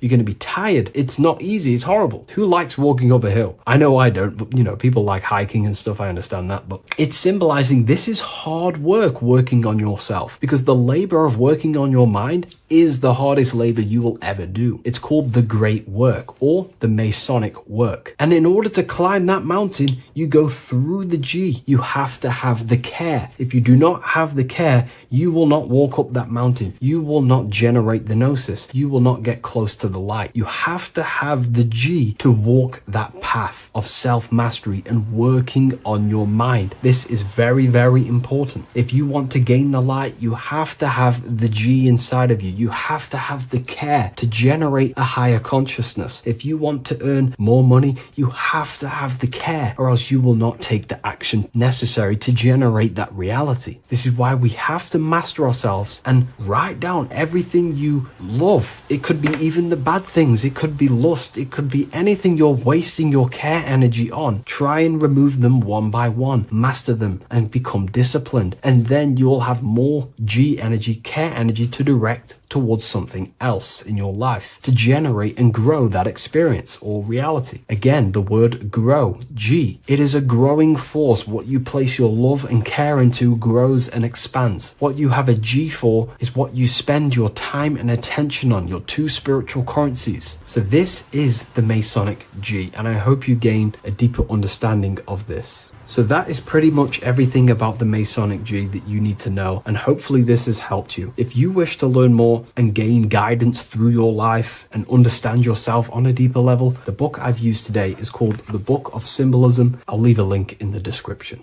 666 is a code, and this code needs to be broken down to fully understand what 666 truly is. In an esoteric view of 666, it represents a state of consciousness, a way consciousness functions within the individual. Now, if we look at the Bible in Revelations, it says that the mark of the beast, 666, is going to be placed on the right hand or on the forehead of an individual. The forehead symbolizes the mind, while the hand represents action or behavior. The forehead represents a belief or a mindset, a way consciousness functions. Therefore, the mark of the beast is not something external. It is actually a way consciousness functions within the individual. But the code reveals the darkest secret about 666. 666 is 3 sixes. The number 6 in esotericism and occultism represents the cube, because the cube has 6 sides. And the physical dimension, everything has 6 sides. Up, down, back,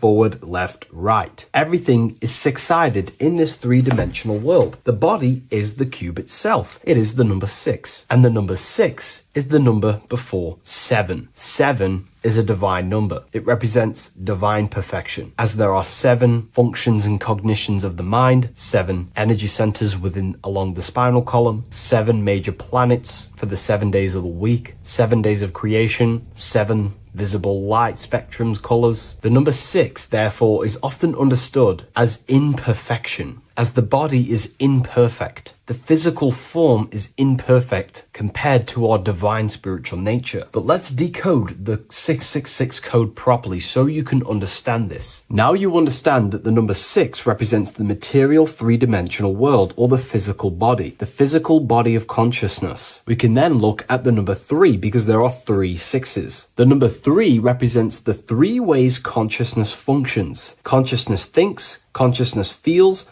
consciousness acts. We have a mental body, an emotional body, and a physical body. Most people confuse these things to be all one. They think their mind is their emotions and their mind is their brain, and they interlock all of these, but these are actually 3 different bodies of consciousness. Consciousness has many vehicles or bodies it expresses itself in. So the 3 ways that we ultimately create our life, the 3 ways that shift our reality, and the 3 full things that we have full control over are our thoughts, emotions, and actions. If you try and control anything else other than these three aspects of life and consciousness, you are then breaking natural law. If you try and control someone else, you are then breaking their will, their natural rights. These are the three things you have full control over: your mind, emotions, and your body. Therefore, the number 3 represents the 3 ways that you express consciousness in this life or reality. And the number 6 represents the material body. 666 is the mark of the beast. Therefore, the mark of the beast could be a state of consciousness where your thoughts, emotions, and actions are all directed towards the physical, material, three-dimensional world, leaving no room for true spiritual connection with your higher self, no divine connection to the source or God, giving no attention to your true internal nature, to the self inside the mind. All of your thoughts, emotions, and actions are directed only for physical pleasures, for materialism, for status, for egoism, leaving no room for connection with the divine. And this is the mark of the beast. When people's minds become so obsessed with materialism, chasing desires for the material things, they disconnect themselves from their true internal nature. And we can see this today. People are becoming so obsessed with materialism, money, becoming rich, whatever it is, they're gradually losing connection with their internal self. They think that they are the body. They think that they are these 5 senses. But ask yourself, if I remove my thoughts, if I turn off my mind, who am I then? Because who most people think they are is a bunch of beliefs in their subconscious mind. Their name, their job, their reputation, their friends. If you remove the mind and no longer think, who are you then? The observer, the pure awareness, beyond the mind, the body, the emotions. That is your true nature. You are the internal thinker. And when that internal thinker becomes so attached to the external physical body and does everything in its power to think, feel, and act only towards the material things, you become disconnected to your true powers, to your divine nature, to literally God. If you don't want to become the mark of the beast, then have balance. Now, I'm not saying materialism is evil. Chasing material things is wrong. I'm not saying that at all. We all have a different views. But me personally, I like to have balance. Yes, I love reaching goals. Yes, I love living the best life possible for myself, materially. But I also make room for my internal world. I train my mind to have self-mastery with meditations. I try and lucid dream and astral project as much as I can. And I try and perfect my thought processes and my internal world as much as possible. So I live a truly balanced life between my inner self and my outer self, which is what these 2 pillars, Jachin and Boaz, represent, the inner and outer world. And the middle pillar in the middle represents the unity of the inner and outer world, living in balance. Or you see a person standing in between them, they represent the middle pillar, or a ladder. This is all symbolic of living in balance between the inner world of consciousness and the outer world of consciousness. Yes, this is Freemasonic artwork. You can learn a lot from their artwork and symbolism, but I hope this brings a bit more clarity about the number 666 and the mark of the beast. Please leave a like, comment, and subscribe to the YouTube channel if you want to see more. And one last thing, the Book of Symbolism has finally been accepted on Amazon, so you can now order this on Amazon in pretty much any country. Welcome to Revival of Wisdom. Today we're going to be breaking down Saturn worship and how the occult are linked in with Saturn. Okay, so first of all, let's start with the celebrities. All these celebrities are doing 666. Okay, covering the one eye, which also symbolizes the all-seeing eye, which is another occult symbol. But we're focusing on the 666, the 6 with the 3 fingers. Also, we have CERN with the 666 within their logo. Also Disney, okay, as you can see here, 666 within their logo. Pepsi, Coca-Cola, and even Cadbury's. Monster Energy with the 666 in Hebrew numerals. Unleash the beast. So what is 666 to do with Saturn? Because on Saturn, there is on the north pole of Saturn, there is a 6-sided hexagon. Okay, so Saturday is named after Saturn Day, the 6th planet. It is also the 6th day of the week and has a 6-sided polygon on its north pole. 666. Not only that, when you create a star out of the hexagon, you will create a 6-pointed star. Okay, with 6 triangles within the star and a 6-sided hexagon, which all adds up to 666. Okay, so this is why all these symbols contain 666. So why do they worship 666? Saturn.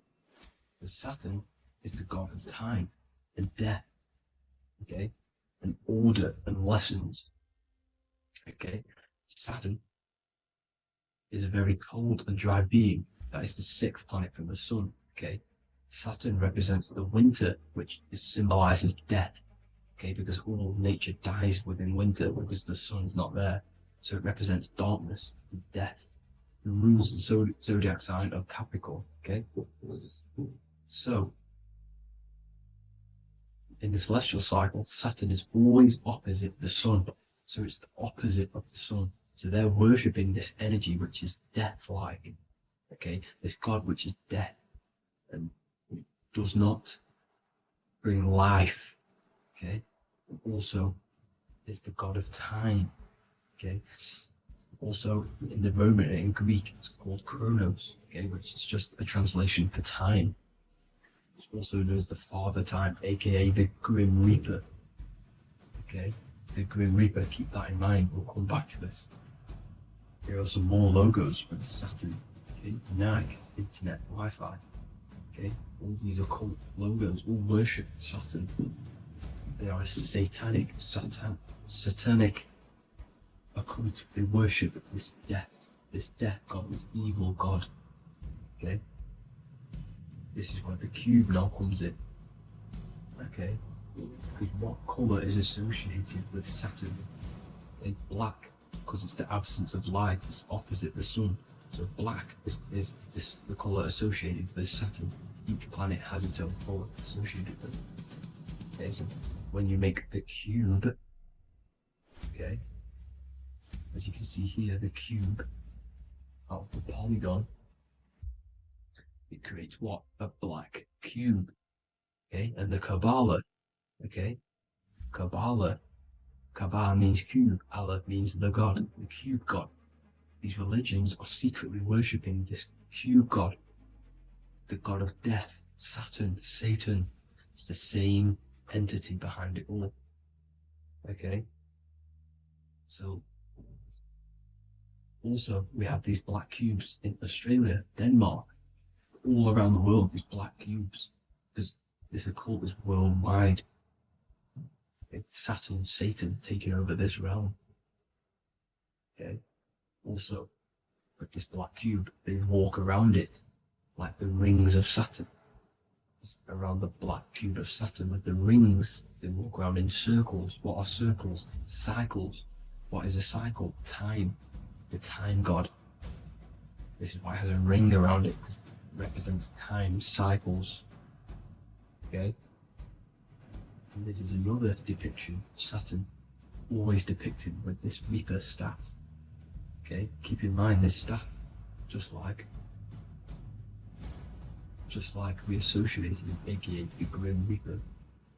The Grim Reaper also wears a black robe, representing Saturn with the same staff. Can you see it? This is where it comes in. Okay, the same thing. Look, the same staff with the black robe. Black representing Saturn, the god of death. Okay, the Grim Reaper, Satan. Okay. Also, when you graduate from university, what do? You wear a cube on your head, a black cube with a black robe. This is Saturn worship. See, this is how Saturn, Satan, has tricked the world into worshipping him, not God, the sun, which represents God. So what is a corona? Because a corona is a crown, a circle, okay? A set of concentric circles of light seen around a luminous body. So Saturn. So this is why they used to worship Saturn by wearing crowns in ancient days, and we still do to this day. The king or queen has a crown, a corona. Also, corona the dream. Corona adds up to 666, just like Saturn is 666. But like you see in the corona, you see the staff. You see this staff, just like the staff of Saturn, the Saturn god, like the Grim Reaper, with the black robe and the staff, just like the Saturn god. What is the Grim Reaper? It's a killer, it represents death, just like Saturn, the god of death and time. So all these occults and secret societies all worship the 666 god, which is Saturn, Satan. All of our energy is being put into Saturn. Okay, and Saturn, Satan, is harnessing all of this energy. So gradually, this is what the mark of the beast is. Like it says in the Bible, the mark of the beast, or the name of the beast. Here is wisdom. Let it know that you have to understand and count the number of the beast, for it is 6. It is the number 6 of a man, and is 6. 600, 3 score is 6, 666. So this is what the mark of the beast is. They are going to eventually put green chips, just like Neuralink, which is what Elon Musk is pushing. Okay, so this chip is the mark of the beast, and it's going to be implanted to our hands or brains. Okay, and they will manipulate our consciousness, and it will manipulate our DNA, and it will directly connect us to AI, and AI is linked in with Saturn, Satan, as the demons and the people who rule this world are in love with AI. They want to connect humans to AI. And this will control our consciousness completely and give all of our energy back to Saturn, Satan, this deity that they all worship.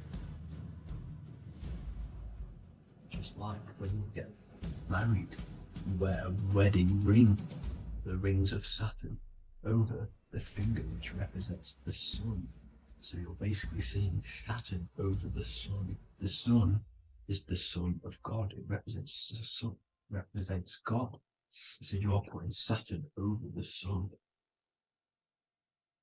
So thank you guys all for tuning in. I'm going to leave you guys here.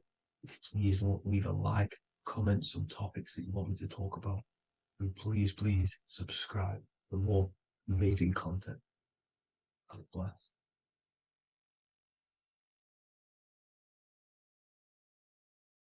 The scariest thing about having your first out-of-body experience and leaving your body is the realization that you have after. You realize everything you've been told about yourself, reality, the earth, what you're doing here on earth is a complete, utter lie. Your self-belief of what reality is and what you are is completely shattered. You now fully understand that you are more than your physical body that you inhabit. My first out-of-body experience happened a few years ago, but before all of that, I remember being a child, going to bed and closing my eyes, and I remember as a child feeling like I was floating above my body and moving. And maybe subconsciously this has led me into knowing intuitively that there is more to reality, and I've gone down this path of esotericism, occultism, consciousness. Maybe that has led me to this, I don't know, but I've always had this subconscious intuition in my mind that there's more to reality than what we've been told. And maybe it came from having these experiences as a child. And I'm pretty sure some people in the comments will also have that experience, feeling like you're floating when you close your eyes in bed as a child. I remember this very vividly. But a few years ago, I had my first out-of-body experience, and it completely shattered everything. And it confirmed to me that I am eternal, and there is so much more to the self, to consciousness. I then realized after my first out-of-body experience that our self is not just here in the physical dimension, it's existing in every dimension there is in the universe. However, our mind is focused primarily on this physical time space. When your mind is totally giving its attention and time to this particular time space, it locks in the mind or consciousness into that particular body of consciousness, such as the physical body, right? But for example, let's say you have a daydream and your full focus isn't in the present moment and your environment that you're in physically. Your mind kind of wanders off into a daydream, what we like to call it. That again is shifting time space. Your consciousness is 40% here in the physical plane because your body's there, but then the other 60% is in this daydream, this imagination. So you're shifting time space, and what an out-of-body experience does is allow your mind to reduce that attention to the physical body and access attention to this altered body or dimension of consciousness. So I'm going to give you the story of my first out-of-body experience, because I know when I was researching this, I was always looking for personal stories about someone's out-of-body experience, and there's not many out there, to be honest with you. Well, based off my research, I couldn't find many. You find a few, but I'm going to give you my experience of my first out-of-body experience that happened a few years ago. It was early in the morning. I kept on waking up and falling asleep to my alarms. I went back to sleep after waking up for like the third time in the morning. When I fell back to sleep, that is when I had my out-of-body experience. It's also good to mention that I have been listening before that about podcasts, books about out-of-body experiences, astral projection, and things along them lines. So this was stored in my subconscious, this topic. And I had a desire in my heart to actually experience this for myself. Long story short, I went back to sleep early in the morning because I kept on waking up, and it began with this tingling sensation, a high energy sensation. It was like bursting, intense, high frequency energy. My attention was no longer in the time space of my body, but my attention shifted into this energy body, which I now understand. I didn't understand at the time properly, but I now understand that as my consciousness started to feel like it was being pulled upwards, right now, our time space, our attention is in our body, and you feel all the data of the senses, right? And that's what I'm feeling right now. That's what you're feeling right now. But imagine that was completely stripped. My attention was no longer feeling the sensations of my body, because my body kind of just dissolved as I fell back to sleep. So this was a natural out-of-body experience. I didn't force it. I didn't meditate. I didn't do anything. This was just a natural out-of-body experience that I had. And a lot of people get these that I've read about. So my attention started to feel like I was being pulled upwards, and I no longer felt my body, but I felt this intense energy, frequency, sensation all around my body. It felt like this, it felt like illuminating energy that's moving very, very, very fast. So my conscious awareness was now shifting. I now understand. My whole body faded into this sensation. My whole mind faded into this energy sensation, this tingling, free. It was very, very intense. I was not feeling my normal senses anymore, only this energy. This energy was also pulling me up.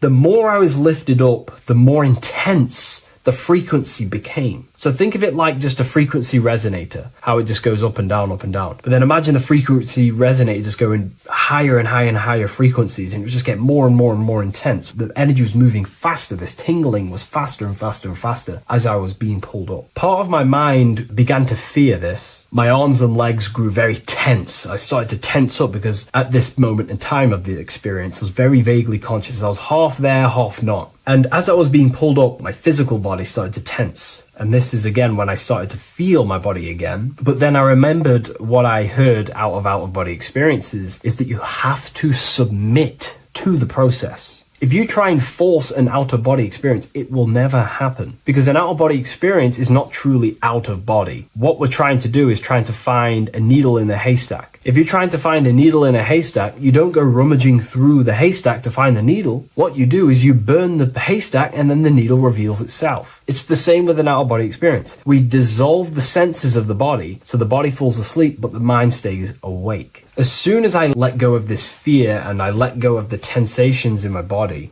I started perceiving through another state in this energy body, but I didn't see my body. It was just like perceiving and seeing, but no body. Like a camera. When you look at a camera view, you don't see what the camera looks like, you're just seeing through the camera. It's the same as that. I had no form, but I was just seeing. I was just like a floating eyeball, seeing into this altered state of consciousness. I was just seeing. I first saw my street outside my house with lots and lots of people walking on the street, but I could not see the people directly. Everything was black and green. The background was black, but I couldn't see the people. I could just see a glow of light around people, like an egg shape. They were just walking on either side of the road, other directions. I could just see more and more people moving faster and faster and faster. I didn't realize then, but then I did start to realize later on in my journey that that was more than likely the etheric plane that I saw. The etheric plane is the plane of life force and vitality and electromagnetic auras. So that was my awareness shifting from physical into then the etheric plane, the plane of life force and energy. Now, the etheric plane is very, very, very difficult to actually access consciously. The etheric plane acts as a bridge between the physical body and the astral body. To actually access the etheric plane alone is very, very, very difficult, and only certain trained individuals can do that. The etheric plane is not really a conscious plane where you can stay there and be conscious. It acts as a bridge between the physical and the astral plane. I could see the glowing auras around people moving along the pavement. The people moved faster and faster until the scene started to just dissolve as these people were just moving faster and faster. It was not very clear at first, but I subconsciously knew that I was having an out-of-body experience. This is when I really started to realize that I'm being shot out my body. When I realized this, I submitted even more. I started to just let go. The more and more I let go, I kind of like split through a veil, and everything became super clear. Before, in the etheric plane that I think it was, the ethereal plane, things weren't very clear. I could only just see glowing auras. However, as I split through the veil of the etheric, this bridge, this place that I was going to, I then split and everything just came super, super clear. I was floating in the sky. I subconsciously knew that I was having an out-of-body experience when I realized this. As I was still being lifted upwards, I then split through the layer where everything just suddenly became super clear. But then I was awake, fully conscious, but I was not in my body. I was just like a camera in the sky. I had no body, no form. I could just see. When I entered this plane, there was some sort of voice guiding me through this whole process. It was a male voice, and it was basically guiding me where I was going. It was telling me what I can do here. This voice was pretty much saying, you can fly, you can think things into reality, you can do this, you can do that. While he was saying this voice, there was no being around me, but I felt a presence of another being. But this voice was just speaking to me mentally. Like, you can't hear it, but I just knew what it was saying. It was so weird to describe. It was like telepathy. You couldn't hear it, but I just knew what it was saying. But it was a male voice. It's so hard to describe. I still could not see any form of myself. I was not seeing my astral body or any shape. I was just perceiving a point of awareness like a floating eye, like I said earlier. While this voice spoke to me, I saw fractal patterns as he was saying, you can do this, you can do that. And while he said, you can fly, I remember just seeing this line like splitting and creating fractals. It was like this black line that was just splitting off into duality, creating fractals. But then my physical body just went through this line, split, and then split into fractals again. So strange, very difficult to explain because it's four-dimensional. To explain it in physical language, it's very difficult to actually explain what was going on. So as he was saying what you can do, I was seeing these fractals dividing and then creating fractals. When he says you can think things into reality or something along them lines, my awareness just did a full 360 as if I did a backwards flip. I had no conscious control over this. That's something that you later develop as you keep having these out-of-body experiences. Your first out-of-body experience, you probably won't be able to control what's going on, but you will have an out-of-body experience if you seek them. I could see all around as I rotated. I looked all the way down and then back to my original angle and point of awareness. During that rotation, when I started to turn upwards to do the backflip, I looked up And it kind of looked like the sun in the sky. It was very dark and gloomy. I think now I know that that was more than likely the lower astral plane, because very dark and gloomy, and it was very kind of dense there. I looked up and I could see this. It was like the sun, but it was white, pure white light, and it was shining down over the astral plane, and that was the only light in that place. That's why it was so dark and gloomy there. And I then realized in that particular state, at that time, I thought that was God. I don't know what it was, maybe it wasn't. Maybe it's the light of the higher mental plane shining through into the astral. But I looked up at it and I realized that was God, that was the source, that was the higher dimension beyond the astral plane, which is the mental plane, the higher astral planes and then the mental planes, the planes of thought. Then once I saw that, I was in complete shock. As I rotated backwards even more, I then get the view of seeing down, completely down, like a bird's eye view. And I could see like an old medieval gloomy town.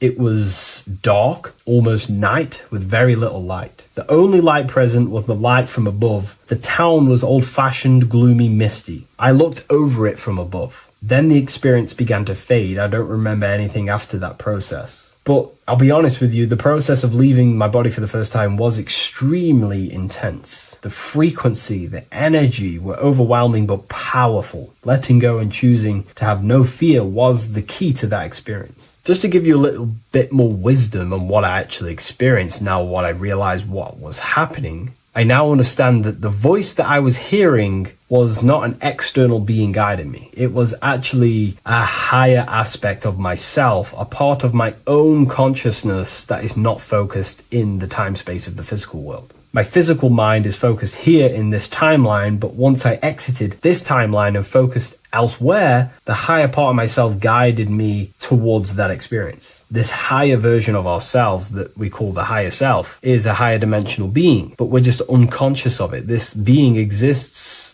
beyond our ordinary thinking mind. Our self exists everywhere in the universe, and we can unlock higher versions of ourselves as we progress on our journey of awakening and self-realization. Because let's say right now, only 10% of your awareness is actually in the physical plane. Science tells you that 90% of you is actually in your subconscious mind. 10% of your awareness is your conscious mind. So there's 90% of you that your conscious mind is not aware of. But our conscious mind becomes so addicted with the physical world and distracted with the physical world, it just gets totally locked in with the physical. And we never pay attention to the hidden aspects of ourselves, the unconscious aspects of ourselves. And that's why everyone in the esoteric and occult space talks about gnosis, seeking knowledge of self. Gnosis is not knowledge, it's knowledge of self obtained through direct experience. So gnosis is about rediscovering who you truly are. And another bit of wisdom that I could give you from this is that the observer is the same observer that is observing this video right now. You're watching this video, but who is the one seeing the screen? Who is the one seeing the screen of your reality, of what you call life? There is an inner witness consciousness within you who experiences and observes your thoughts, emotions, and actions, experiences and observes the screen you call reality. And that witness also witnesses your dreams. When you shift your awareness from your time space of this body into your dreams, that same witness is witnessing your dreams. So when you meditate, connecting with this witness aspect of our consciousness really does help to excel the process of having an out-of-body experience. Because a lot of people have out-of-body experiences, but they don't understand what's actually going on. They don't understand the nature of it. But it's all mental. You move mentally in that dimension. You create mentally in that dimension. The same that you do in this dimension, but just on a quicker scale, because things manifest in the astral plane instantly as soon as you think of it. Just like the screen in your mind, you think of something, you have a screen of an object in your imagination. That plane, it manifests instantly, but down here, it takes a longer time for things to manifest and condense. Once you understand that thought rules the universe, thought is the creative force of the universe, you start to understand,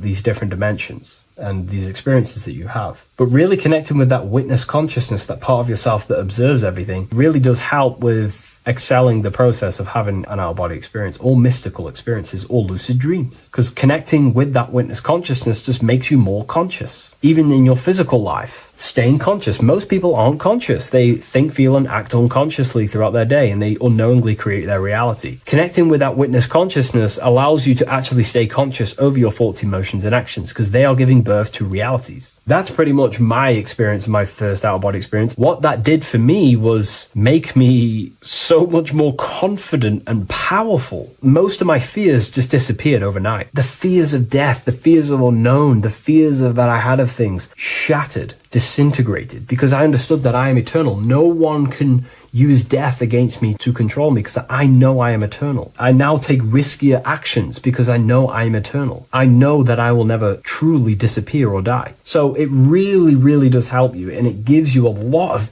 internal power, because no one can make you scared of anything. You should not fear someone who can hurt you physically. You should fear someone who can corrupt your soul. That is the worst thing. Who can corrupt your internal world, because that is what truly matters. So I hope this helps you understand out-of-body experiences. Hopefully this can help you move along in your journey. It's good to hear other stories, because this is exactly what I was seeking when I was researching this stuff. Maybe in the future I can share some more stories about my out-of-body experiences now I'm a bit more advanced. But yeah, please leave a like, comment, and subscribe on the video, and thank you all for watching.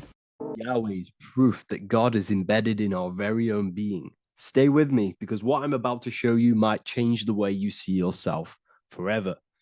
Today's topic is decoding the mystery name of Yahweh, the sacred name of God from the Hebrews. By the end of this video, you'll uncover the true meaning of the word Yahweh and how your connection to it unlocks your own personal power. When we look at the word Yahweh in Hebrew, we flip it on its side. We're actually looking at the human body. These are the legs, this is the torso, here are the arms, and here's the head. So if we actually switch this on its side, we see the human body. The Hebrew name Yahweh often translates to I am. The I am. Now, what is the I am?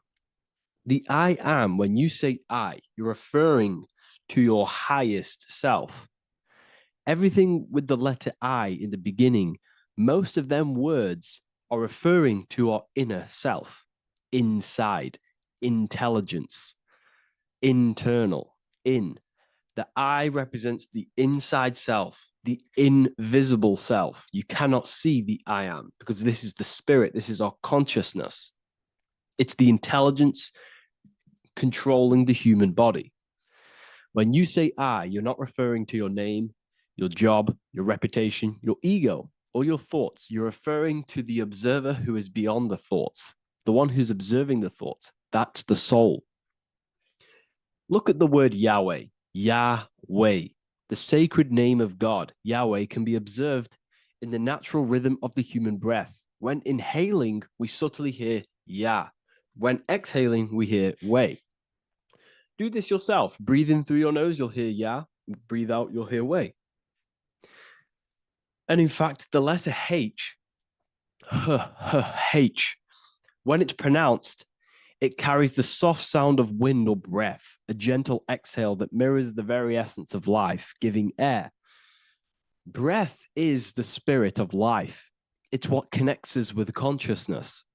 If we stop breathing, we lose consciousness. The body shuts down. We're breathing the spirit of breath. We're breathing in the spirit of life. It's the very essence that gives us physical existence, and we're constantly staying connected to this breath at all times. Now let's look at Yahweh. 1, 2, 3, 4. There are 4 letters. The Tetragrammaton is the 4-letter Hebrew name for God. Okay? Tetra, meaning 4. We have 4 Gospels of Jesus. Jesus is depicted with a cross with 4 sections.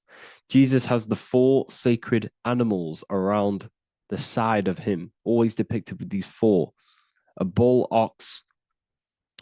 or an ox, an eagle, a man, and a lion.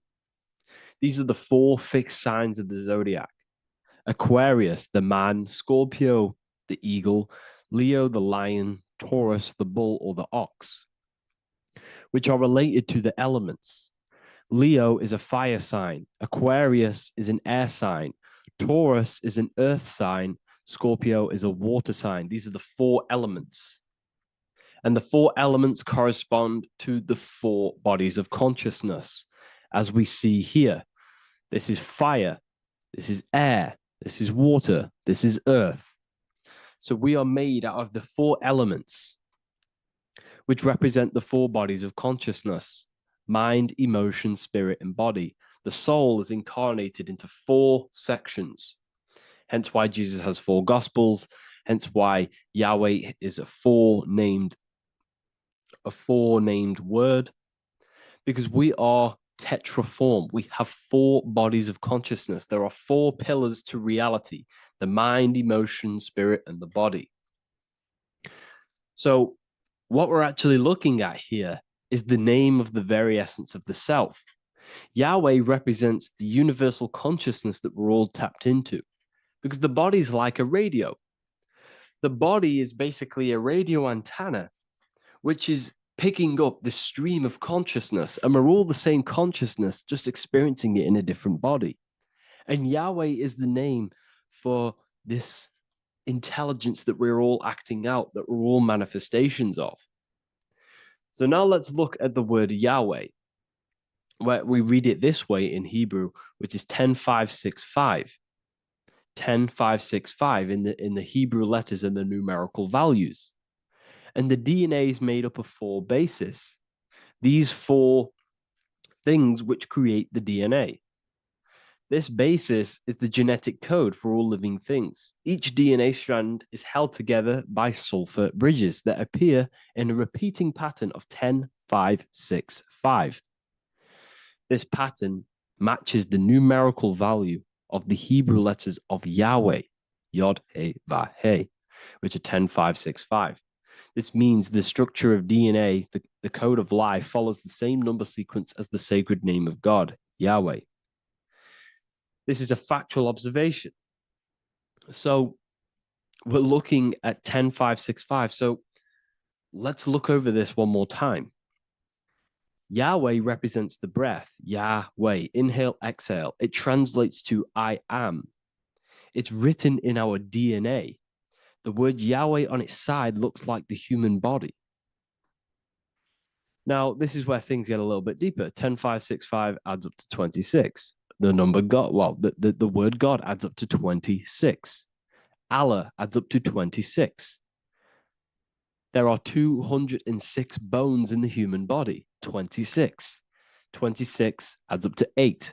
8 is the number of infinity. We are all the infinite consciousness. Consciousness will never die. It's immortal. It's infinite. We are all infinite. We are not these skeletal structures. We are Yahweh, the universal consciousness. The creator of all things is our essence. We're all God with individual identities, but the highest versions of ourselves is God. The ego is our own personal experience of God. Does this make sense? So in conclusion, Yahweh is not the name of a separate God from us, but rather the reflection of the divine consciousness manifesting through the human form. The human body is like a receiver acting as an antenna that tunes into the infinite intelligence and life force we call consciousness or God. This means that rather than being external, the divine presence is within us, expressed through our very existence. It's very interesting when we look into this, and what religion has done has flipped all of this knowledge. All of this sacred knowledge has been externalized. They've externalized God so that we worship God and we view God as something separate from the human experience. They do this so that we don't find the God within us, so that we don't find that we have the power of creation. The mind is the creative force of God. The body is the will to act out that thought. They don't want us to figure out that we are creators and we're all creating our own earthly experience. We're all projecting this reality.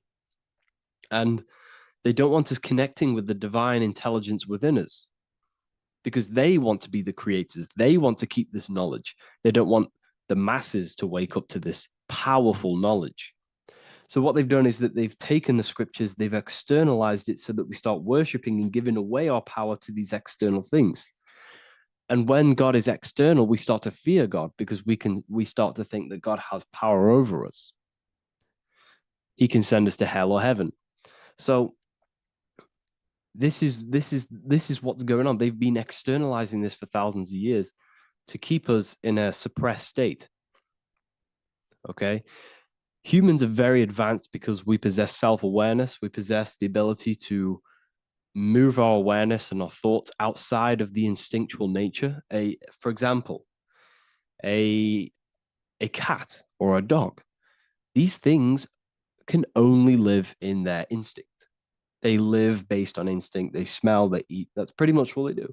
But humans, we have the ability to rise above that nature and turn to our infinite selves, our higher selves. We can move beyond our instinctual nature and create very advanced things. That's why humans are made in the image of Yahweh. We are literally God in human form. So this is what we all need to realize. And I hope this video has helped. Please leave a like, a comment on inside of the description. I'll have some links to my books and my university. The people who have read them have just absolutely changed their lives. You could probably see that in the comment sections if someone leaves a review of the book. We also have Trustpilot. But yeah, I thank you all. And I'll see you in the next one.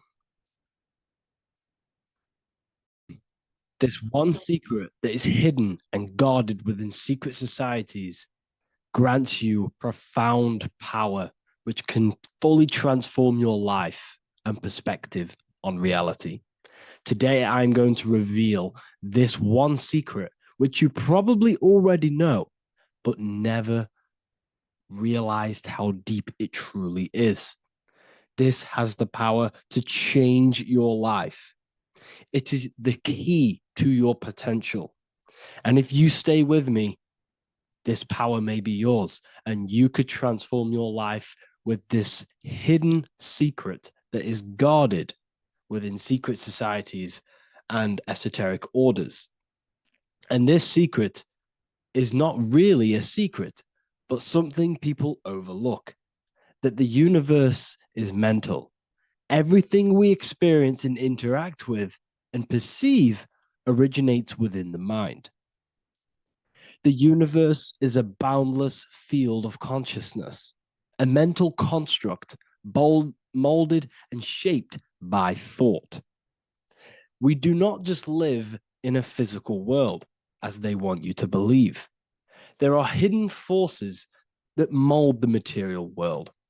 They want you to believe that you are only a physical being inside of a physical universe. But this is completely wrong.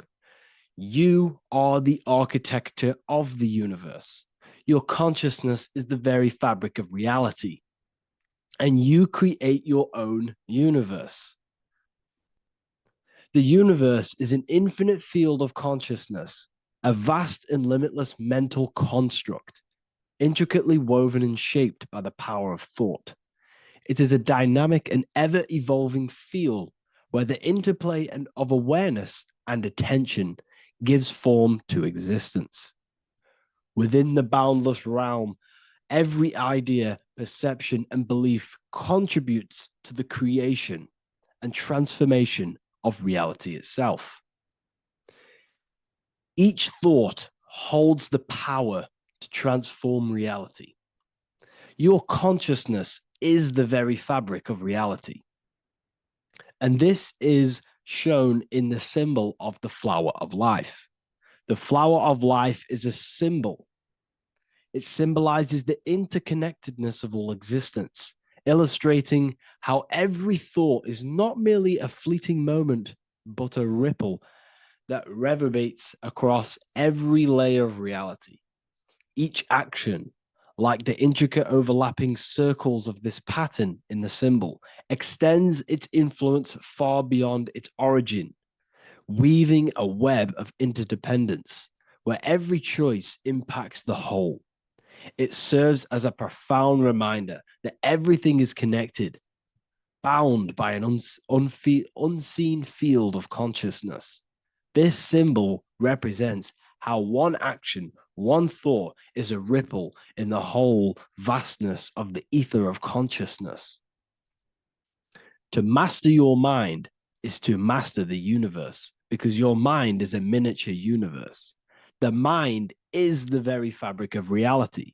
So if we gain the hook, if we gain the power and the mastery over our minds, we have now gained the power to create reality to your will and intent. You see, most people live in a cycle, and this cycle is the outer world manipulating how they feel on the inner world. People's external circumstances are creating their thoughts and emotion in the inner world of consciousness, which is producing a constant cycle of negative manifestation. For example, let's say something negative happens to me in my external world. Then I start to think negative and feel negative. What that is actually doing is manifesting and projecting more negativity, because our thoughts hold the power to control and weave our own life. Your life is a direct correlation of every thought you thought in the past. What we need to do is stop and not let the mind control you in your reality. You need to control the mind so you can control reality. So what does this actually mean? Reality is an externalization of consciousness. Consciousness and matter are one. They're not separate. They are inseparable and interconnected. Everything we see, experience, and observe is a manifestation of thought, beliefs, and consciousness, shaping the world around us. Now, this ties in with the secret fifth element that they have hid from you.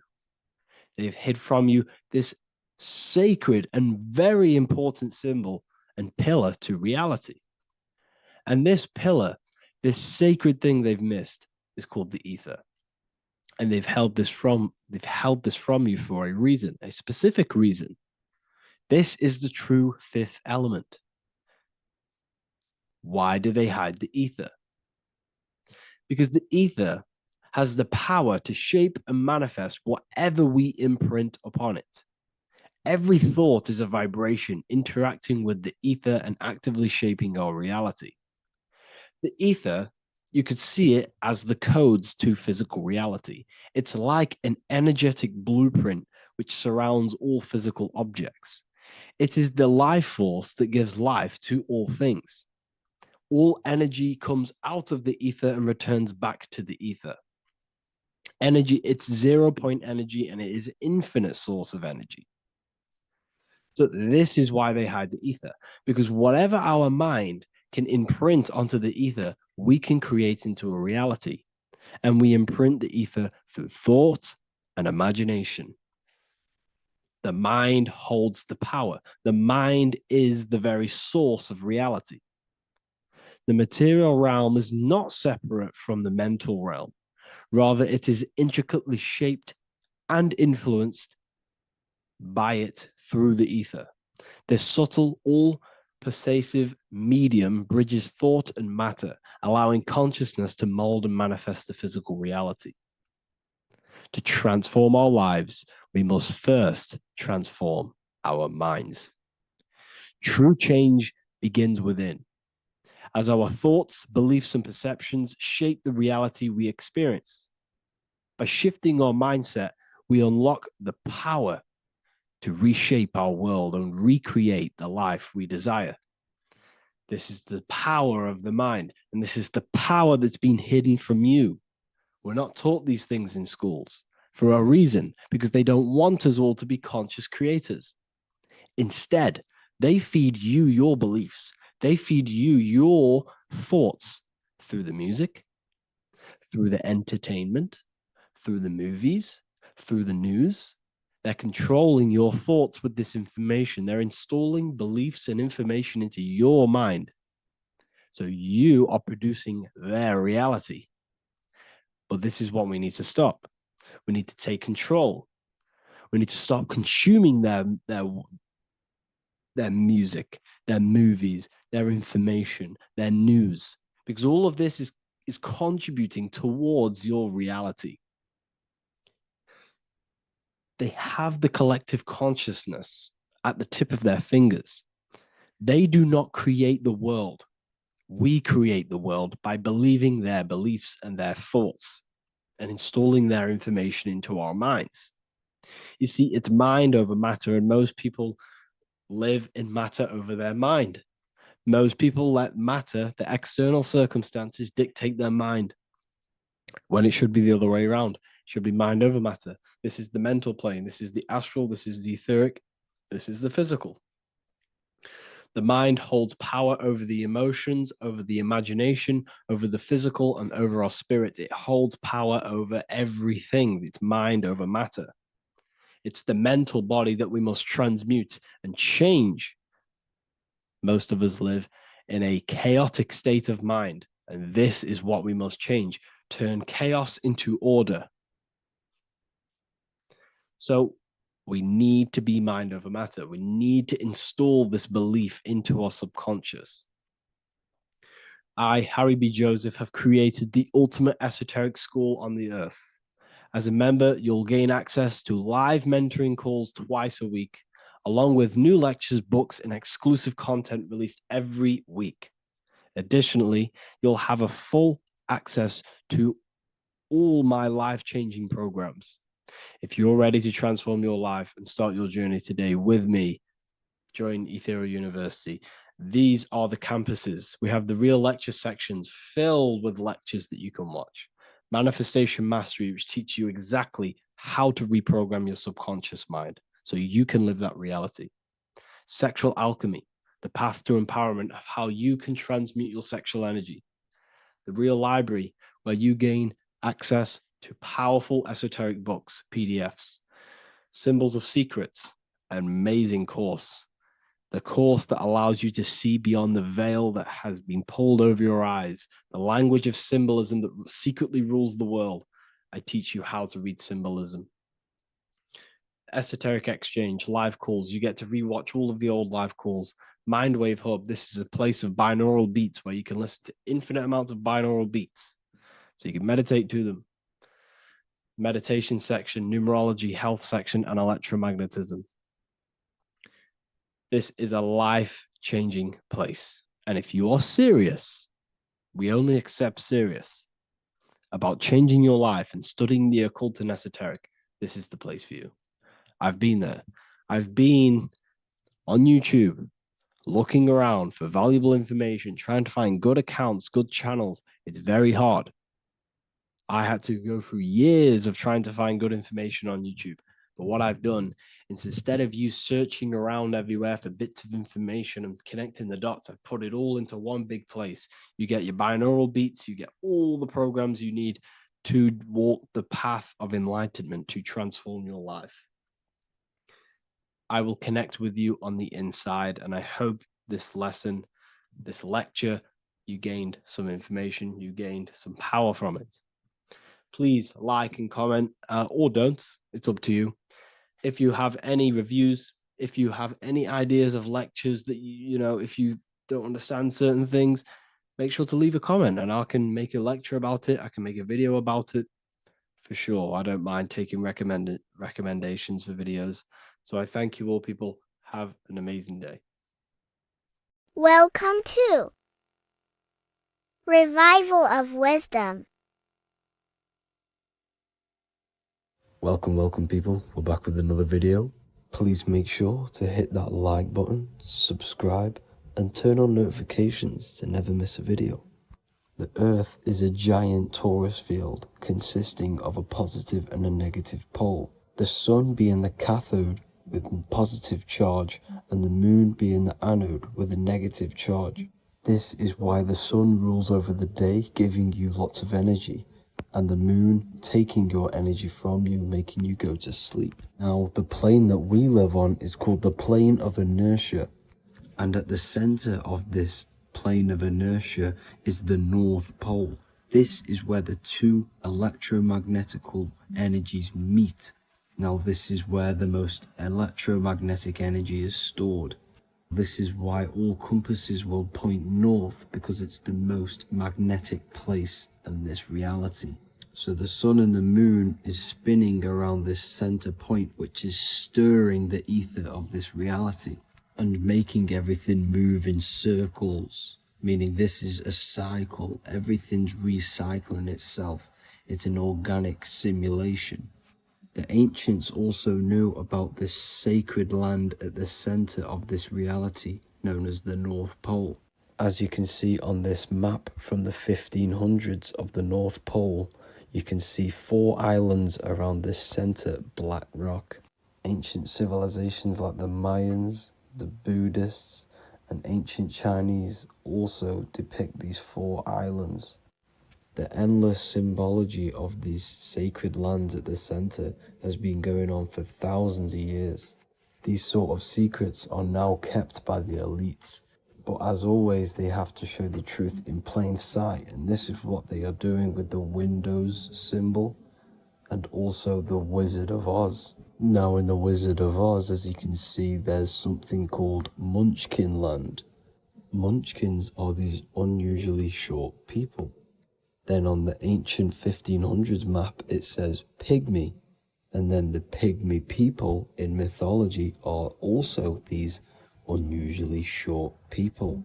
Just like Santa and his elves, they come from the North Pole.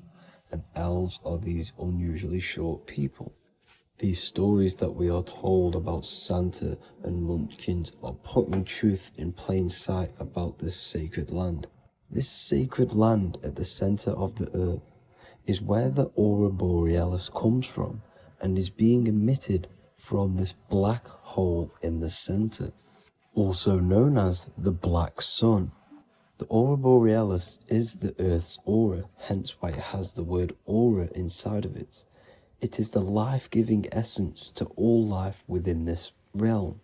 As this dualistic reality we live in consists of both physical and spiritual, the black sun is like our sun for the spirit. It's our spiritual umbilical cord, connecting us to the spirit realm. And the rising sun is the opposite. It's our sun for our physical 666 carbon suits, known as our human body, our physical aspect. As it states in the 40,000-year-old emerald tablets, deep in Earth's heart lies the flower, the source of the spirit. The flower of life is as thine own place of spirit, and streams through the earth as thine flows through thy form, giving off life to the earth and its children.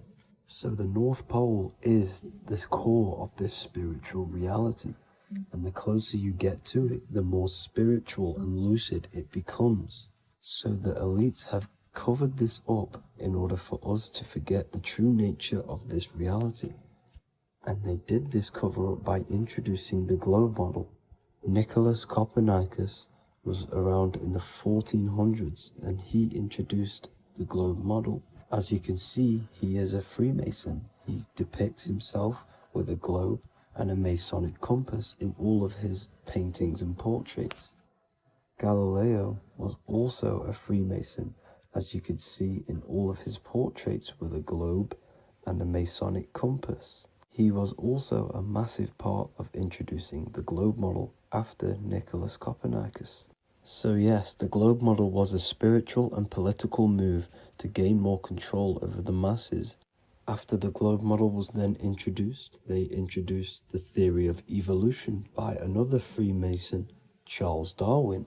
See how these two theories go hand in hand? They both degrade humanity and they make you confused of where we actually came from.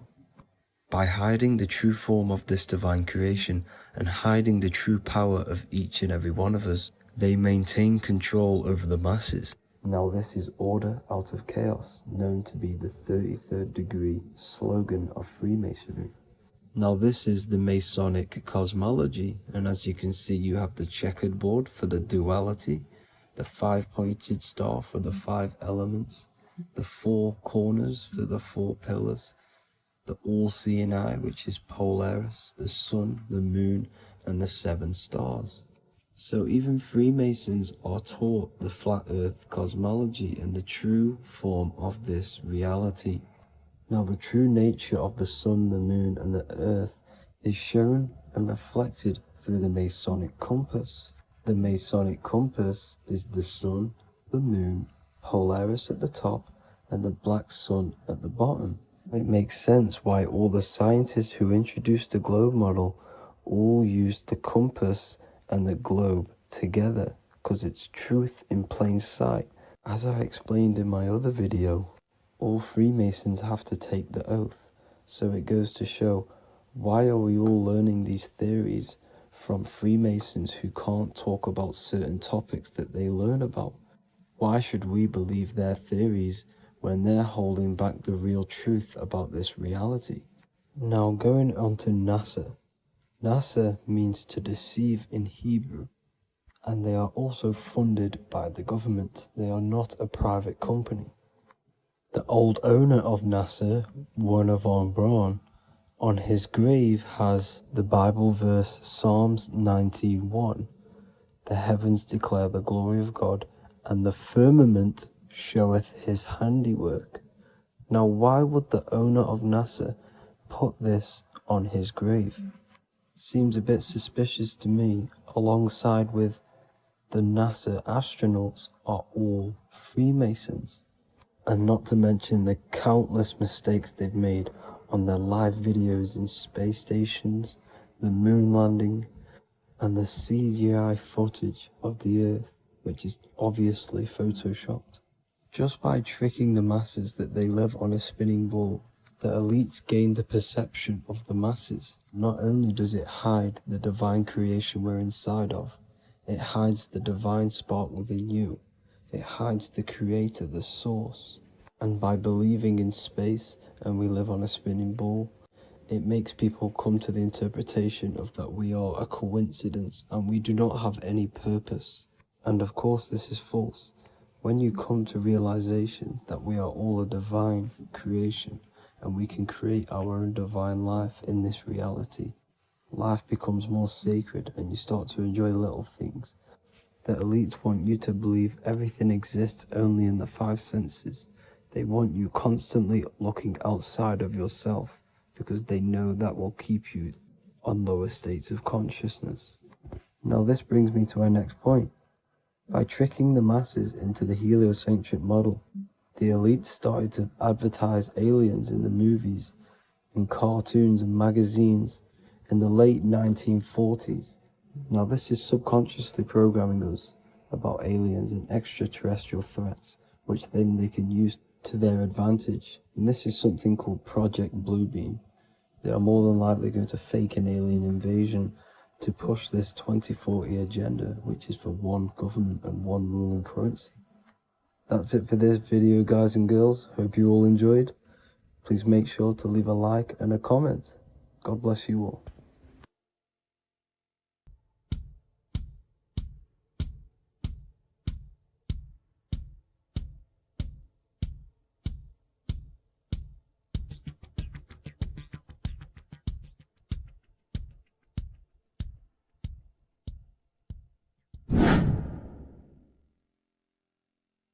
What is good, people? How are we all doing? Today we're going to be talking about the different planes of existence, the occult side of the world, the things they don't teach you in school.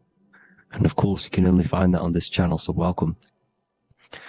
So you need to understand is that your consciousness moves through these different planes of existence, these different states of consciousness, which make up all of you. Okay? They are all interlocked planes. They are all interpenetrated into each other. They are all one. They melt into the plane above and below. You see, each plane is a product of each plane. As above, so below. Now, the higher you go, the more fluid, the more dreamy, the less dense it becomes. The lower you go, the more denser it becomes, the more solid it becomes. The lowest plane is the physical plane, which you are obviously aware of. You are inside of the physical plane now. But while you are in this inside of this physical plane, you are indeed inside of all these other bodies which you have not awakened yet. You have to awaken these different bodies. You have these bodies. Okay? It's like a ripple effect. And the center is the most dense, the most solid. This is Earth, the heart of the ripple. And the lower you, the further you go out from the center, the more dreamy, the less fluid, the more fluid, the more less dense it gets until you're one with the all. You see? And this is what it's like. This is what this system is. It's like a ripple effect. Now, let's jump straight into the planes. First, you have the physical plane, made out of 4 elements. Five elements. The ether is the mother of the elements. It's the womb of the elements. It's the 5th element. And it gives birth to the 4 other elements. 4 is stability. Tables have 4 legs, and this is why the ether gives birth to 4, because it's the foundation of the physical world. Fire, earth, water, air. They are not pure. Each one of the elements melts into the other one. For example, earth and water both share cold. Water and air both share wet. You see, they compose of each other. They melt, they mold into each other based off the vibrational state of the ether. That's what it is. The 4 elements are the vibrational states of the ether. Okay? So you have the 4 physical elements making this, physical world. It's the lowest world. It's the world of effect. This world, whatever you see, whatever you experience, it's the effect. You can't change anything by manipulating this world. You got to manipulate the higher worlds to affect this world, you see? As above, so below. This is the lowest plane. It has 3-dimensional. It's the 3rd dimension. Space, height, and thickness. That's all it is. Front, backwards, upwards. You see, it's 3-dimensional. We cannot perceive the hidden side, which is the interior of this existence. We cannot perceive the interior from our exterior view. We are looking into this world. Okay? This is the exterior view. We can't see what's inside of that. That's the 4th dimension, which is the next one. It's the most gross and dense plane. 4 states of matter, the most slowest vibrational molecules exist in this plane. Above this plane, you have the ether. Okay? The word ether and either are the same thing, because either connects 2 scenarios in languages. I either support Manchester United or Liverpool. Either is connecting them 2 scenarios. The ether is doing the exact same, as you can see here on the planes of existence. It connects the astral world, which is very important, to the physical world. It's connecting these 2 worlds. So it's the ether. It's the ether. The ether is pure potential. Energy flows through the ether. It is pure energy, pure potential. Okay? The physical body is an exact copy of the etheric counterpart body. So every physical object has an etheric energy double. It's like a blueprint of that object. Every single object has an energy double, and that's the etheric double. Okay? The etheric body determines the shape of our physical body through its lines of force. All through life, it rebuilds and restores the physical body. Physical problems show up first in the etheric body, because as above, so below. You manipulate the higher planes, it will manipulate this plane. And this is why sorcery works. Contact with astral plane entities. We'll get into that a bit later. So, the reason why we can't see this plane, this energy world, which is all around us, which we are inside of right now as we speak, is that the molecules that compose it are further apart than those of the physical plane, making it invisible to the 2 eyes. That we can't perceive it. Our eyes cannot physically suck in that sort of information, and our brain cannot decode it. This is why, they brainwash us with all these programs to keep us asleep, to keep these other bodies we have asleep, so we don't find out about these other bodies, and is to make you believe that everything's just a material. Only the material world exists. They don't want you to know is that everything that you see is a result of something you cannot see. As above, so below. There are realities within this reality. This is what I'm breaking down now, these different planes, on how this reality works. So your etheric double is your energy body. You can see here the physical, etheric, astral. Astral is your spirit. The ether is a part of the physical plane. It's like just above the physical plane, but it's still part. But then the astral plane is completely separate. It's another plane, but they're all interlocked. Don't think they're apart. They're all interlocked. They're all one. They all melt into each other. The chakras that we have are inside of our etheric body. They are our sense of organs which tune us to the fourth dimension. These 7 chakras connect us to the astral world, the fourth dimension. Okay? They are points for the flow of energy from the universe / 7 planets, because the 7 chakras are your 7 planets, and the 7 planets are connected to the astral world. They are feeding these 7 senses in our body. They connect us to the universe, to our etheric counterpart, and then to us, supplying the physical body. Because the energy comes from above. As above, so below. These 7 senses, these 7 etheric chakras, are being supplied with energy from the universe, the 7 planets, the solar system. Then it supplies the physical body. You see?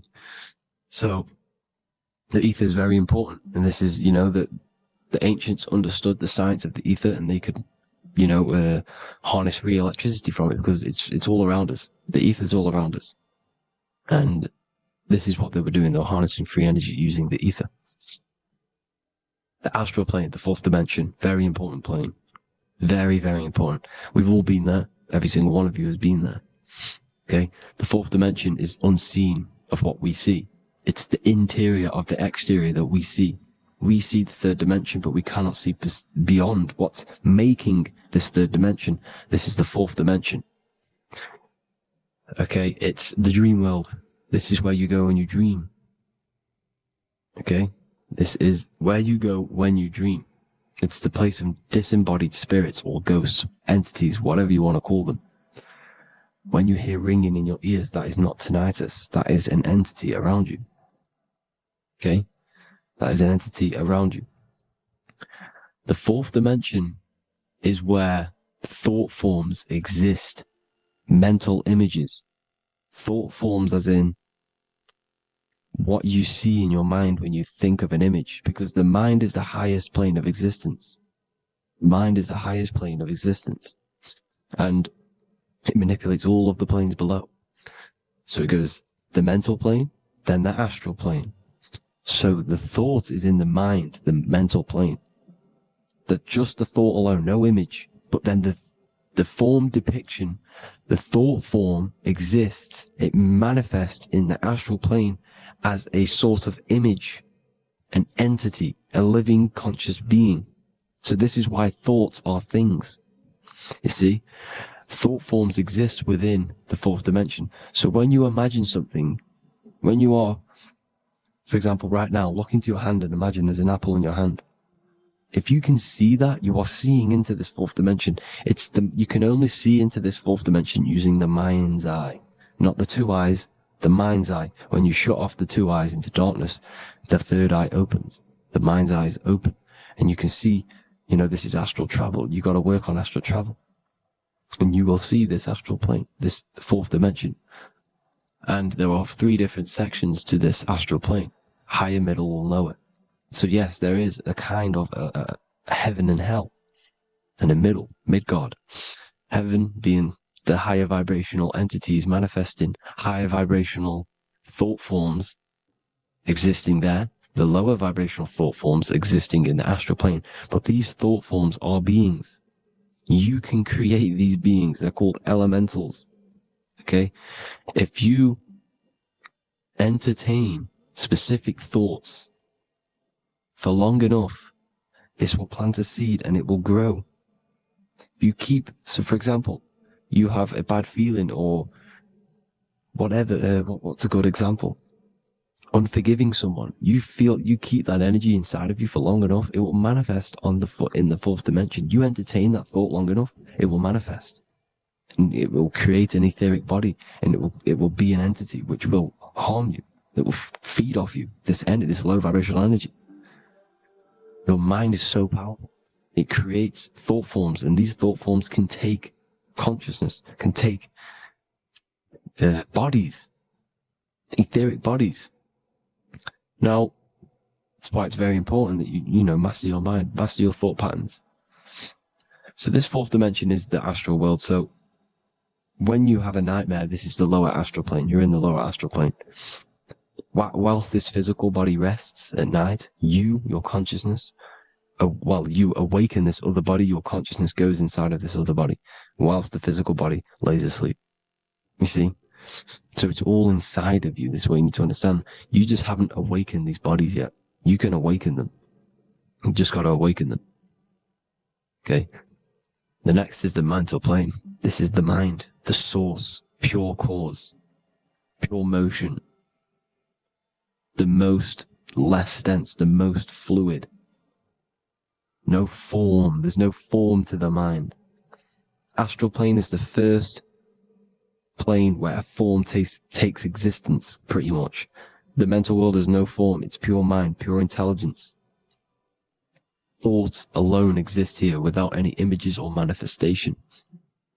The most fluid, the most dreamy, the most causal plane. All of the rest take the effects of this plane. That's why it's mind over matter. Your thoughts they create vibrations. Each vibration is vibrating on a specific frequency, which creates mental images, creates effects down here on this physical plane. This is why it's so important to master your mind. Master what you think. Master your mind. It's the hardest thing to master. You could conquer the world, but it's probably harder to conquer your own mind than to conquer the whole world. I can promise you that, because the mind can play tricks on you. You got to listen to that inner guide within you that will constantly manifest the good things. So anyways, people, hope you learned a lot from this. Please work on trying to activate these other bodies. I will maybe do another video on trying to activate these bodies if you wish. Please comment down below if you would like to see that. And have an amazing day. Please like, subscribe, comment down below any video ideas you want me to do, any information you want me to spit. Thank you all. Have an amazing day.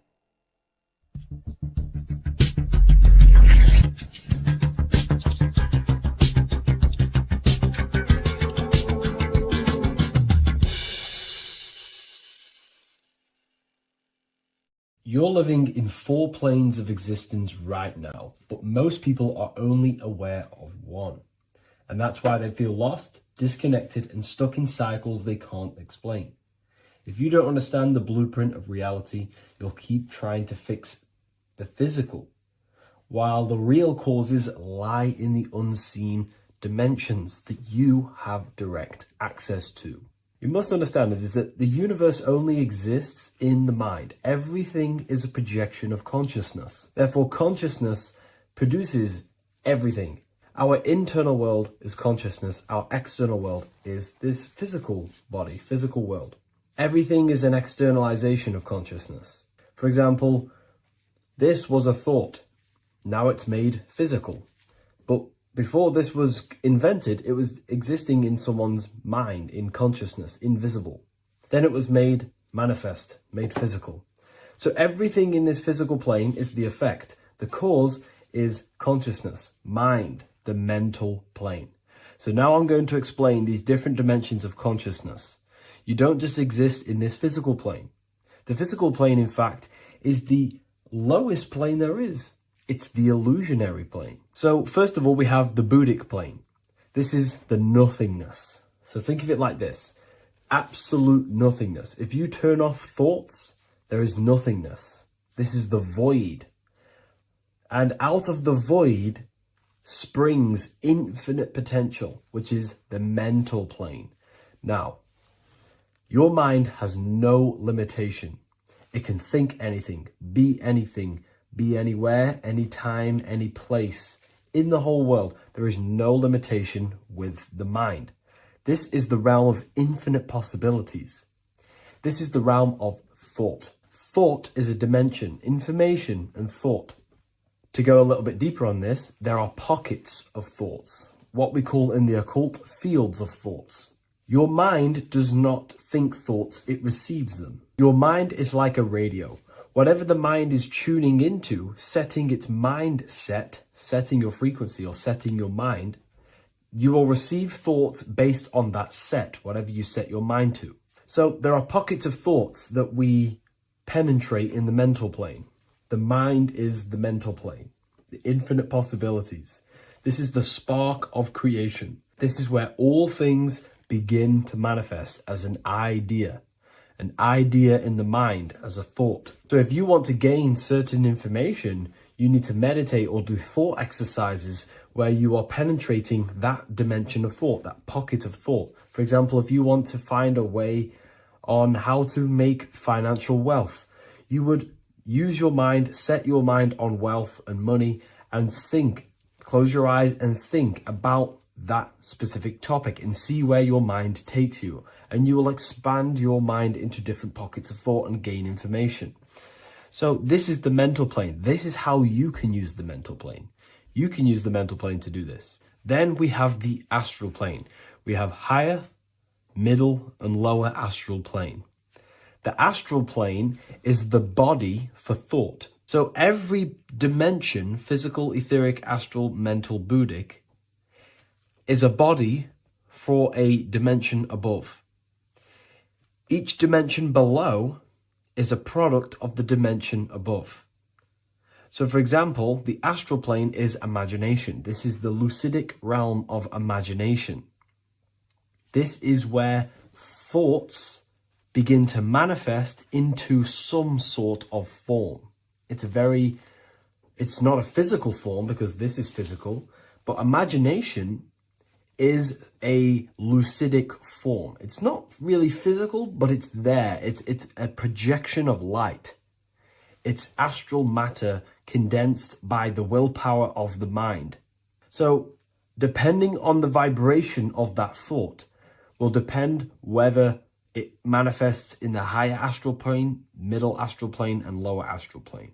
If you think about more material things and visualize material things, this will manifest on the lower astral plane because material matter is low vibration. Now, that does not mean it's evil. That does not mean it's bad.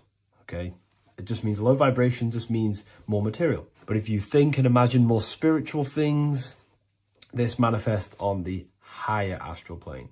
So the astral plane is the screen in your mind that allows you to vision an apple, that allows you to vision anything. It's that mental projection that's inside of your mind.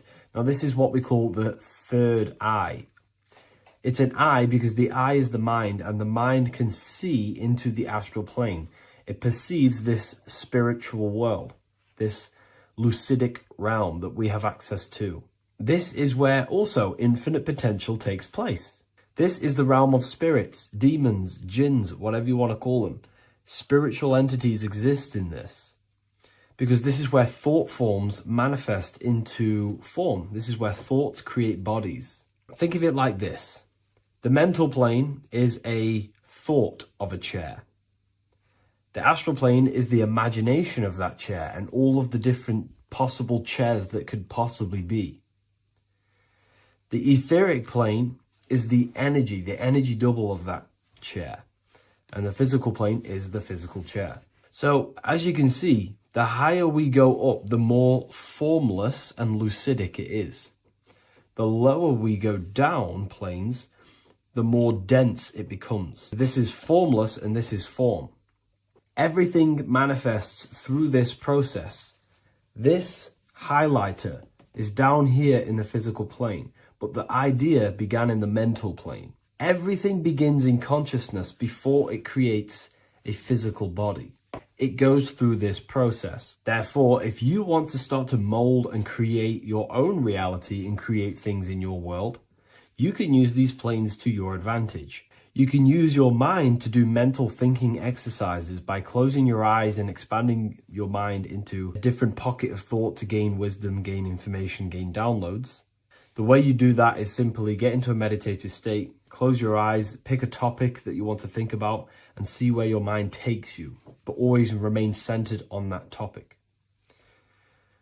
And You can do this for maybe an hour or two or half an hour, and your mind will take you places where you will unlock information. You can even use this to make decisions in your life. Think of the topic and see where your mind takes you. You'll gain information. This is how you use the mental plane for ideas. The astral plane is imagination. You have to reconnect with your imagination very vividly. Your imagination, your consciousness is infinite. It's not a three-dimensional plane. It's an infinite plane. You can think and make form anything in your consciousness, in your imagination. You can think anything and you can imagine anything in the most vast details. You just have to reconnect with your imagination. I have a free book on my website. I'll leave the link in the description. It's an ebook. It's called Activating the Inner Eye. This is going to help you reconnect with your imagination. It's a practical guide on how to imagine. So once you know how to use the mental plane and astral plane, thought and imagination, you pretty much need to use the physical plane to take physical action with this physical body that you have and start to manifest these desires you have in the higher planes. Now, it's very important that we master the mind, because the mind is the very fabric of reality. We become what we think about. Your life is a product of every thought you thought in the past. It is the mind that directs the flow of consciousness. And wherever this consciousness is flowing is what you will create in your life. Consciousness is the most potent force in the universe, and the mind is pretty much the universe in a microcosm form. It is infinite potential, and your mind will continue to expand into new realms of thought forever and ever and ever. You are eternal. You are not this physical body down here. You are consciousness, literally dreaming that you are in this physical body. So everything begins with the mind. We need to be conscious of the thoughts that enter our mental field of consciousness. There is a level of self-awareness that you can reach where you can become conscious of pretty much every single thought that enters your mental field. Now, we have over 7,000 thoughts a day. You can gain such mastery over your mind where you can become conscious of every thought you think. And that is when you gain superior power. Because when the mind is fully under control of self, you can direct the mind's potent force into a specific goal. Most people's minds are dualistic. They want something, but their mind is thinking something else. They have limiting belief systems. They have the little voice that comes in and says, you can't do this, you're a failure. That is a fractaled mind. The mind needs to be singular. It needs to be on your team and not an enemy. Do not let your own mind take away your power. Your mind should be on your team, giving you power, giving you the best possible thoughts and the best possible beliefs. When the mind is in this condition and on your team and not taking away your power through the destructive thoughts, it becomes a potent, powerful force used for manifestation to create anything. And the way we get the mind on your team is through constant meditation to learn how to control the mind and turn it on and off. Subconscious reprogramming through visualization, affirmations, cultivating emotions associated with your goal. All these three ways we can reprogram the mind slowly over time so that it becomes powerful and becomes on your team and doesn't give you negative contradicting thoughts. When the mind is fully aligned on one thing, it can create massive empires and things in your physical reality. So I hope this video helps, and I'll see you in the next one. What if I told you many people around you have probably sold their souls? It's more popular than you think, and it's very easy to do. Selling your soul is not something that you can just go and meet the devil and do it. It doesn't work like that. But before I tell you exactly how you can sell your soul and how not to sell your soul, what is the soul? So looking at Jesus, we always see two lights surrounding his head, one surrounding the heart. And as of course, if you've been watching my channel, you know Jesus represents you. He represents the divine essence of the universe made in human form. Each one of us possess a fractal of God's infinite consciousness. We are all God. We are all God experiencing himself in a three-dimensional divided form, separated from his oneness. God wanted to experience himself. So he made this world. So each one of us possess a soul, and the soul is the spark of God's infinite loving consciousness, filled with God's loving moral law. So the reason why Jesus is always have a light above his head and a light on his heart is because this represents the brain and the heart.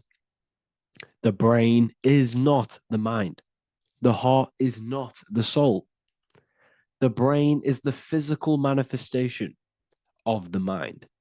It is the physical mechanical computer for the spiritual mind. The heart is the physical manifestation of the soul. The heart is a brain. In fact, it contains 40,000 specialized cells, which are the exact same cells found in your cranial brain. Yes, your heart is an emotional brain. Your cranial brain is a thought brain. It's a computer. Okay? Everything that exists physically exists non-physically. This is what the ancients called spirit. Just means invisible force. The mind, the thoughts are not made of atoms. You can't touch, you can't find tangible thoughts, imaginations. These things exist spiritually in metaphysical counterspace. It's the same with your emotions. The emotions are spiritual. They are not physical. You can't touch them. So thoughts are the language of the mind. Emotions are the language of the soul. Sometimes we can become eluded by thought and we can become eluded by emotion. If we are led purely by emotion, we can create illusions in our perception. The same if we rely only on thought. We must balance these two. Okay? So the mind is the creator. The soul is the operator. Every thought we think is being judged by our soul. The soul is the judge. The soul tells you what is right, what is wrong. And even the Freemasons depict this spirit and matter in their black and white checkerboards. White is spirit, black is matter. Matter is dead, spirit is life. This is what this represents. Physical reality is not just physical. For every physical object, for every physical manifestation, there is a spiritual force bringing it into existence. Consciousness brings everything into existence. Before you kick a football, there is a change in your inner consciousness before you take that action of kicking the football. Everything exists in spirit before matter. You existed in spirit before you were physical. We also see this in alchemical Freemasonic artwork. This represents the clouds. This is the mind. This is the heavens. And then coming down into the heart, which represents the earth. The light entering the mind into the heart, because every thought we think is being judged by the heart. The heart speaks to you through emotion. The soul speaks to you through emotion. Every thought you think, your heart is telling you that is right, or it's telling you that is wrong. Why? Why is this? Emotions can guide us, okay? Emotions are the language of our soul. Our soul guides us to our soul purpose. Each one of us contains a purpose in this physical life. There is a reason you are alive. There is a reason why you came from spirit into a material reality. Your jealousy reveals where you need to be in life. If you are jealous of someone, this is your soul saying you need to be there. That's where you need to be. Your fear reveals your greatest growth in order for you to reach your life's purpose. If you fear something, this is your soul telling you you need to overcome this in order to reach your life purpose. This is the next obstacle.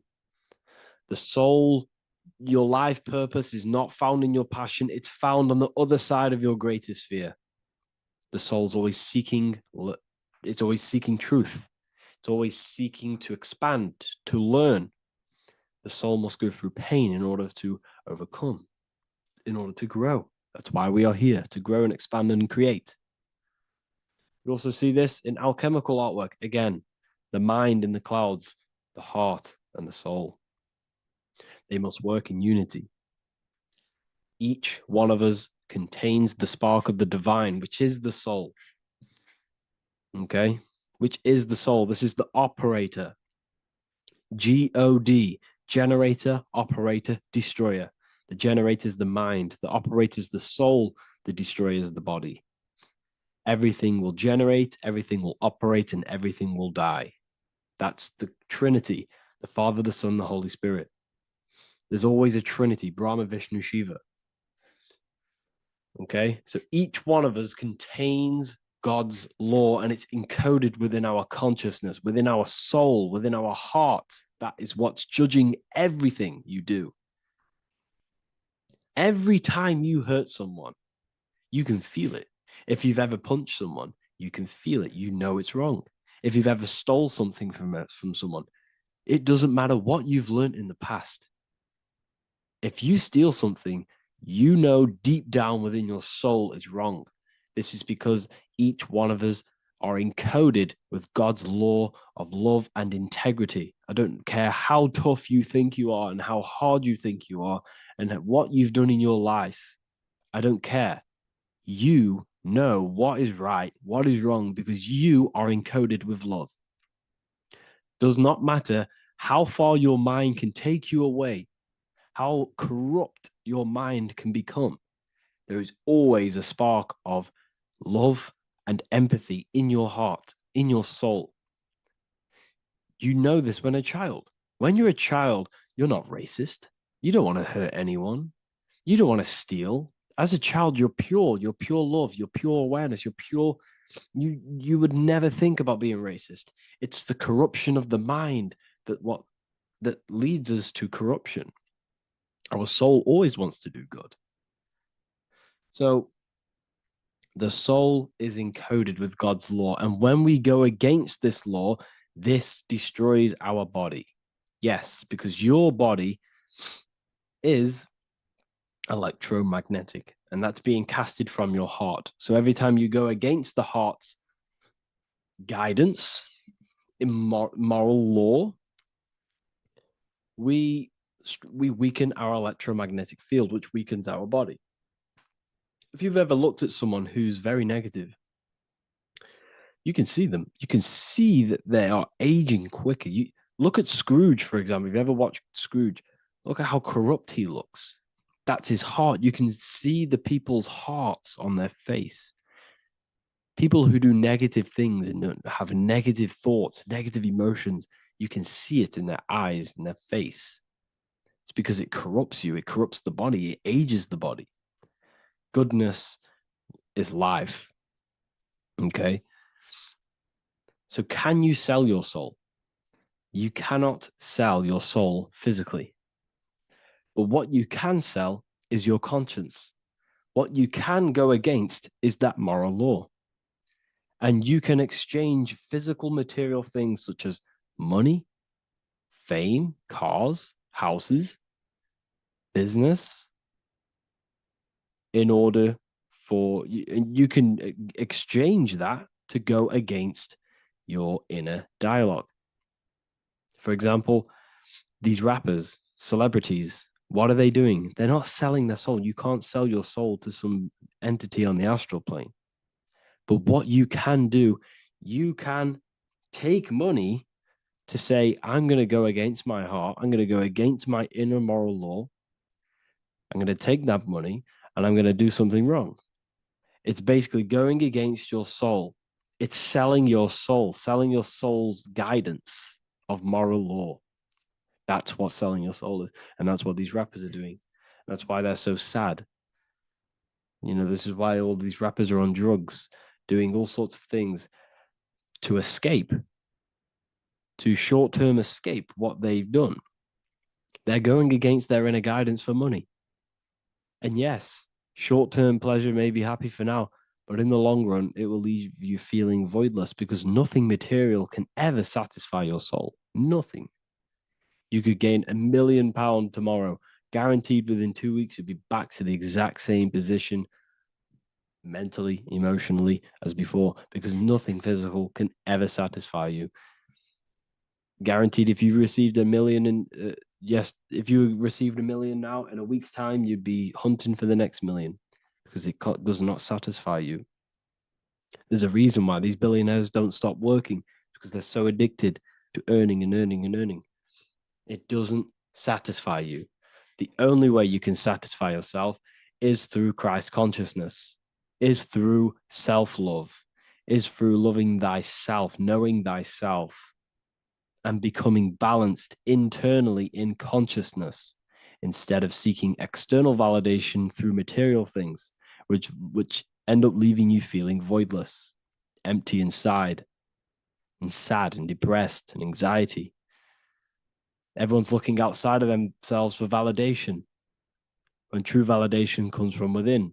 True satisfaction, true happiness comes from within, reaching Christ. Christ is a state of being, a state of consciousness that we must cultivate within ourselves, so we can live a happy, balanced life.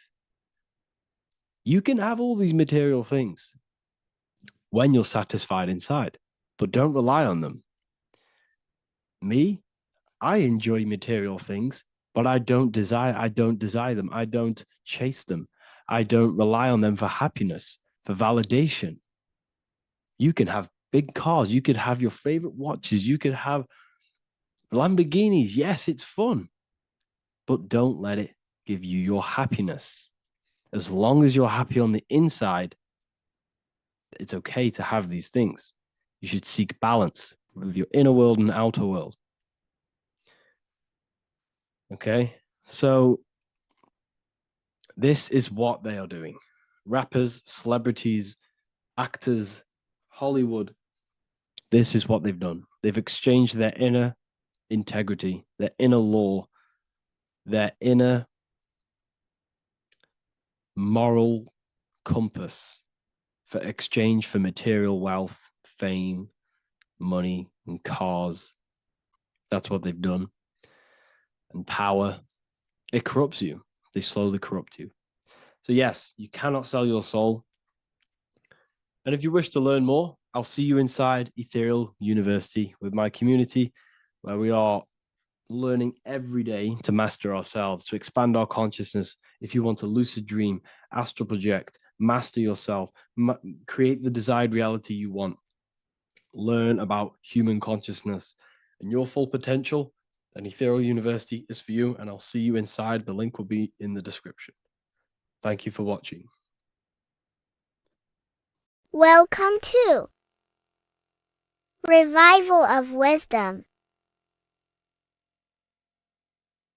Welcome people, we're back with another video.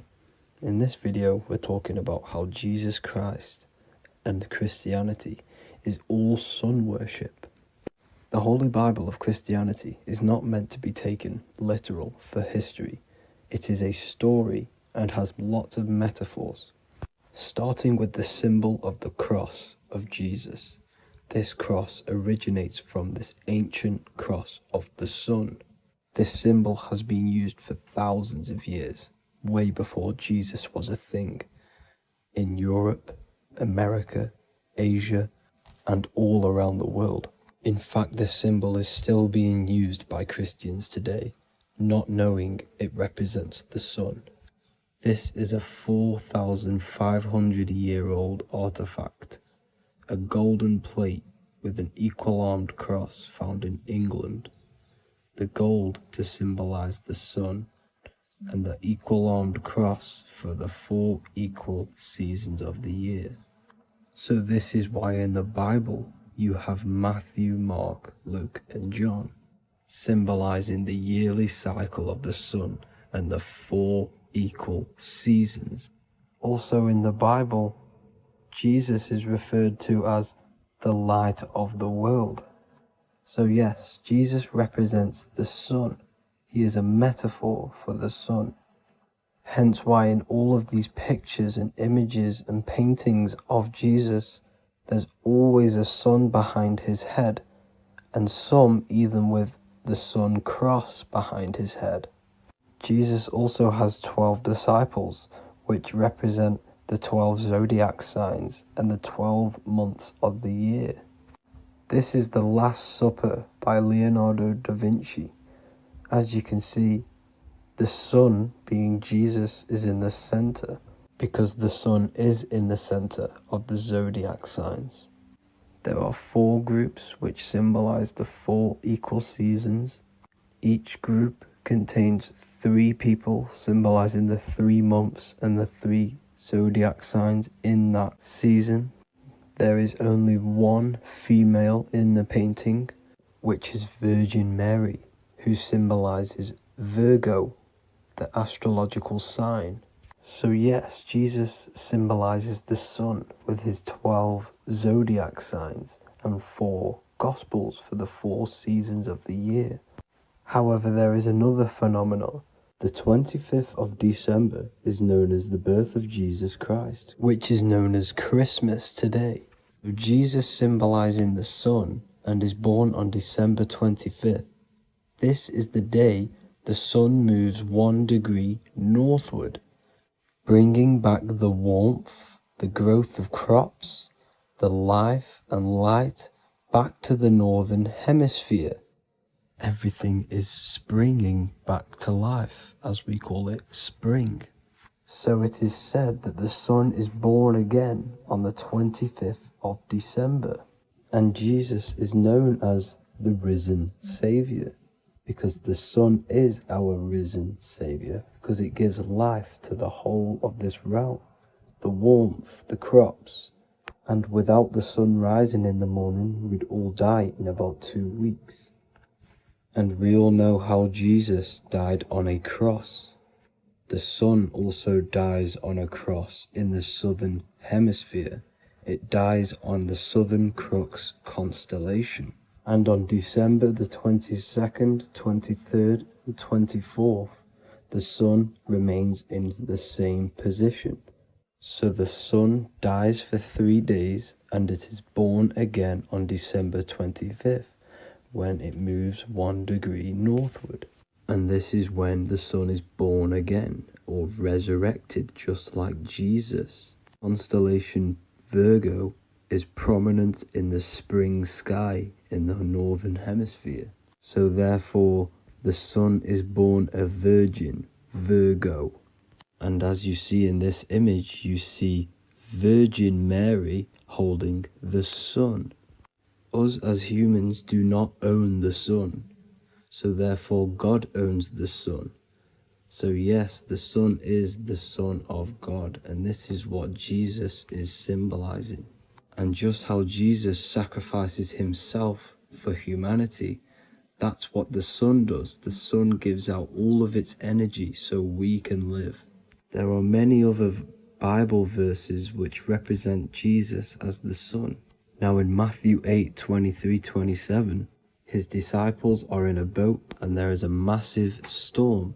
Jesus is asleep, meaning the sun has not arose. And the disciples say, "Save us, Lord, we are perishing." Quote, "Then he rose and rebuked the winds and the sea, and there was a great calm." End quote. Now this is a metaphor for the sun rising and calming the storm, because in the ocean, when the sun is down, that's when there are great storms. The worship of celestial bodies go back thousands of years, and it's called astrotheology, and it can pretty much be traced back to all ancient civilizations. Now going back to the ancient Egyptians, the god Horus, the god of war, and he symbolized the sun in the morning. Ancients used to say that he walked over the sky in 12 steps. Yes, this could symbolize the 12 zodiac signs. It also symbolizes the 12 hours of daylight. So we have 12 hours of Horus, but now they've rearranged the word to hours. Horus and hours. And when the sun rises, Horus rises, we say horizon, which is Horus is rising. That's the etymology of horizon. Another Egyptian god called Amun-Ra was known as the god of all creation. He was the first god of them all. Amun was also a sun god. Therefore, after every Christian's prayer, they say Amen, sending their prayer through the sun to God. So this all goes back to the worshipping of the sun. Sun worship was around way before the Romans. However, in the Roman times, their sun god was called Mithra. Mithraism was the main religion before Christianity came into play. Mithra was the son of God. He died on a cross, and he was dead for 3 days and resurrected, just like Jesus. So the Catholic Church was not made in heaven. It was made by the Roman Empire. They mixed all the sun religions of Judaism, Mithraism, and other Arabic religions, and combined it into one, so Caesar, the Roman emperor, could gain his own religion. So yes, Christianity was a political move to gain more control over the masses, because it was a worldwide government at this point in time. So here is a Sumerian helmet with the rising sun symbol. And then the Romans also used this rising sun symbol on their armor. So sun worship has been going on for thousands of years, and it still goes on today. However, with all the programming and the low IQs, today we do not get the full interpretation of the Bible and these stories from the past. And Christians and other religions are all brainwashed to not question their religion and not realize their true origins and where they come from. I do advise you all to do your own research and come to your own conclusions. However, I'm just pointing out the facts and connecting dots for you all to see. That's it for this video, guys and girls. Thank you all for tapping in. God bless.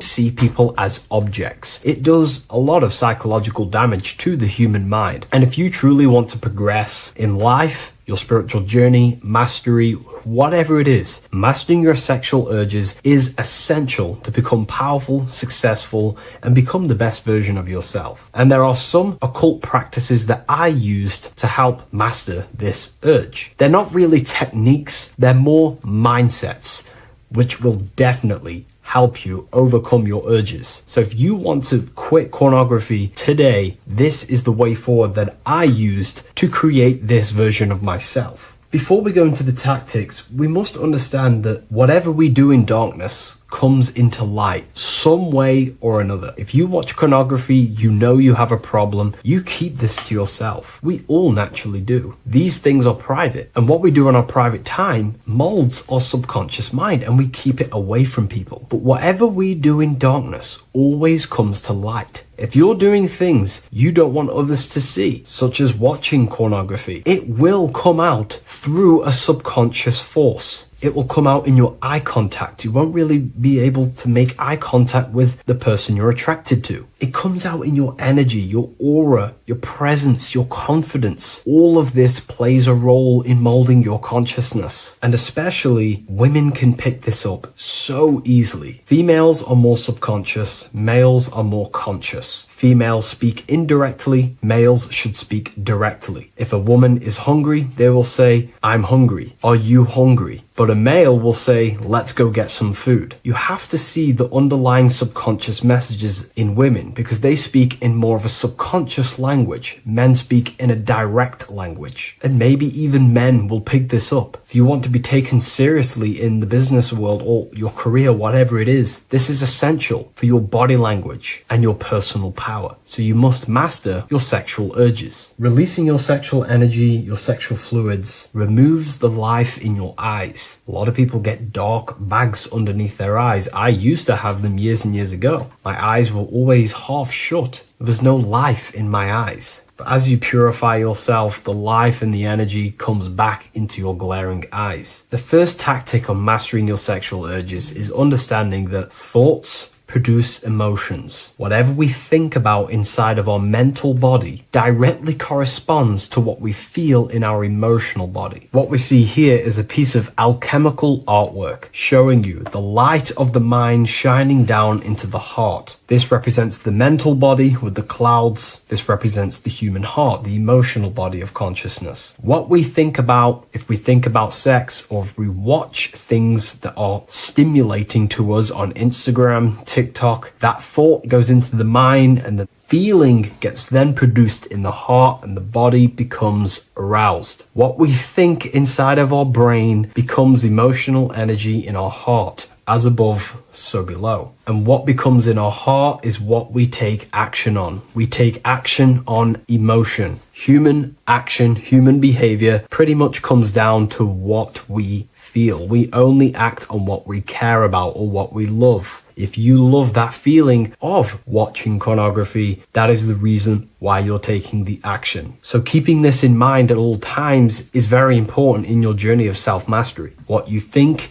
is what you feel, and what you feel is what you act upon. Remove stimulations that can possibly produce that thought of watching pornography. Unfollow the people. Purify your environment so these thoughts do not enter your mind. And if you do become stimulated, remember, thoughts produce emotions. Change your thoughts. Think about something else instantly. The more you think about it, the more you feel, and the easier it is to take action upon it. And the second tactic that I say to myself is that it's all mental. World, the universe, life is all mental. For example, unfortunately, my brother passed away recently. I've never gone through something like this in my life. It's tough. It's horrible. It's not nice losing a loved one. However, if I sit around and focus just on the negative side of that, yes, of course, I'm going to have my moments. But if I just sit there and focus on the negative, it will destroy my life. It will pull me down. The only thing that I can do to benefit from this situation is to become a better family person out of this. Become more loving. Spend more time with the people who mean a lot to you. You can always change and transmute the mindset of every situation in your reality. There's a famous saying I like to say, if you can change it, change it. But if you cannot change it, change the mental attitude towards it. Never just sit there focusing on the negative side of reality. This helped me with mastering myself watching pornography. It's all mental. You hold the power over the mind. And the next tactic is probably the best one ever. And I still use this today in everything in my life. Before I make any decision in life, I always say to myself, what is the effect of this cause? Is that effect going to push me towards who I want to be? Or is that effect going to pull me away of who I want to be and become and where I want to go in life? If the effect is not pushing me towards who I want to be, I will not take the action which is the cause. Consciousness cannot escape the law of cause and effect. It is an immutable,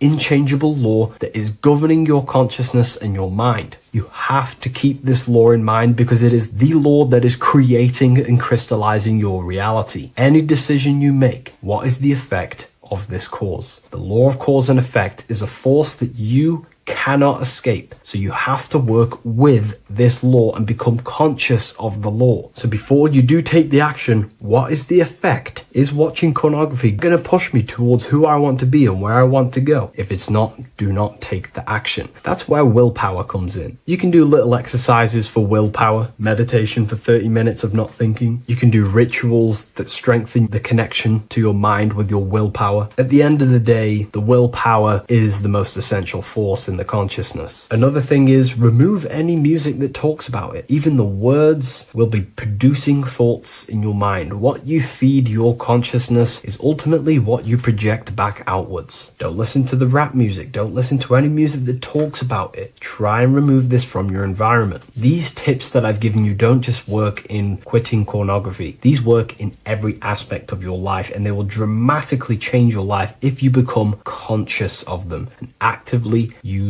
your mind. Don't fall under the spell of becoming being unconscious. Never act unconsciously. Never think unconsciously. Never feel unconsciously. Stay on top of your mind. Be the observing eye in your mind. Never fall unconscious. Of course, we all need to sleep, but I mean in the waking times. And this is why learning about yourself or consciousness is essential for every aspect of life. Business, your career, money, whatever it is. Whatever you're doing in your life comes down to understanding human consciousness. And that's why I wrote these books, so you understand yourself, so you gain your understanding of the functions of your own mind, body, emotions, and how you are creating reality. That's why I wrote the book of symbolism, because symbols are not just symbols. These symbols represent forces and aspects of the human psyche themselves, and they are veils, they are keys that help you remember and become conscious of what has fallen unconscious in your mind. We're simply just becoming conscious of what we are unconscious of, and becoming conscious of them and using these powers. You want to take your life to the next level? Feel free to get the book of symbolism. I'll leave a link in the description. Take care, everyone. What if I told you that you are under a spell, and this spell is controlling you in every aspect of your life, and you don't even realize it? Spells are not what you've been taught. They're not fantasy magic wands that are casted over you. No, no, no. Spells are much, much deeper. A spell is a belief system that is installed into your subconscious mind, which holds power over you. Okay? If I install a belief into your mind and that belief holds power over you and controls you, that is you under my spell. A spell is a belief that someone has installed into you. Okay? You have a subconscious mind. The subconscious holds power over 90% of your daily basis behavior, thought patterns, and overall emotional state. Because the subconscious is the back end of our mind, the mind that we don't really have access to. It's the shadow self, where all of our programs, all of our memories, all of our traumas, all of our everything that we've ever experienced is recorded and kept in this vast database called the subconscious. Now, the subconscious is the 90% of our mind. We are only aware of 10% of our mind, which is the conscious mind, which is what you're using now, what you're consciously aware of. But there is a subconscious mind that holds power over your conscious decisions, and you don't even realize it. For example, as a child, you had a very, very traumatic event happen. Let's say as a child, you were not loved enough by your parents. And this feeling of you not being enough for your parents and feeling alone as a child implanted this seed. And this seed was planted by your emotions, a strong emotion. And over time, as you grew older into an adult, this seed grew and grew and grew. And what this seed grew into is you being very needy, you always seeking validation from others. Okay. But you taking this conscious decision 10 years down the line actually stems from this hidden cause within your subconscious mind, within this little feeling, this seed inside your subconscious where you don't feel like you are worthy. So this results in a conscious decision of you seeking validation from others, being very needy from others. Okay. This is what the subconscious is. The subconscious holds power over us. For example, posting on social media.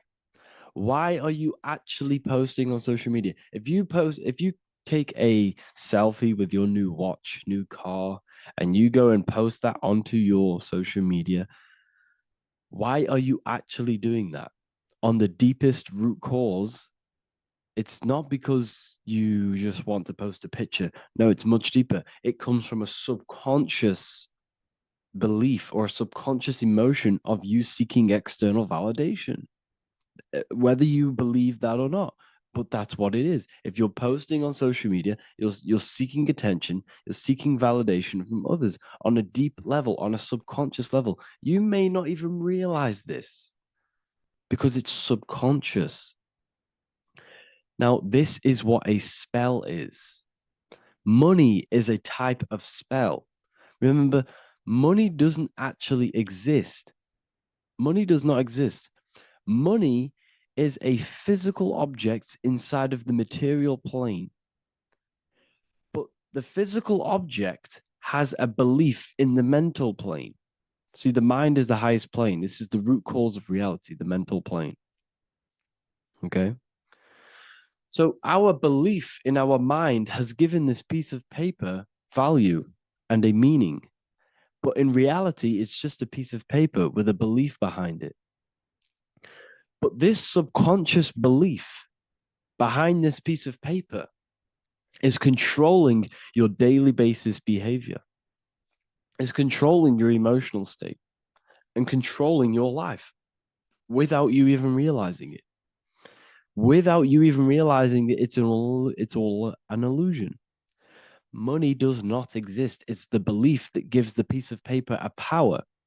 And the way we break the spell is by realizing that the money doesn't actually exist. The whole world is under the spell of money, and it's controlling all of us. But the spell is the belief.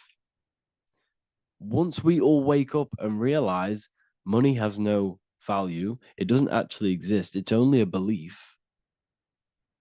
There is no actual money. That's how we break the spell. The spell is broken when we figure out that we are under the spell, under the belief, under the illusion of this piece of paper having value, and it's controlling our lives. That's why the word money has mon within it. Mon is moon, and the moon represents our hidden aspect of our mind, our subconscious, and the sun represents our conscious mind. So you have two versions of yourself. You have the self that you show to everyone, the conscious mind, and you have a shadow self called the subconscious, which is the hidden aspect of you. For example, do you really love your partner who you're with, or are you just with them for, is there a subconscious fear of being alone? Do you really want to be with this person, or is it stemming from, are you staying with them because it's stemming from this fear of being alone, of being lonely? Or are you just with them because you have a subconscious sexual addiction? And all of your conscious decisions are actually coming from this little seed of wanting sex or not being alone. You have two versions of yourself, the conscious mind and the subconscious, the shadow self and the self that you show to everyone else. Okay? And the subconscious is what's holding power over you. When you drive your car, you don't consciously have to think about changing gear. You've done it that many times. It's on autopilot. That's the subconscious doing it. You can be walking down the street. Your conscious mind can be thinking about what you're going to cook for tea later, but your subconscious mind is controlling your body and walking your body. You don't have to think about moving the body. You just do it because you've done it that many times. It's a program. It's a belief in the subconscious that's giving this movement power. You see, the subconscious holds a lot of power over you.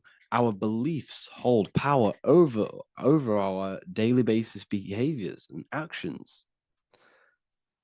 Okay, like I said, posting on social media, this is seeking external validation.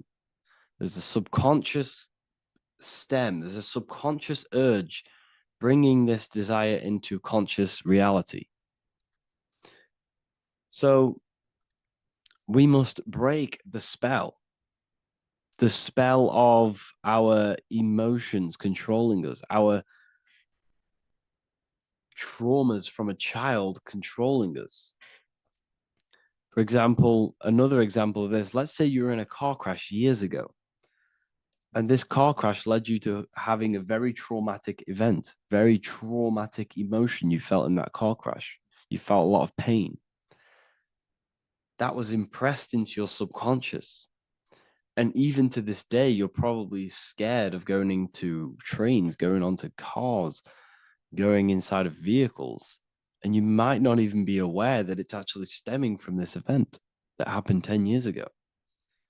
That's the spell. That's the spell that's holding power over you, and you don't even realize it. You realize the spell when you realize you're being controlled by this old belief, this old trauma. That's what a spell is. A spell is not something I cast over you with a wand like Harry Potter. Spell's much deeper. It's the hidden aspects of our mind that hold power over us, that control us. Okay? So how do we get rid of the spell? How do we break the spell? By installing new belief systems, by installing new programs into our subconscious. The subconscious is impressed by repetition and emotion. Everything you do on repeat, for example, tying your shoelaces, you can be looking up into the sky, closing your eyes, thinking about what you're going to create for tea while doing your shoelaces. You've done it that many times, you don't have to think about it. That's the subconscious taking over. Okay. That's the repetition aspect of the subconscious. For example, you could probably run down your stairs. You know exactly how to run down the stairs. If I tried to run down your stairs, every staircase is different. I'd probably fall over. But you've done it that many times, you know exactly how to do it. It's what we call ritual. When you have an evening ritual, when you tidy the house, you do your skincare routine, you wash your teeth, that's a ritual. This is what the ancients called ritual. When we do rituals, we're trying to implant something into our subconscious to either remove an old program, an old seed that is controlling us, for a new one that's going to grow into new light, into a new reality.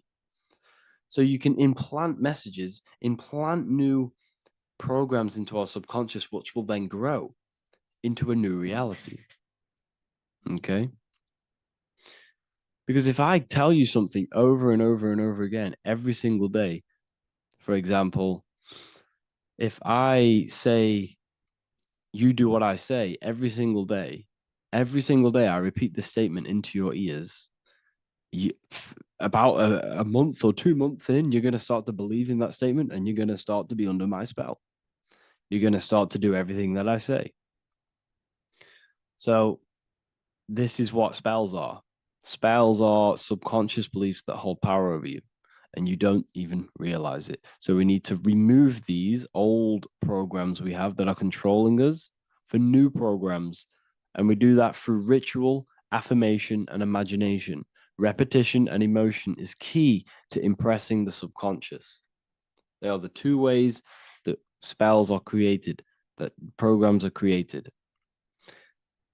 The subconscious only knows the now, and it only knows you. So every word you say is a spell. So when you call someone else a name, you're calling yourself a name, because your subconscious takes everything you say as truth, because it only knows you. It doesn't know anyone else. So every night we can do affirmation. We affirm the reality we want. This is what we call a ritual. We sit down or we stand up, whatever it is, you affirm the reality you are, I am statements, and then you imagine that reality. And you do this over and over again, every day, twice a day, 3 times a day, however many times. And this will cause repetition. This will install a new belief system into your subconscious, which will then start to show in your external reality. It will start to put you under a spell of the new program. For example, if I install into my subconscious that I believe that I am rich, every single night I affirmate that I am rich, I am wealthy, I am free.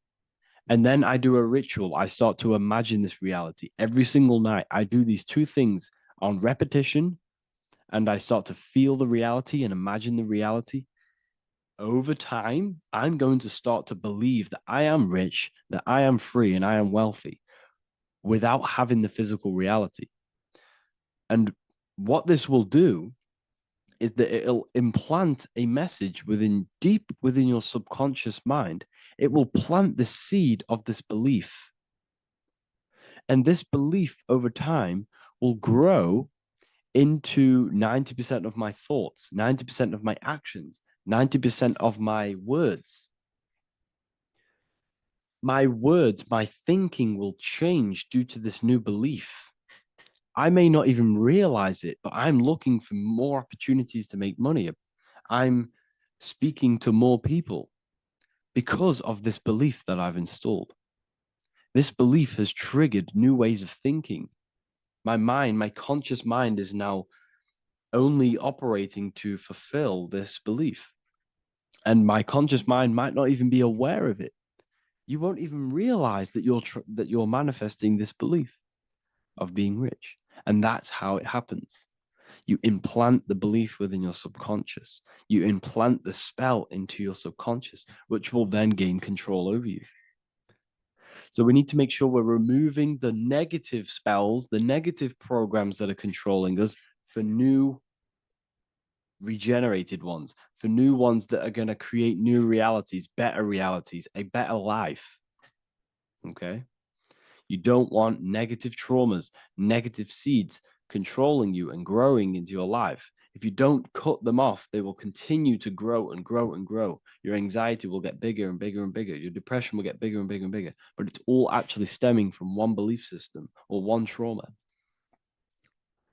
Okay? So this is important. Everything in this physical plane is an effect of the higher planes. It's a shadow of the mind. Everything we think, all physical objects began as a thought, then an imagination, then energy, then a physical reality. So we must change the mental plane. We must plant seeds into our mind to change down into our physical material life. It's about manipulating this higher plane so we can create change and effect in the physical external material plane. That's what magic is. This is what spellcasting is. This is all what it is. It's not fantasy. This is the manipulation of the higher planes of consciousness, which your mind has access to. You have access to these higher planes. Okay? This is exactly what I teach in my university. I teach different rituals. I teach specific rituals to get rid of certain things, certain belief systems.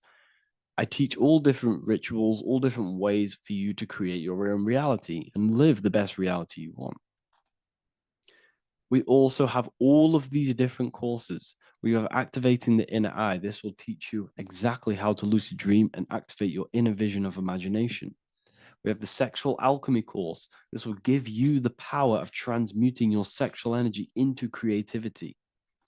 We have electromagnetism studies. We have esoteric exchange and an exclusive live call that we do every single week. And I connect with all of the students. They can ask me questions, can speak with me one-on-one inside of these live calls. We have the real numerology section.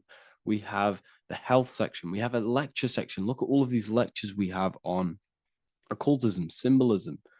All of these lectures are designed to gain you power, to give your personal power back to you, to make you realize things about you. We have a meditation section. We have a library section where you can download all of our library, all of our books, different books on occultism, symbolism, Freemasonry, astral projection. And of course, we have the Manifestation Mastery course, which teaches you exactly how to create reality so you can live that desired reality that you want. This is the last chance to lock in the price of $55 a month. This is less than $2 a day. You can really level up your life because the price is going to increase as the value of the university increases because there's a new symbolism course coming out. And if you join now, you'll get this course for free because obviously when this course releases, the price will go up. The symbolism course will teach you the language of esoteric and occult symbolism. I'll leave the links in the description. Make sure to leave a like, comment, subscribe to the channel if you want to see more content. Thank you all, people. Have an amazing day. Geometry. This is the study of nature, of the codes, the mathematical codes behind physical reality. So today we're going to be going deep into geometry and the true esoteric internal geometry, the geometry that no one really talks about, and how geometry relates to human consciousness. So essentially, what we must understand when it comes to geometry, the basics of geometry is everything is vibration. And this vibration is vibrating on a certain frequency. And this certain frequency creates a geometric shape, which is why in nature we see all of these different geometric shapes. All matter takes form in shapes. So if we put sand on a plate and we vibrate the plate on a specific frequency, we see that the sand goes into specific geometric shapes and patterns. So essentially, matter is energy condensed. It's energy vibrating on a low frequency, vibrating at a certain frequency. So matter is condensed energy. And each geometric shape is manifesting and showing a specific energy. Some shapes carry more energies than others. For example, the cube is what traps energy. A square is what traps energy. So geometry and the flowers are basically how energy manifests itself into physical matter. We are in a world made out of energy or light. Light is energy. So everything is vibration, everything is frequency, and everything is energy. Even the words, each atom in our body, everything. So everything in nature has these mathematical energetic codes. So geometry is basically the study of nature and the shapes that are in nature and their energetic principles. Because like I said, matter is energy. So this is what we call cymatics, when we place water in a petri dish and we shine light on top and we vibrate the water. And we can capture, this creates certain patterns. Each frequency, like you see here, has its own pattern.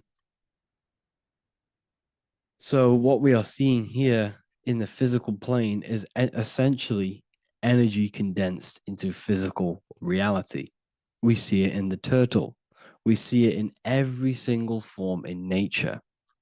Now, external geometry and normal geometry, we normally get taught that this is God's way of creating physical reality, which is essentially true. However, it's far more deeper than that. Far, far, far more deeper.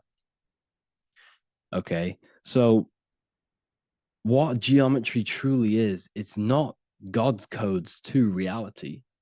What we must understand is what the brain truly is. And what we must understand is that we are not in the world. We are not in the universe. The universe is us ourselves, and the world is produced by our brain itself. Okay? So the way you must understand how the brain works, so what you visually see, so geometry is to do with what we visually see. And what we visually see is heavily connected with our eyes, which are an extension of the brain. The eyes are the brain. And essentially how we see is energy enters the eyes, and each eye goes to the optic nerve.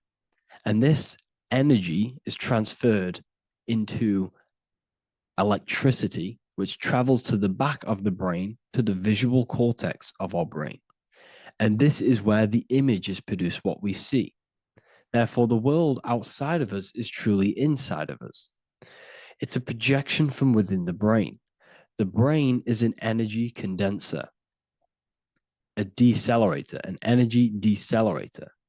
Everything outside of us is basically formless energy. It is formless energy vibrating at a certain frequency. So what the brain is, it's sucking in this energy, this light, and turning that frequency, that code, that light code, into a physical reality. It's condensing the energy and turning it into a visual image inside of the brain. Therefore, everything outside of you is not what it looks like. Everything outside of you is basically energy, infinite energy.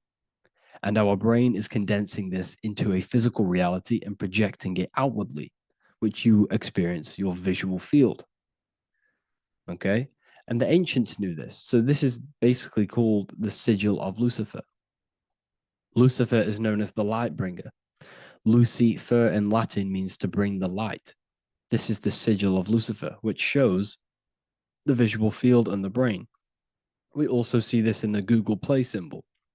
It's a powerful symbol showing you the visual field, which is basically a symbol that tells you that reality is inside of the brain.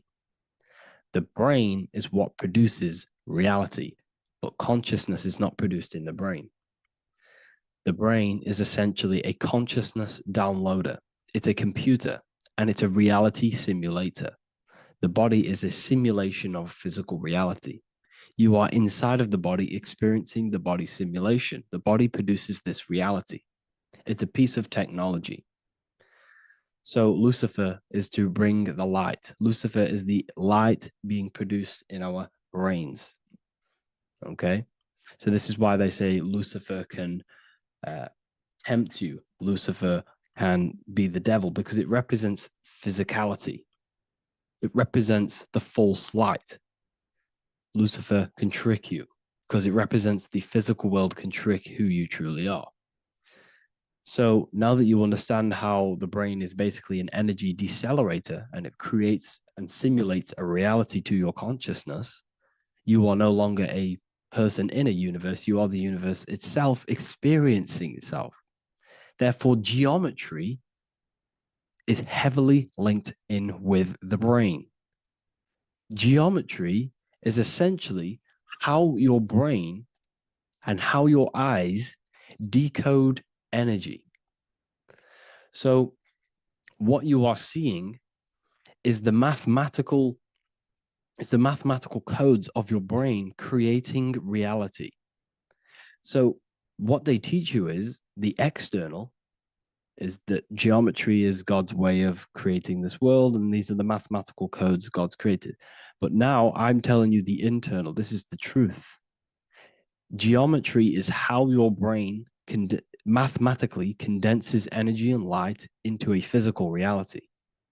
So therefore, your brain is a computer program. So now geometry is nothing outside of you. Geometry is not something created by something else. It's created by your brain. Your brain produces these patterns through mathematical codes by breaking down energy into physical reality. And this is why you see geometry in everything around you. This completely changes your view on geometry. It's in your ear, it's in your face, it's in everything. Geometry is everything. Okay? So now that you understand this, now, as we were talking about the visual field earlier, the ancients knew about this.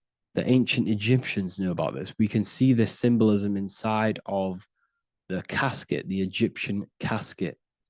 See, this crossover represents the visual field. This represents the back of the brain. This is the left hemisphere, the right hemisphere. And now some of the most simplest teachings in geometry is that straight lines are masculine and curved lines are feminine. And we even see this in the human body. The feminine human body is curvy and the masculine human body is liney. And even with the genital reproductive area, we have a line and a curve, 0 and 1, the binary code of all creation, 0 and 1, because that's basically all that exists. Nothingness and one, nothingness and God, nothingness and consciousness. That's all that exists. Now that I've told you that, the basics of geometry and the line and the curve and the feminine and the masculine, what do we have here? You see this stick here? This is a curve. And what's the right hemisphere? The right hemisphere is the feminine, the feminine energy, the feminine aspect of our brain. Then we have a straight line. This is straight lines. Now this represents the left brain. So the Egyptians are showing you the left masculine brain and the right feminine brain because of the curve and the straight line. And this is the visual field, the crossover. So there's a crossover in the brain. The left eye is connected to the right brain. The right eye is connected to the left brain. Okay, so the left eye is connected to the right brain, the right eye is connected to the left brain, the solar and the lunar. So, like I said, everything outside of you is basically energy. Your body is basically a holographic avatar, condensed energy produced by your brain. There's nothing actually outside of you. Your five senses are electrical threads of light. And when you touch something, this is basically electrical signals in your nervous system, which are reporting back to the brain. Therefore, what you touch is actually, you're not touching. The feeling that you feel when you touch something is not the true feeling. That's your nervous system you're feeling. You're feeling your nervous system in the brain. It's electrical signals to your brain. So the five senses do not decode, well, what you're experiencing as the five senses is not outside of you. This is your brain interpreting electrical signals. You don't experience the world, you experience your nervous system and your brain. The nervous system is an extension of the brain. So this is the truth. This is not woo-woo spirituality. This is true consciousness science that I'm teaching you here. Okay? So nothing is truly outside of you. It is a universe. You yourself are the universe, the fabric of the universe itself. The only thing that exists outside of you is essentially energy. That is it. And your body and your brain condenses this energy into reality. So when we look into architecture, why is architecture, the ancient architecture, so important? Because what did I tell you at the beginning? Shapes and physical matter is condensed energy. Each shape holds specific energy. Some shapes hold more energy, emit more energy. Some shapes condense energy. Some shapes transfer energy. Each shape, each geometric shape has an energetic principle because matter is essentially energy. So when we look into cathedrals and the ancient buildings, they were filled with geometric patterns, geometric shapes, because they understood the energy principle. Architecture is basically solid energy. It's physical energy. If we create this pattern here is an energy code. And if you stand next to it, you're going to gain that energy. It's going to be imprinted on your body. So essentially, they filled their buildings with high energy geometric shapes. Points, triangles, pyramids are very, very energetic. This is why you have crystal pyramids made, organite pyramids. They're always in pyramid shapes. That's why the Egyptians built in pyramids, because pyramids hold high energy. They emit high energy. So this is why you see all these different geometric patterns. Okay. So in the real reality, in the energetic plane, this building would basically look like this: lines and grids of energy. Okay. This is what it would look like in the energetic plane, a blueprint of the energy body. So as you see here, these are the different frequencies in a petri dish, of water in a petri dish. And you can see they are specifically aligned up with these specific patterns. You can see geometry even within geometry. It's fractal. So essentially, when you would stand inside of these buildings, they would imprint the energy of the building in your body, because your body is healed through energy. You have an electromagnetic field around your body. So by creating buildings with geometric patterns, we are essentially increasing the energy of the building, because the building itself is energy. Okay. So when we fill it with geometric patterns, we're increasing the energy. We're giving it a certain energetic imprint. So when you stand inside of that building, you're being imprinted with that energy. Okay. So especially with these windows, these stained glass windows. Well, why are they stained glass? Well, color is frequency. So when you have all of these different colors, and not only were they just painted, some of these colors are specific gemstones, crystals, natural stones, which all hold energetic principles. Each crystal is vibrating on a certain frequency. Wood has its own frequency, metal has its own frequency. What you must understand is that everything in nature is not just a piece of matter. It's vibrating. The atoms of wood are vibrating on a certain level, which give it a certain energetic principle. Each crystal is vibrating. The atoms of the crystal are vibrating on a certain frequency, which give it a certain energetic principle, quality. So each thing, this is why the ancients were obsessed with natural stones, natural things, crystals, natural metals, and they wore different metals, different things like copper on their bodies, because they understood the atoms of these natural things are vibrating, which give certain qualities to you if you wear them. So you're not wearing it, you're basically putting that frequency onto your body because they understood this is energy. If I put copper on my body, I'm not putting copper on the body. I'm putting the frequency and the energy of the atoms onto my skin. And that frequency of them atoms are going to vibrate my skin, that frequency, and heal my body. So this is why this is so important. So each building is an energetic code.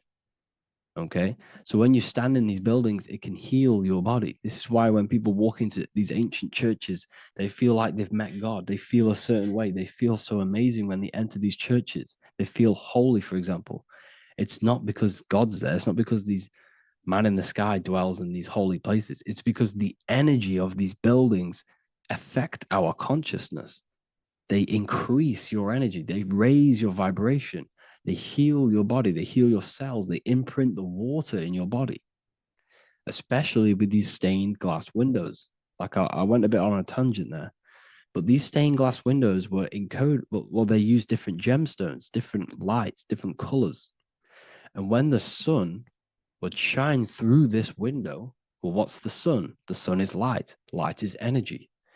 The sun's light would go through this filter of the window of the crystals and the different gemstones and the different colors, and the sun's light would be encoded, imprinted with these crystals, with these colors and these natural glasses, which have healing energetic principles. And when you are inside that building, the sun's encoded energy of the window would be imprinted into your body, into your energy field, and it will heal your energy field, and it would heal your body, your cells on a cellular level. Because your body is what? 60 to 70 to 80, some people say 80% water. And water is encoded with vibration. If you say certain things into water, it gives it a specific geometric pattern, like I broke down in the beginning. If you say love to a water and then freeze it, it will go to this. If you say hate, it will go to a distorted pattern. So when you are in these buildings, you're being imprinted by the energetic codes of these buildings, the energetic principles of the windows, of the structure itself. The ancients never used to build in squares. Their buildings, their insides were never square rooms because they understood squares trap energy. They always had pointed roofs so energy can escape. So there's many little things that we need to look into geometry. For example, when you see magicians, when you look at ancient magic, why do they stand in circles with different geometric patterns? They use different geometric shapes. Why? Because shapes are energy. They hold specific energy. So when the magician stands in a circle with a pentacle, they're working with the energy of that pentacle. You can work with different energies based upon the different geometric shapes that you draw. And you can use this in your structure, in your architecture, in your work, and it can influence everything. So this is the true geometry. I hope you gained a deeper understanding on geometry and how it relates with you and your consciousness. Like I said earlier, your brain produces geometry. It's basically how your brain decodes energy. It's not God, how God creates this reality. And no, you're in this reality. You are the reality itself. Your body produces the reality. Therefore, geometry is one with you. So therefore, if I play with the geometry of the buildings, for example, like the government have, everything's in squares. If you look outside, everything's a square, everything's a rectangle. You go to a city, every window is a rectangle, every building is a rectangle. You live in a box room, everything is boxed and squared off in this reality, in this modern society. Why? Because they're trapping energy. The cube is the most simple geometric shape, which basically condenses energy and it traps energy. And if you subconsciously see squares all the time, your phone's a square, your TV screen, everything's a square, your keyboard, your desk. Go and look at the ancients. They never used to build in squares and cubes. And if you go into nature, you'll never see squares and cubes. Nature doesn't create squares and cubes. Everything in the modern society is squares and cubes to simple your consciousness down, to dumb your brain down. So the ancients built very, very complex structures. Why? Because they understood what we see affects our brains, because our brains decodes reality and creates reality. If you see a sophisticated building, this is going to give you a sophisticated mind and raise your IQ levels over time, subconsciously. I'm not saying if you look at this building, you're going to become smart. I'm saying if every single building in your environment, ment is mind, mental, every single building in your environment was this complex and complicated, it would increase your IQ on a subconscious level. It'd make you more complex, make you more intelligent. So they've dumbed everything down. They've dulled everything down. Look at everything. Everything is being dulled down. So anyways, I hope you all gained a better understanding on this. If you want to gain more occult knowledge and esoteric knowledge, make sure to read the Book of Wisdom, Volume 2. If you're inside the university, you can get this book for free. Go to the general chat area and follow the instructions and you can order yours for free. Truly life-changing stuff. Because the issue is with the world is that no one really understands who they are, what they are, and why we are here. That is the issue for people's depression, for people's wrongdoings. They don't understand who they are, what their emotions are, what their mind is, what their body is, what reality is.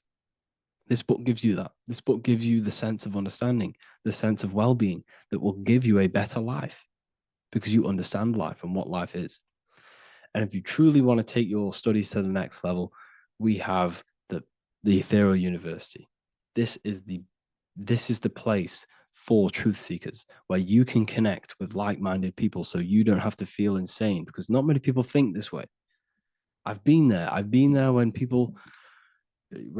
you wake up and not many people around you are thinking the same way and you start to feel a bit insane and you can't really talk to people about these things. That's why I created this, so you can connect with people and learn at the same time and become the best version of yourself by understanding truth and knowledge. If you join, you'll gain access to free live calls every single week, every single Saturday morning. We do live calls. You can ask me questions and all sorts. So make sure to leave a like and a comment. And thank you all for tapping in. Welcome back, people, to another occult lecture by Revival of Wisdom. Today, we're going to be talking about magic and how it's being used on us for the New World Order. Magic has the word mag within it, which is magnetism. Magnetism is the force. Magic is influencing forces, natural or supernatural forces, and using it for a certain agenda to gain something out of it. Now, magic is not what everyone's being thought. It's not some sort of fantasy thing. It's actually very common, and we all do it, whether you believe it or not. Magic is all to do with the mind. As I said, always say in my lectures, your mind is what creates matter. Your mind is what creates your external world.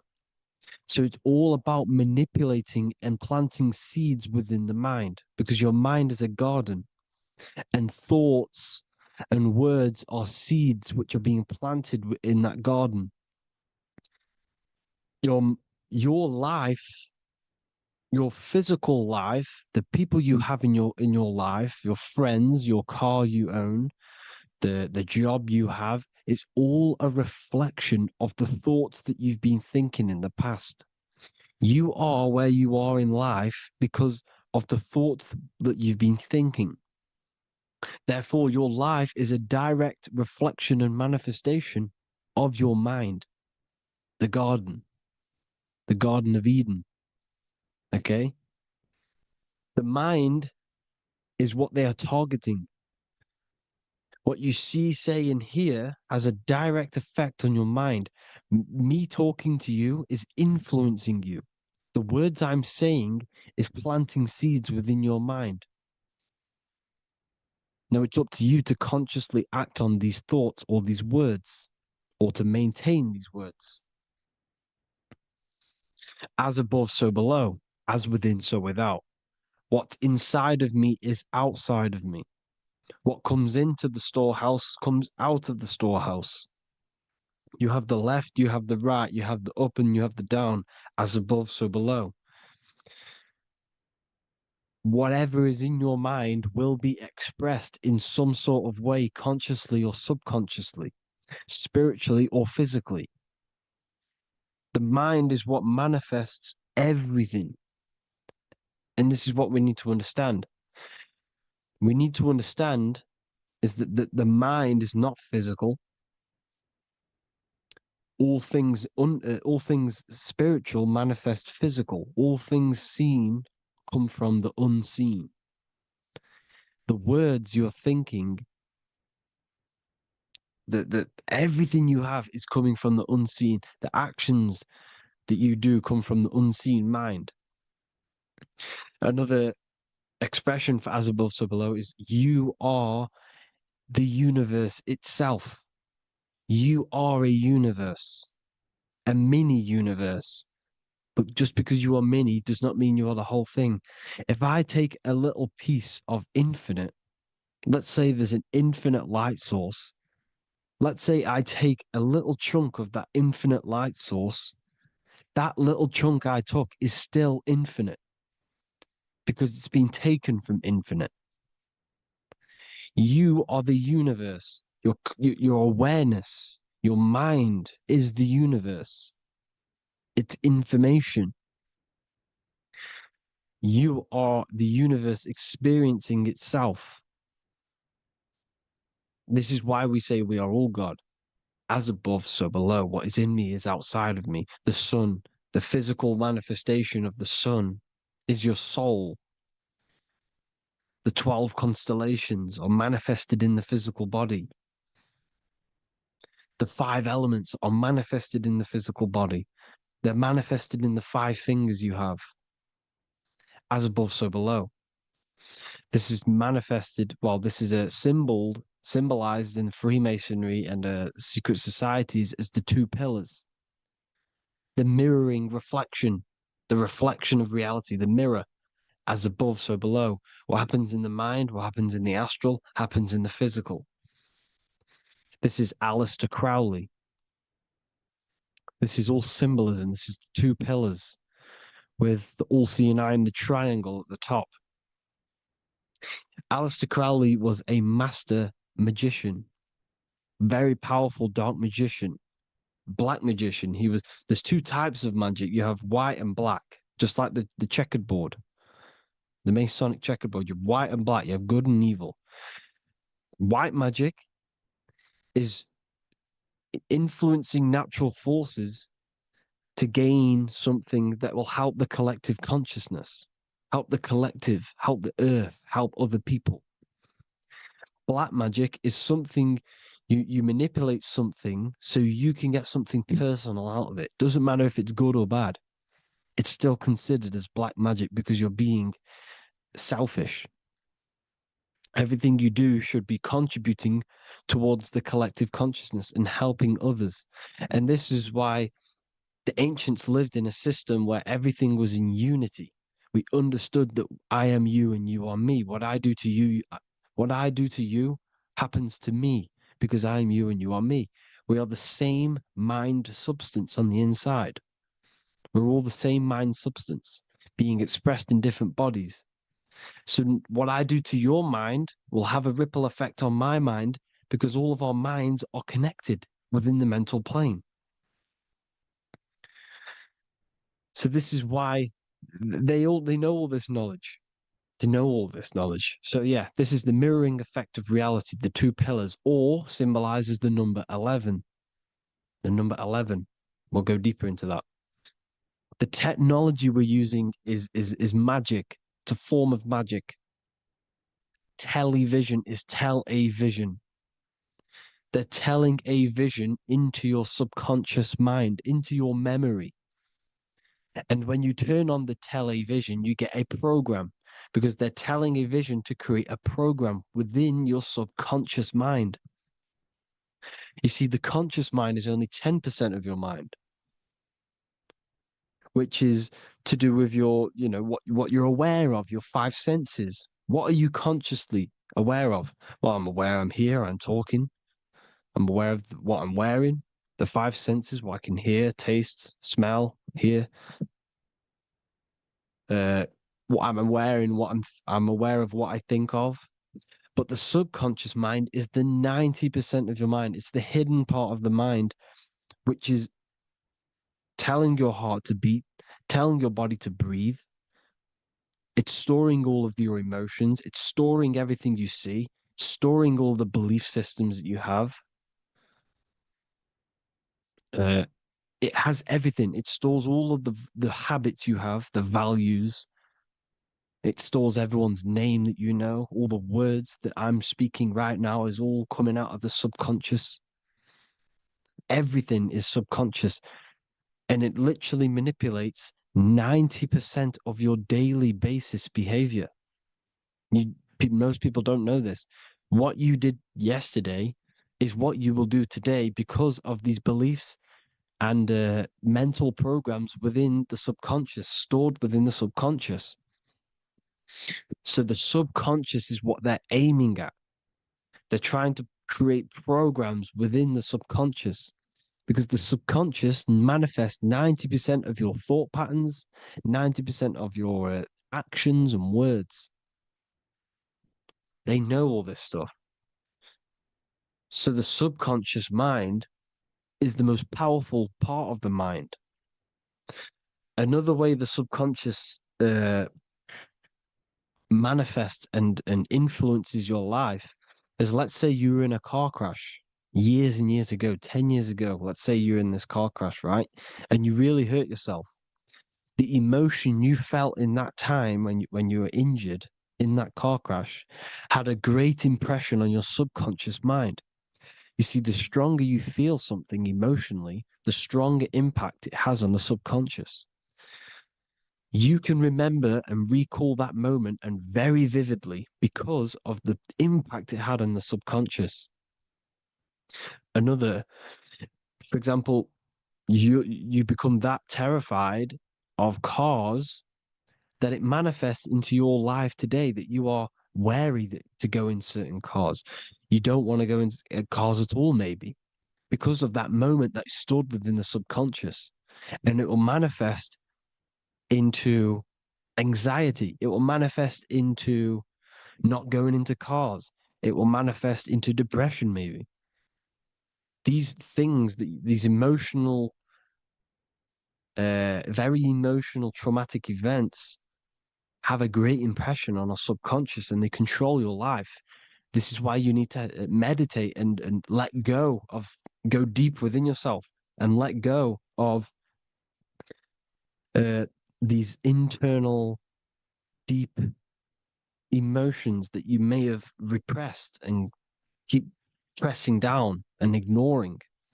But you need to address it and let go of these subconscious impressions you have, which are controlling your life, like anxiety, depression. All of these things are stemming from things that are stored within your subconscious years and years ago, more than likely. Broadcasting. They're casting spells to a broad audience, to news, north, east, west, and south. They're casting spells. No, if you watch the news, everything's red. breaking news in red writing or the red background. Everything's red. Why? Because red's the root chakra, which is all to do with survival. They want to stimulate this root chakra because they want you down there in survival mode. They want you in survival mode because you're easier to control. They control out of fear. And not only they're casting these spells as if, because most of the things they cast in the news hasn't already happened. They're constantly bombarding you with there might be a war breaking out, war this, war that, kill here, kill there, murders. It's impressing, it's casting spells on your subconscious mind. So when the event does turn up in real reality, in physical reality, you're less emotional, you're less surprised. You're not as surprised because you've already heard it before. Your subconscious has already heard it all before. If you never heard of a war and then a war broke out, you'd be going crazy. So they subtly program your subconscious mind through the words, because the words they say is impressing your mind. It has an effect on your mind, which will have an effect on your behavior, your words, your conversations you have with people.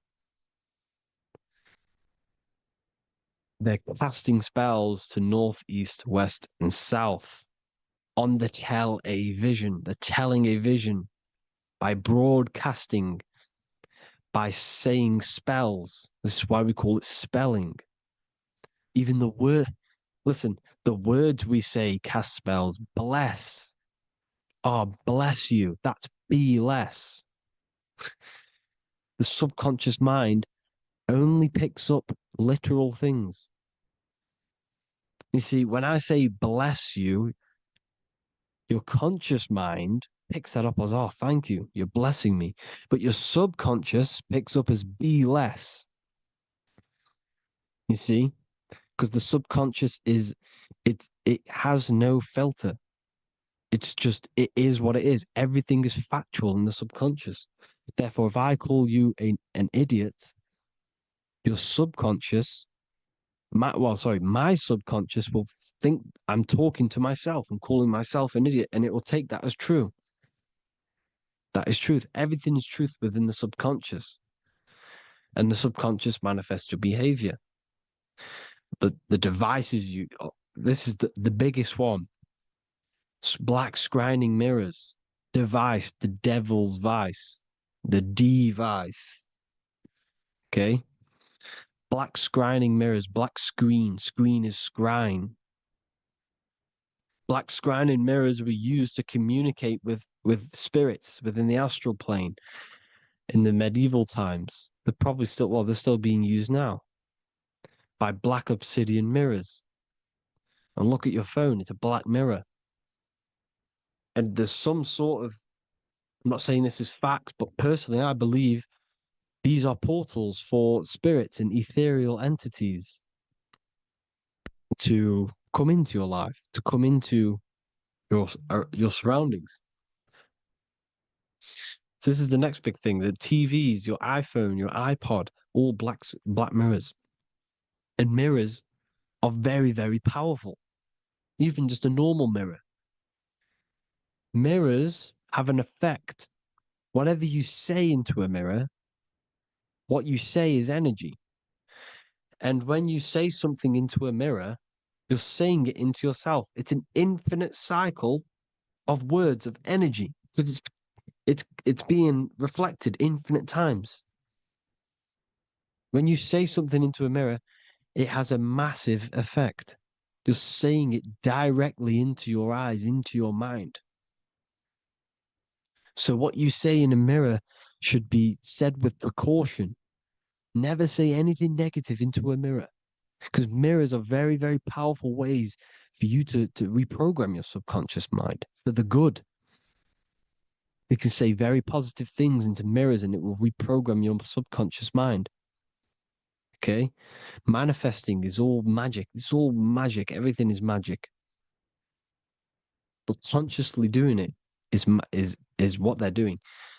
They hid this knowledge. Your phone is magic. It manipulates your mind. The iPhone, okay. See, magic isn't all of this with wands. See, Harry Potter, okay, that was created to give you this perception of a mystical and amazing form of magic with magic wands and all sorts of stuff like that. Yes, that stuff was true when the collective conscious minds were on a higher level and our belief systems believed in these things, because the universal mind, all of our minds contribute to reality. If the masses don't believe in magic, if the masses don't believe in a certain thing, it's going to have an effect on physical reality. So when the collective minds are higher and have more open minds, things like Harry Potter can come true. See, it's all in the mind. The iPhone, the I is the symbol for the mind, the invisible intelligence. The triangle is the ethereal plane. Okay. So the eye in the triangle is the eye that sees into the beyond the ethereal planes. The square is the physical plane. So the iPhone, your phone is a black box, just like the Saturn black cube. It's a black mirror. It's taking photos of you every 2 seconds. And it's your mind. Your mind is in that phone. Everything you like, everything you text, everything you type in Google, everything you say to someone, every conversation is all recorded on the phone. Therefore, it is a direct reflection of your mind. Your mind is imprinted into your phone because your mind, everything you think in your mind, you're manifesting into typing, saying, taking pictures into the phone, and it's collecting it and storing it. And what they're doing, and this is for all forms of magic, it's manipulating the mind.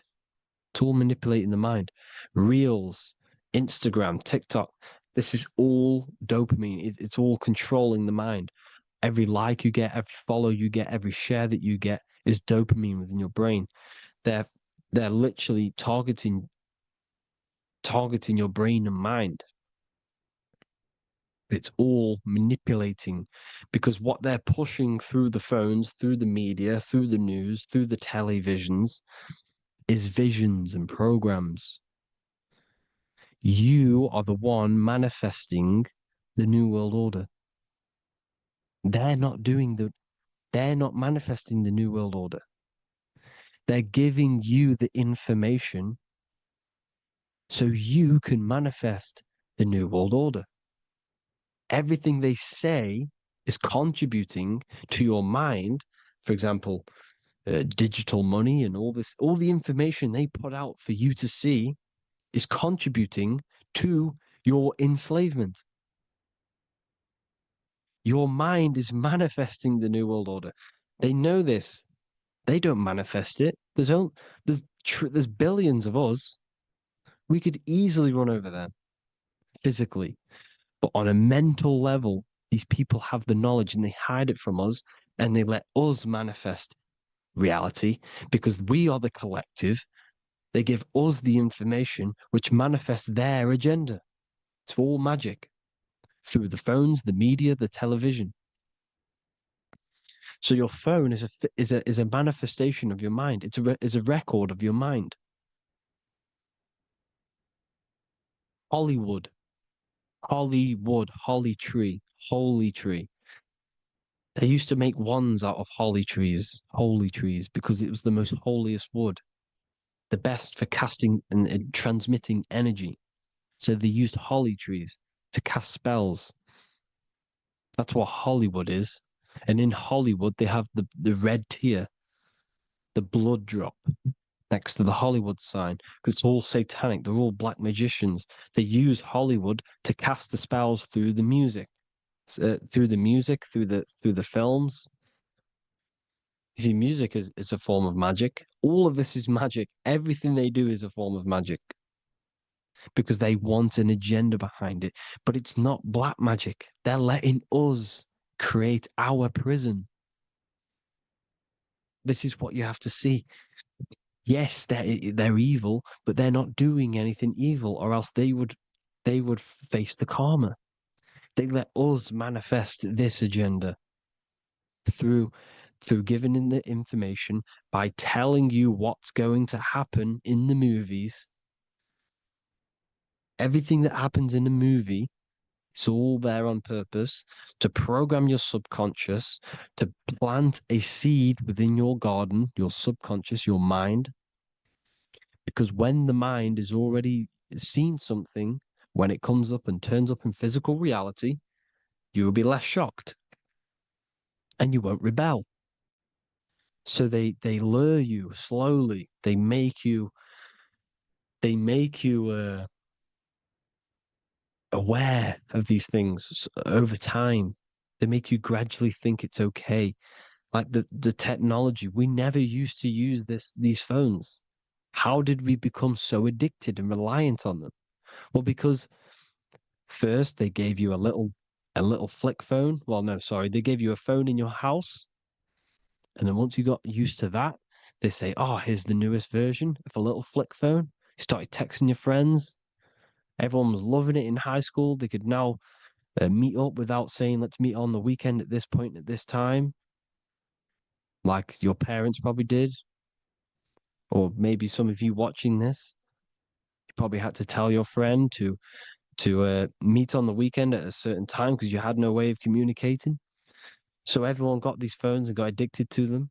Then they slowly got addicted to the new iPod with the touch screen. Now they invented touch screen.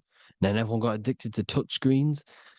Then because all of this is producing dopamine in the brain, which creates you to become mentally addicted to things and physically addicted, chemically addicted. Because dopamine's a chemical. Your subconscious becomes a program within your subconscious, and your body becomes chemically addicted to these phones. And these phones are the enslavement of humanity, technology. Without this, we wouldn't be in this mess without technology. Because they're creating a hive mind. We're creating a hive mind. So back on track anyways, they program you. Look at the films, 9/11, 9/11, all produced by Hollywood. Here's the 11, like I said at the beginning, the two pillars which reflect reality. What happens in the mind happens in the physical. What happens in the astral happens in the physical. Okay, what happens in the physical happens in the mind. It's the two pillars, the mirrors. 9/11. 9 plus 1 plus 1 is 11. Flight 11 was hijacked. New York is the 11th state. New York adds up to 111. This is not a coincidence. It's all a form of magic. It's a ritual, energy harvesting ritual, because your mind produces energy. Your mental attention produces energy, and they're feeding off this energy in the astral plane, these demons. Music is the most powerful. Personally, I think the music is one of the most powerful forms of magic they're using. Okay? Music is hypnosis. It puts your brain in a hypnotic state. It influences your electromagnetic field through vibrational energy. It reprograms your subconscious mind. Why do you think you remember the lyrics? You see, your subconscious stores all of the memories. Remember, the subconscious manifests 90% of your behavior. So therefore, the music you're listening to is manifesting your behavior. You wondered why some people wonder why they have drug addictions and they can't get out of violence and they can't get out of all this negative mind space. It's because the music they're listening to is creating a negative mind space. The words you listen to have plant seeds within your mind. So the reason you remember the lyrics is because that song created a program within your subconscious. Yes, that is what happens. You can use magic to reprogram your mind, but you can use music to reprogram your mind because it's all forms of magic. It's using natural mental energy forces to manipulate the physical reality. You manipulate your mind, you manipulate reality, physical reality. Okay. So the music, another very, very big one. When you turn on the radio, it's just all talks about alcohol, drugs, and sex because they want you down in the lower three chakras. They want your mind attached to matter when it's mind over matter. Your mind's not physical. You see, the word spirituality is the new trend. It's not about your spirit. It's not about your spirit. It's about your mind. It's not about, you know, uh, spirituality and looking after your spirit. And they've got you focused on your spirit. Why? Because they hide your mind from you. You see, a lot of people think their mind is their brain, but the mind is everything. There is no physical reality without mind. You can have a brain. Imagine if you had no mind but a brain. It wouldn't work. The mind is everything. The mind controls your avatar. It begins in the mind before it happens in the brain. Then the brain manifests through the body. The brain's just an electrical computer. So that they've got people scared. Oh, do I have a soul or not? And all this stuff. Listen, if you have a mind, you have a soul, because you are not the mind. This is why everything is sort of an illusion, because beyond the mind is your soul. But what is the soul without a mind? You can't have a soul without the mind. But if the mind didn't exist, the soul doesn't exist. You are the person listening to your mind. I shouldn't say person because you're not the body. You're the entity behind the mind. But if you didn't have that mind, you couldn't understand what you even were. You would just be an observer who couldn't think. So yes, we all have a soul. If you have a mind, you have a soul. Everything is mind. Everything has mind. Mind creates everything. God is mind. And they're manipulating your mind through TV, your phone, every little thing. The school, it's all about the mind, people. Control your mind, you control your reality. Just the last thing, here you go. Aleister Crowley, the dark magician, Kanye West doing the exact same thing because they're implementing magic in the music. Here's the Beatles with Aleister Crowley in the background. Bet you never noticed that. Aleister Crowley was influencing music and placing magic within the music to influence the subconscious. This is what Baal worship was. This is why they kill children. They sacrifice these children. Why? Well, because in order to ascend, in order to raise your consciousness internally, godly, by being good, God, or being in order to be good and raise your consciousness and to get something in the physical world, you have to sacrifice yourself. And what do I mean by that? In order to raise your consciousness and ascend, you have to sacrifice the lower nature of yourself. You got to abstain from having sex to retain your sexual energy, to transmute it, or staying away from some poisonous foods like meat. So staying away from blood. We shouldn't be consuming other animals' blood. We should be keeping our blood pure. We are humans. We shouldn't consume chicken blood, chicken germs. We are the most divine creatures on this creation. We are the most intellectual creatures in this creation. Therefore, we should keep our temples pure. We are not animals. If you want to associate yourself with an animal, go out in the wild, go and find a wild boar and go and try rip its guts out with your bare teeth, because you can't do it. You're not a carnivore. Okay? So in order to ascend, you have to kill and sacrifice your lower part of yourself to ascend up to your spirit self, your mind self, the highest version. And the elites don't want to do this. So they sacrifice other things like babies to kill them, to exchange their life over to the astral plane, so these demigods in the astral plane can give them something in return in physical. They don't want to sacrifice their lower self, so they sacrifice other things for exchange, for physical pleasure. But the godly person sacrifices their lower self for their higher self to do good and ascend. So this is what all the Baal worship is, people, and this is why they're doing it. Hope you all had an amazing lecture. If you haven't already, go and get the Book of Wisdom for more information. You know, I don't go into dark stuff in this book, because all I do is enlighten people in this book. You can get it in Spanish, English, German, Italian, and French. Worldwide shipping. You can get the PDF or paperback. Or there is also a new one called the Human Health Guide 2.0.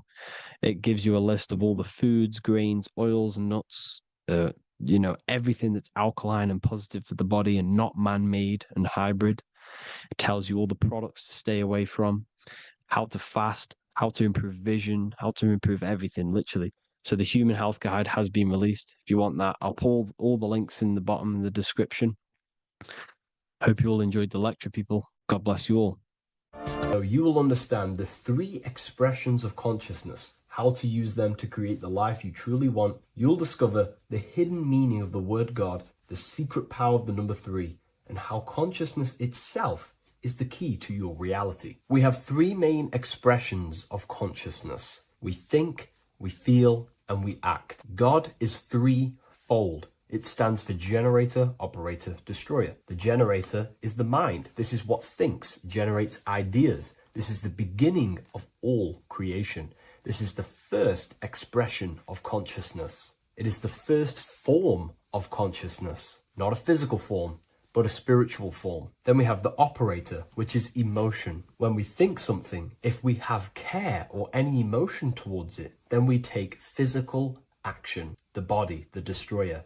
We think, we care, we act. Thoughts and emotions are the 2 spiritual forces which merge together and give birth to actions. Think about it. Why are you watching this video? Because you had a care to watch the video. Therefore, the reality in front of you is because you had a thought, you had a care, you took action to express that reality. Everything goes through this 3-fold process. This is why we say, follow your heart, because the body does follow the heart. We think something in the mind, we feel something in the heart, and the body takes action towards it. Everything operates on the care energy of the heart. The body follows the heart. If you do not care about something, then you do not act towards it. It is the care energy that guides our actions in this world. Going back to the generator, the mind is a part of the mental plane, the infinite dimension of infinite information. There is no limitations in the mind. Everything already exists as a piece of information or a thought. This is the beginning of all creation, the spark of creation itself, thought, the mental plane. And our mind exists like a radio, our conscious mind. This is why we call it a mindset. What we set our mind onto through attention, mental attention, whatever we set it on, we receive thoughts that are very similar to what we set it on. The mind is like a radio, and whatever we tune that radio to, we receive that frequency and play that song. So if we purify our minds through ritual work, meditation, and affirmations, the mind can become a temple to receive higher thoughts, higher ideas, and better genius ideas. Going back to operator, this is the Holy Spirit.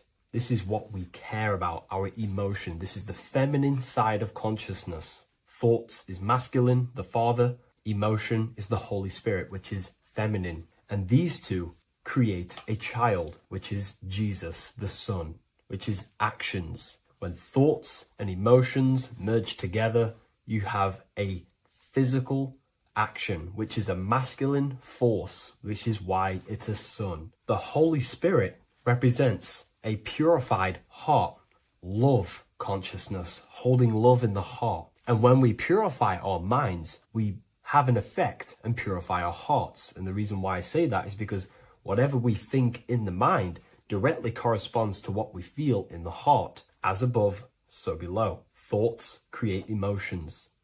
If we think something and our heart tells us that is bad, we have a feeling that that is wrong, then we should not take physical action towards it. And if we do take physical action against the feeling of knowing it's bad, then you are going against the spirit. That's what the word Satan means, or Satan. The Hebrew word for Satan is Satan. It means adversary or opposer. You're opposing the Holy Spirit. You're opposing what you know is good. You're taking a sin against the Spirit, against the guidance from your soul, the knowingness of good. So when we do purify our mind, we purify our hearts. And when we cultivate love for the self and one another's in our hearts, we gain the Holy Spirit, which is love consciousness. And when we think in our mind with the love of the heart and we merge our thoughts with love, it gives birth to perfect actions. This is what the true Christ consciousness is. We think with the love of the heart and it gives birth to perfect actions.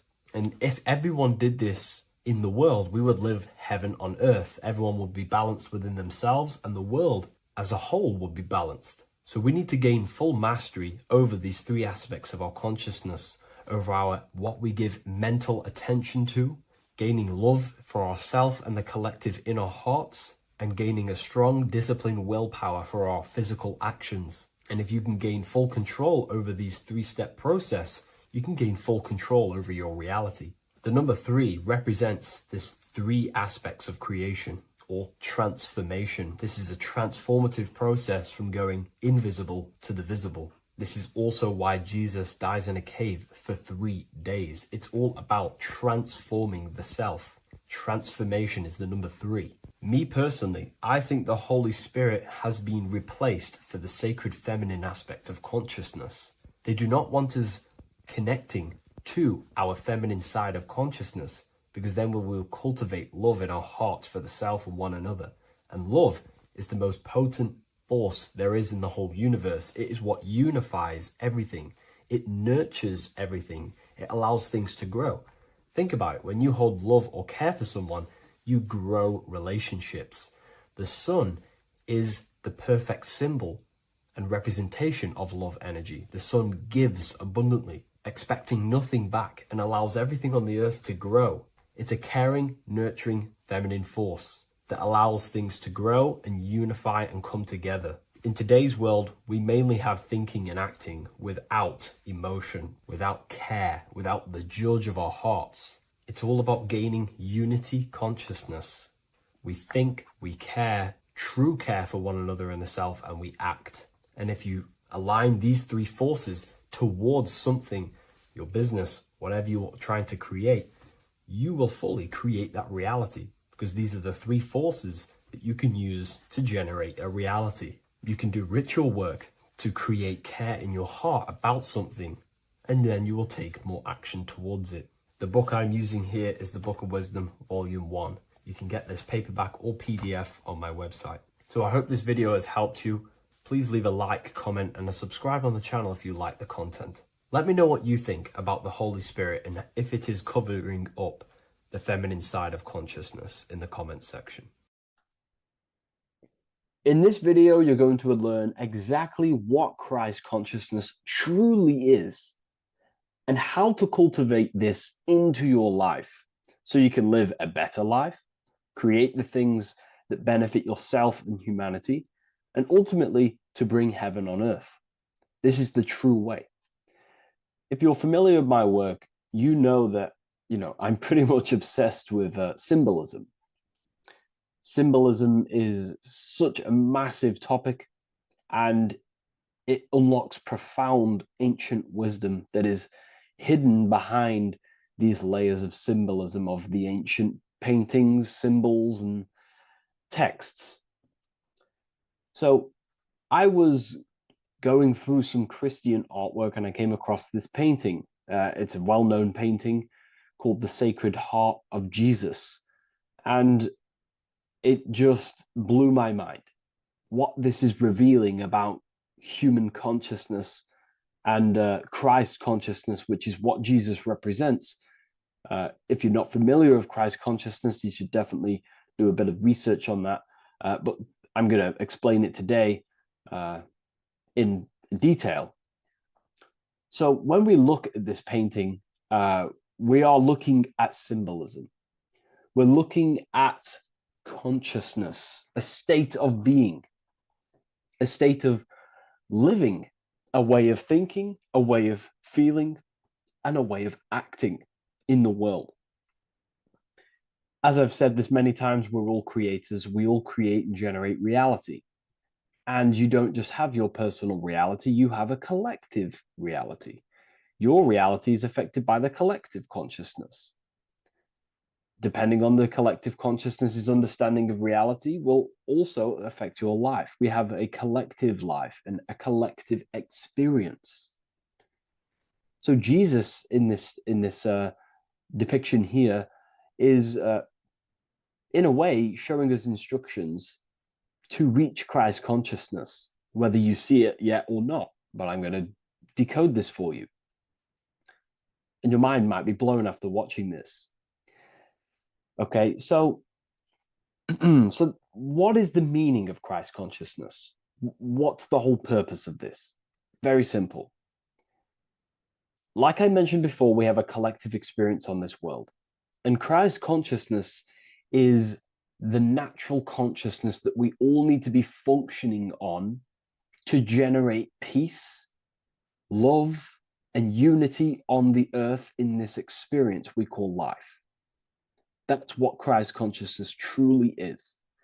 It's a state of being that we need to cultivate within our own self, within myself, others, and everyone in this life and experience, so that we can all live in peace and heaven on earth, what they like to call it, so that we can generate the best experience possible together on this thing we call earth, on this material world, this material dimension.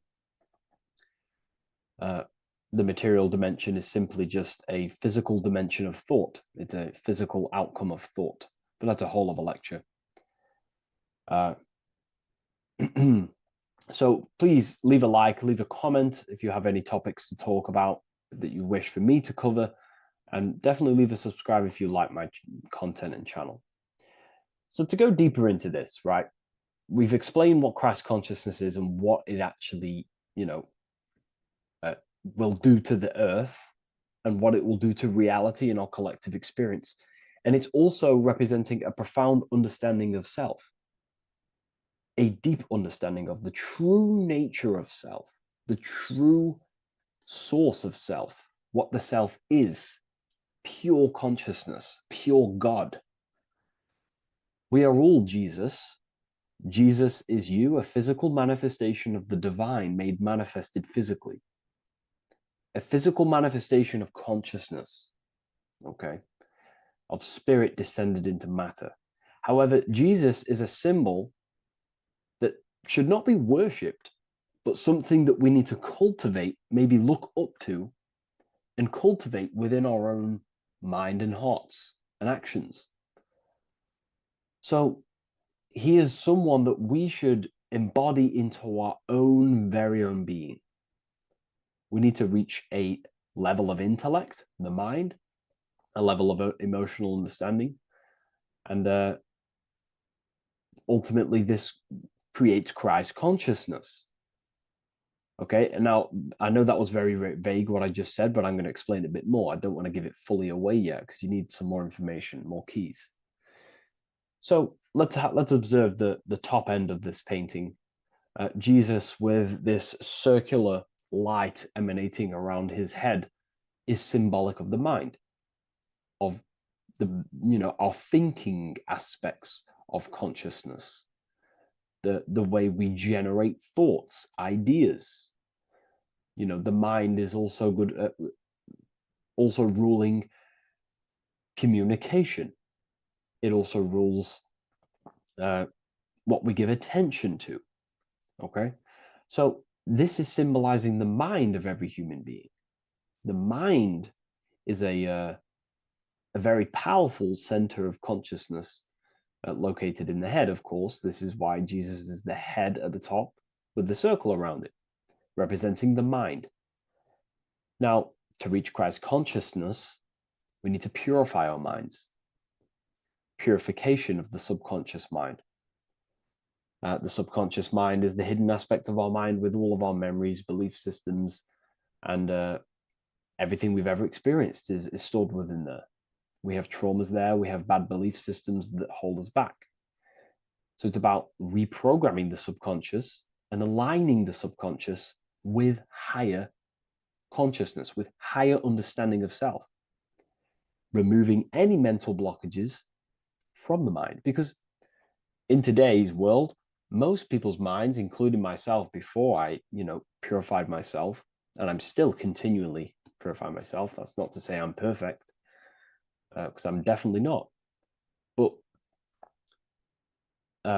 what I was saying was purifying the mind so we can have a powerful mind. Because like I was saying, most people's minds are not their own friend. They let their mind control them. They let their thoughts create negative influence on them, negative emotions. They let their mind destroy their confidence, destroy themselves. We do not want a mind like this. We need a mind that is our best friend, that receives powerful thoughts, that gives someone power. We do not want our mind taking away our power. Okay, so in this specific image here of Jesus, this represents a light mind, a powerful mind, enlightenment. The word enlightenment means light and ment coming from mental or mind, light in the ment. This means a powerful mind. Light is also symbolic of knowledge, information. When someone's very intelligent, you call them a bright person. It's a bright mind. It's knowledge of self.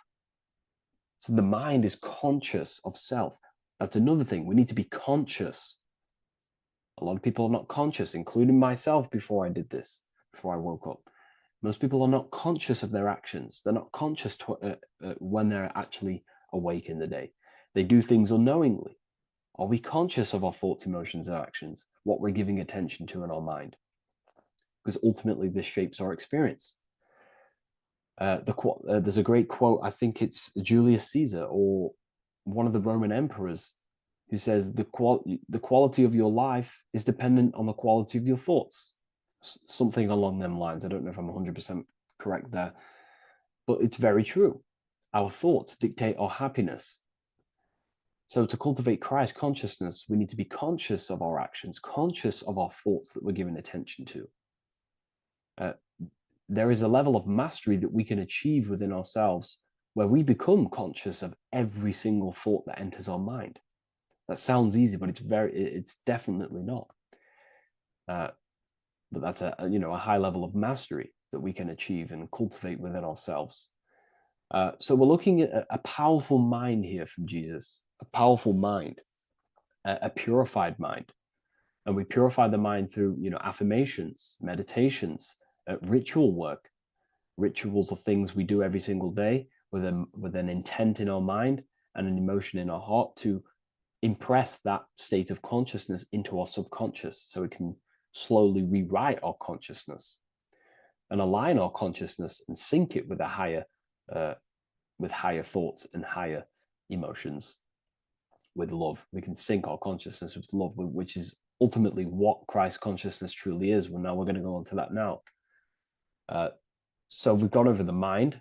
Now we go over the heart. Now notice before we go into the heart, Jesus is revealing. He's revealing, he's pulling back the robe, symbolizing opening the heart, revealing the heart, revealing the soul, the light of the heart. Our authentic self lies in the heart. Our pure intentions, our love, our soul needs to be shining through our heart. And our soul is unconditional love. Now, that's not to say that we can get corrupted hearts. We surely can have corrupted hearts, for sure. We can love sick and twisted things, and that's evident in today's world. People love killing people. People love hurting people, manipulating people. People love power. Now, that's obviously an inversion of natural, the natural state of consciousness for humans. When we're born with a natural state of love, of unconditional love for the self, for everyone else, for animals, insects, the earth. We love everything as a child. And not only do we love everything, we actually act upon this. As a child, we do not act on anything we know is not good. And I'm talking early stages of being a child, before we're indoctrinated, before the mind and heart become corrupted. We are pure. This is symbolizing this. Light represents also purification and truth, because when you shine light on something, it's the truth. You see it. You shine it through the darkness. It reveals. So light, this is symbolizing revealing the light of the soul, of love consciousness, holding love in the heart, true love, not love for sick and twisted things, but true love for the self, the body, and for everyone else and all things. Holding love in the heart. There's a famous saying of keeping the sun in your heart. Keep the sun in your heart. It's a very famous saying. The sun is a symbol of love. What does the sun do?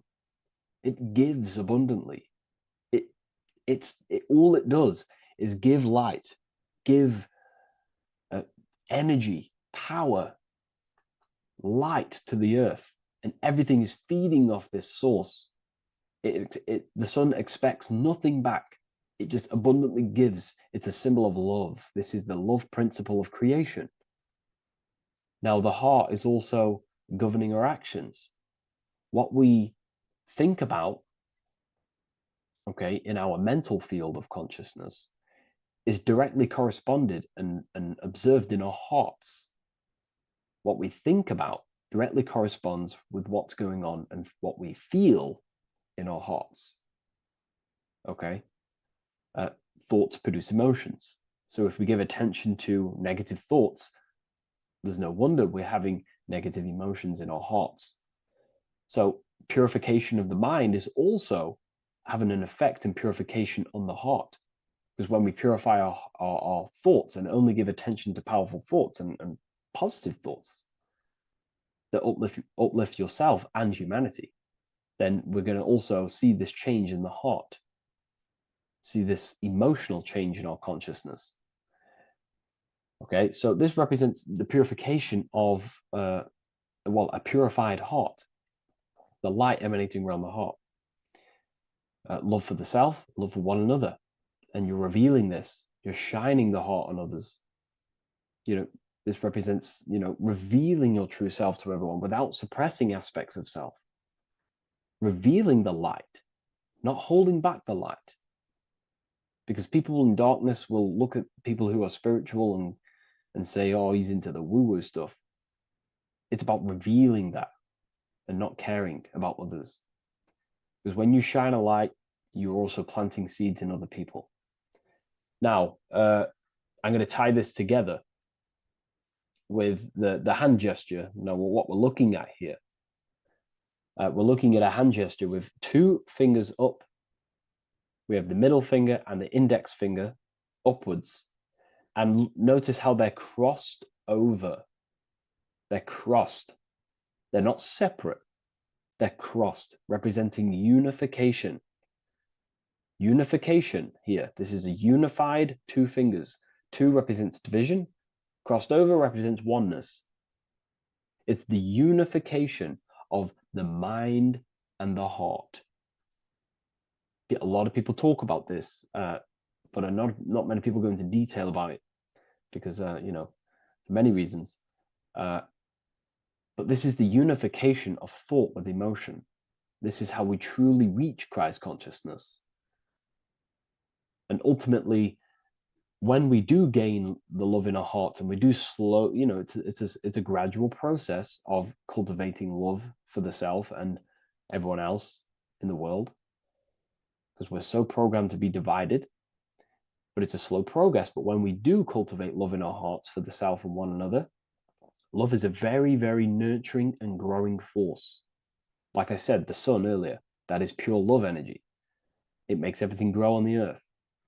While love in your heart grows connections with people.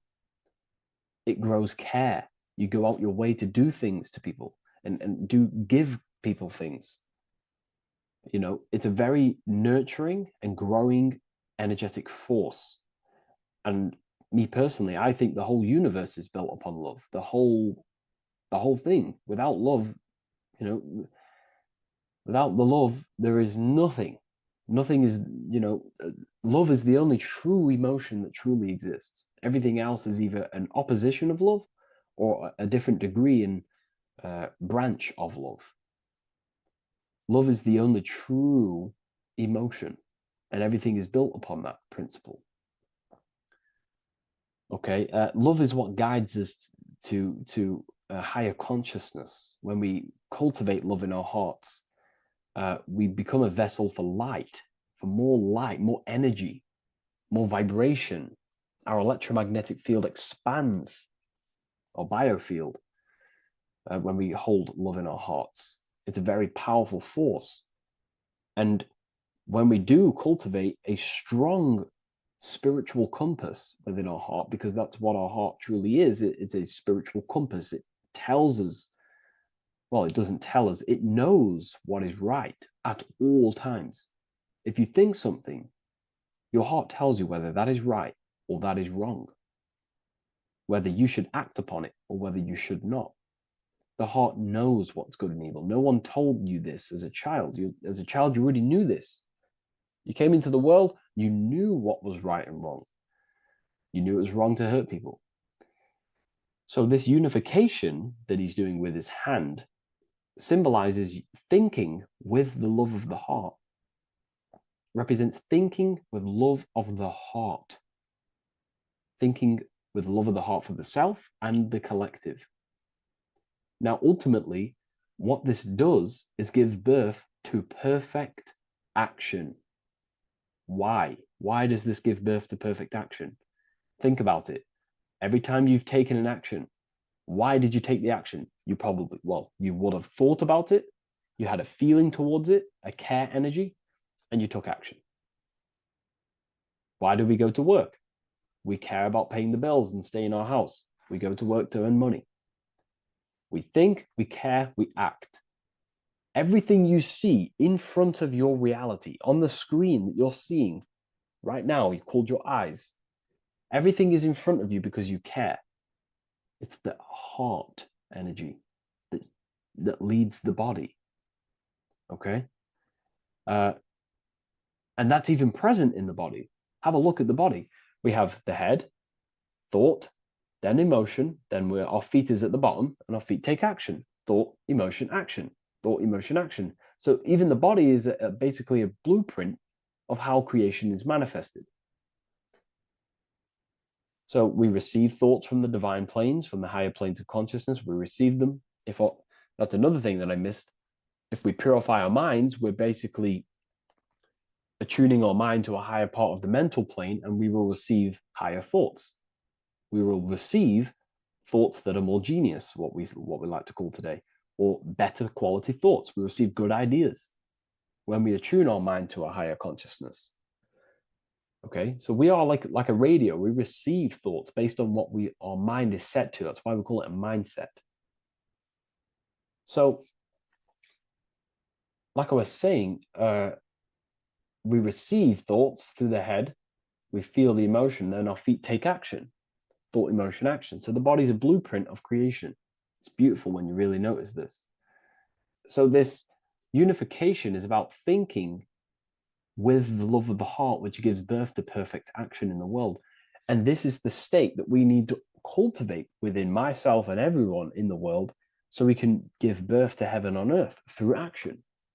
Because ultimately the world is molded through action, physical action. And them actions are molded from thoughts and emotions. Now,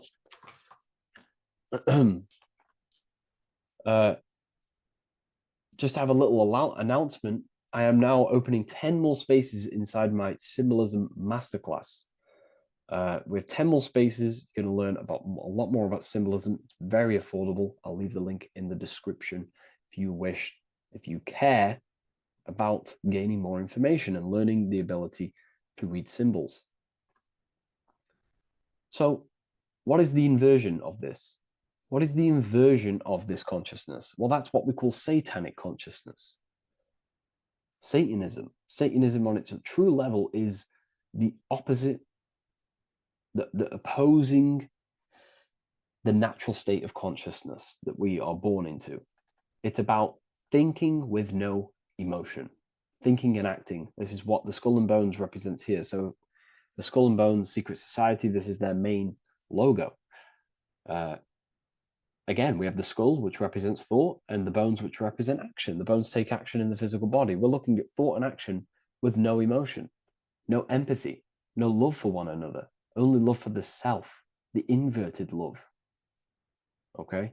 We're looking at gray. Gray is a symbol of dullness, death. There's no emotion in gray because colors provoke emotion. When we look at a color, it invokes an emotion.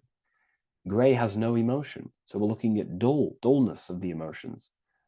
I'm not going to go too deep on this subject. I'm going to create a whole new lecture for that. In fact, I think we have a great lecture inside Ethereal University on Satanism. We're going very into depth of what Satanism is and what Satanism consciousness truly is. And again, it's just the cross inverted. Satanism is just it's the invertation of, I don't know if that's a word, but it's the inverse of natural law, natural consciousness, of love consciousness that we are born into. Okay, so ultimately the message in this video was to create love in our minds, love in our hearts, think with the love of the heart, think with the care for one another, and that gives birth to perfect action. And when we align, when we do truly act out what our heart is telling us, and I know this from first-hand experience. I know this from first-hand experience. This is what happened to me. I woke up. I started to follow my inner guidance. I always took action on it. I was saying yes to it every single time. And it led me, this is, I'm getting goosebumps actually saying this. It led me to where I am. Like that action, me saying yes to my heart, to that knowingness of goodness within me, was like a domino effect. And that domino effect, every time I did it, it was just opening more and more doors, not physically, but mentally. I was receiving more information. I was receiving more opportunity physically. My work started to explode on social media. Like, when you follow your heart and truly take action on what you know is good, it's like a domino effect that leads you step by step to where you're meant to be. And it's so profound and it's so, beautiful. And I'm telling you this from firsthand experience. This is ultimately how you kind of unlock your purpose in this physical world as well. So not only is it going to create a better world, it's also unlocking your true soul form and soul purpose while you're here. It's very beautiful. So I thank you, everyone. Please leave a like, comment, and share, and subscribe to the channel.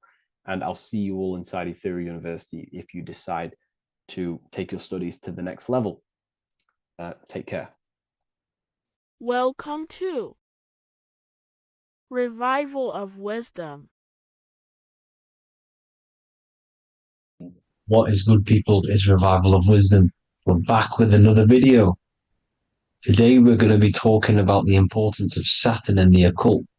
Let's jump straight into this.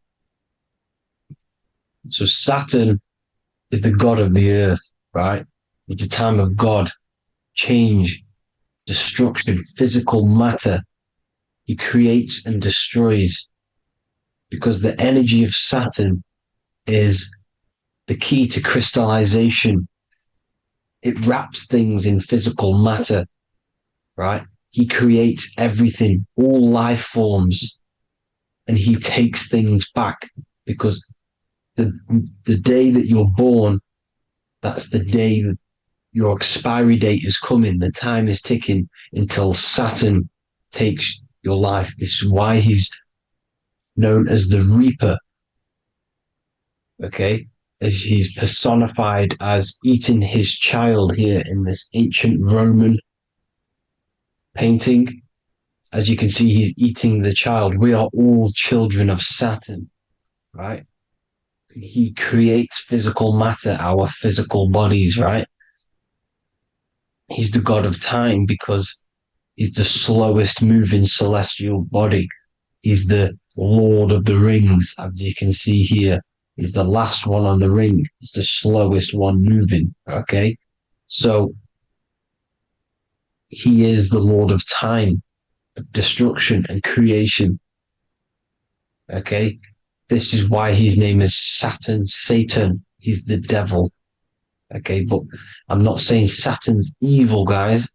It's a part of life. Everything lives and dies, right? He's the key to crystallization. Now, as we have the clock here, our god Saturn, or Chronos in Greek, just means time. He's also the god of time, as I've already said.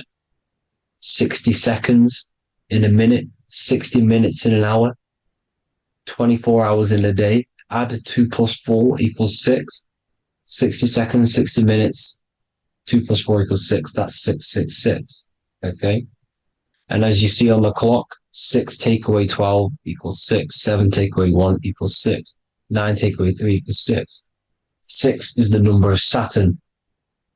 It's associated with Saturn, right?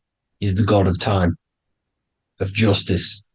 Everything goes back to the Reaper in the end. Everything lives and dies.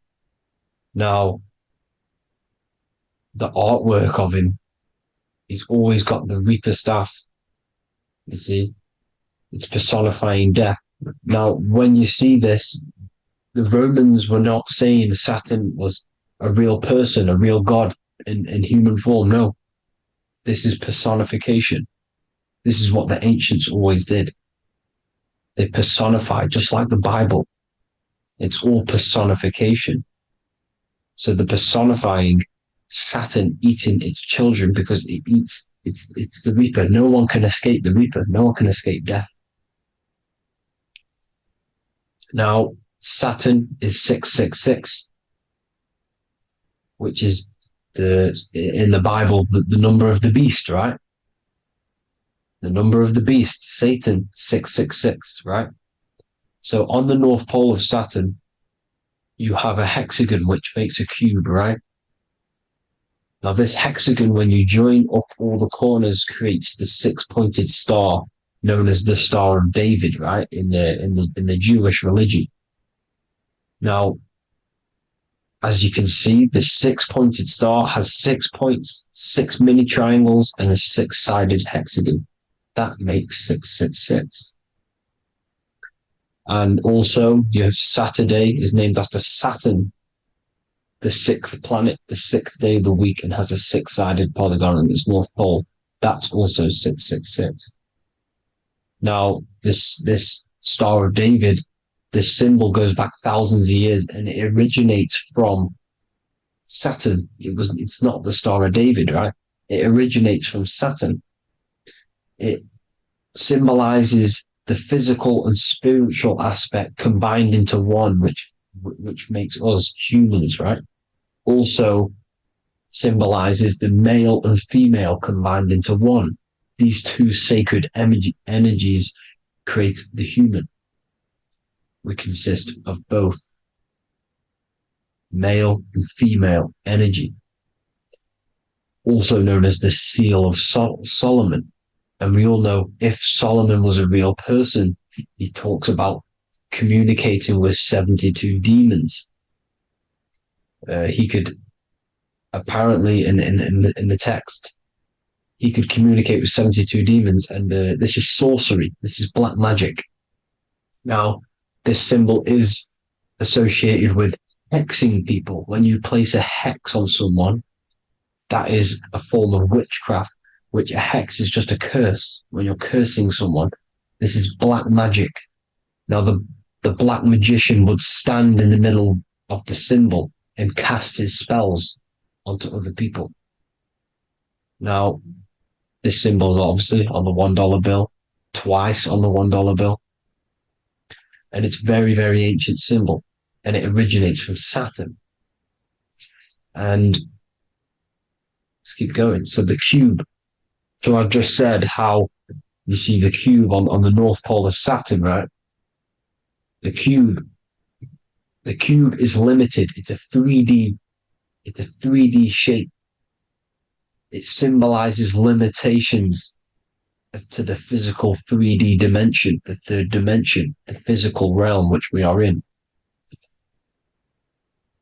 Now, as you can see, the color associated with Saturn is black, right? Black is infinite potential. Black is the creation of all things before there was light. Light is born out of blackness, darkness, okay? Now, black is physical matter. And as you can see, the black cube, black symbolizing physical matter, the cube being limited, as the physical realm that we are in is limited. It's not like the fourth dimension where everything can exist in a thought. The third dimension is limited, right? And this is what Saturn is. It limits you to the 3D 666. Your body limits you to your physical body. Now, these black cubes are placed everywhere. As you can see, Australia, Denmark, Manhattan. There's one in New York. As you can see, the Apple have a cube. The Nintendo GameCube. Trump Tower is a black cube. This is worshipping the energy of Saturn, the god Saturn. Okay, it's not a god, it's a celestial energy. However, it rules over Earth because it pretty much created the physical realm. Now, as you see, when you go to a funeral, you wear black, a black suit symbolizing Saturn, which is the color associated, black. And as you see in Mecca, they walk around the black cube in rings. As you can see here, they're stood around in rings, like the Saturn, the rings of Saturn. The Mercedes symbol. You probably wouldn't notice that, but yes, it's Saturn. And when you graduate from university, you wear a black cube on your head. This is all symbolizing Saturn. Okay. Now, as you can see, the Jews here have a black cube on their third eye whilst they pray. Notice how he's shutting his eyes into blackness, darkness, and he's wrapped around a black strap around his arm. This is symbolizing the wrapping of physical matter, of how physical matter wraps things into existence. And as we all know, the Star of David is a Jewish symbol. So he has the black cube and the Star of David, right? So all of these religions are secretly worshipping Saturn. Okay, this is all Saturn worship, Kronos, the god of time and destruction, the physical reality. Now, as you can see, it's symbolized everywhere in all major corporations. Pepsi, internet, that's obvious. NASA, of course, NASA. NASA means to deceive in Hebrew. Universal, Walkers, that one's so obvious. Nike, Toyota, so many different ways they symbolize it. You either see the rings of Saturn or the black cube, as I just showed you here, the Nintendo and the Mercedes, right? It's absolutely everywhere. Now, they also use 666 to symbolize it, as I've just broken it down to you. 666, the World Economic Forum. We all know how they're trying to enslave us into this new world agenda. Google Chrome, CERN, Disney, Coca-Cola, Cadbury's, all of these have 666. Now, every UPS barcode has 666. And even www. Is Hebrew for 666, as you can see here. Monster. It's the same Hebrew letter that means 666. Drake, 6 God. That's his God, Saturn. Why? Because they love physical realm. They love the physical dimension, the third dimension. Because they can rule here through riches.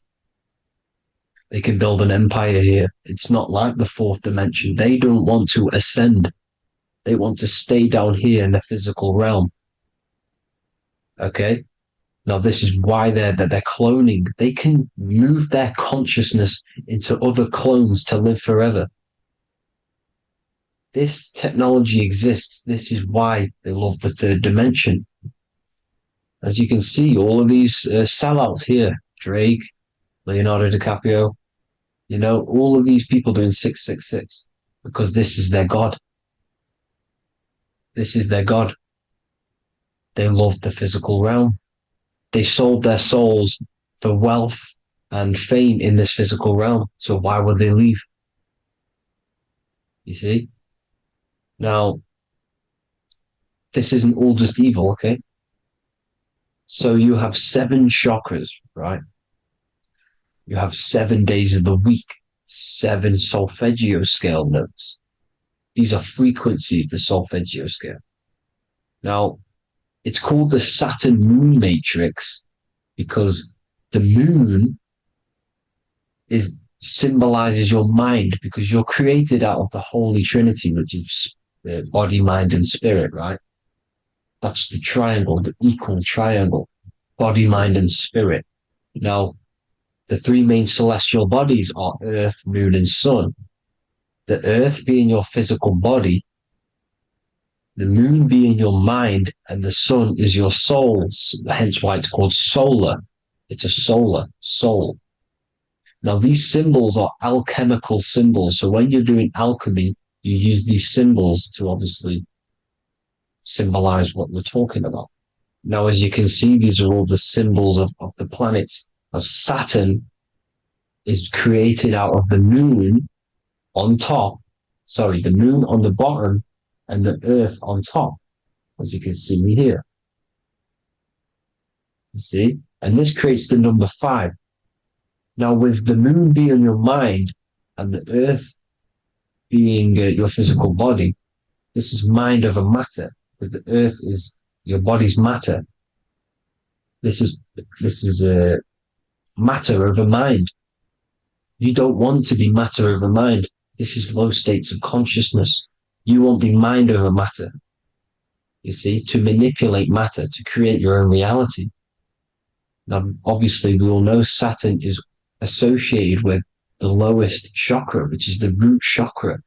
This is to deal with your animal instincts. When you're down here, you identify as the physical body. You don't know anything spiritual. You're you have a pure physical mind. You don't believe in anything spiritual. This is survival mode, consumption. They want you trapped down here, which is matter over mind. They don't want you to create your own reality, which is mind over matter. You see? Now, that's what Jupiter is. Saturn is the moon on the bottom and the earth on top. But Jupiter is the moon on top with the earth on the bottom. That's mind over matter, you see? So these chakras are an ascension process from spiritual, from matter, physical matter to spiritual. This is the ascension. This is the stairway to heaven. This is Jacob's ladder. You see? Now, the number 5, which is obviously associated with Saturn as well, which create the symbol for Saturn, created the number 5. You have 5 senses, 5 elements, 5 physical elements. As we all know, Saturn crystallizes everything into physical matter out of the 4 elements. 5 fingers and toes, 5 points of man. Okay, the number 5 is the number of justice. Saturn holds things back. He restrains things from you, makes you learn the lesson. Now, 666 is not all evil. 666 is the atomic structure of the carbon atom. 6 protons, 6 electrons, 6 neutrons, right? We are carbon-based life forms. All life forms are based on the bonding properties of the element carbon. Because Saturn crystallizes everything into physical matter. Now, the Masons symbolize this with the checkered boards. They have the black square, which is obviously matter, as I just said, the black cube, and spirit is the white square, because white is eternal light. White and light, you see. Black is physical matter. Now, this is what we are. The point of our soul is to transmute from matter to spirit, but these are interchangeable. This is the constant cycle between spirit and matter, spirit and matter. High vibrational matter turns into spirit. Low vibrational spirit turns into physical matter. You see? Now, we are carbon-based life forms. This is what 666 is, the number of the beast. When I say we, the physical body is the beast. It's the animal. It's the carbon suit to operate in this physical dimension, in this physical realm. See? It's the vehicle used to operate in this physical realm. But your mind isn't from this physical realm, you see? The brain is the physical manifestation of the soul. Okay? So, as you can see here, the spine is an extension of the brain. Everything goes back to the brain. This is literally what your physical body is. You see, this is the nervous system, and everything reports back to the brain, and everything's controlled from this control center. And this spinal column, at the top of the spinal column, is your third eye, which is known as the pineal gland. And this is the seat of consciousness. It's the center of consciousness. That is your true self, pure consciousness. This body is just a physical body. This body is mortal. This body runs out, but your consciousness lives forever. They don't want you knowing this. This is why they keep you down here in your lower chakra.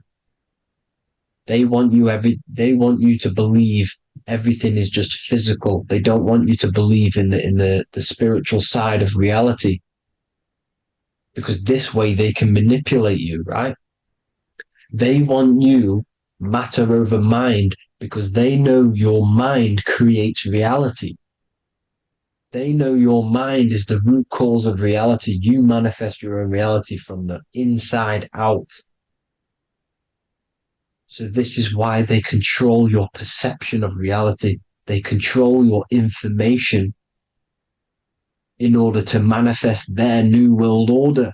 You, who are ignorant to knowledge and wisdom, you who are ignorant are manifesting their agenda because you accept their information and their perception of this reality. Now, this is why they tell you the globe model, the heliocentric model, to trap you into physical matter. Now, if you understood about this true form of this realm, you'd understand that there's a spiritual side behind everything. The spiritual side, something has to exist. The root cause of reality is higher planes of existence. It happens in the mind before it happens on the physical plane. You see? They don't want you knowing this. They want you matter over mind, which is the symbol for Saturn. Moon over Earth. The Holy Trinity.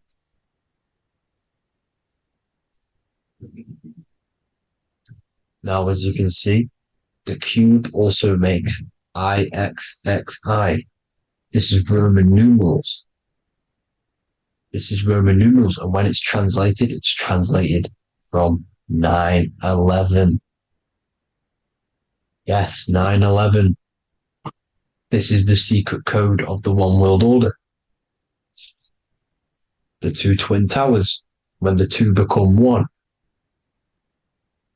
Okay, when the two become one, this is how you reach the higher states of consciousness, the physical and spiritual. Now, as you can see, the 9/11 memorial are two black cubes. It's two black cubes. This is all Saturn worship. Now, I'm not saying that Saturn is an evil celestial body, right?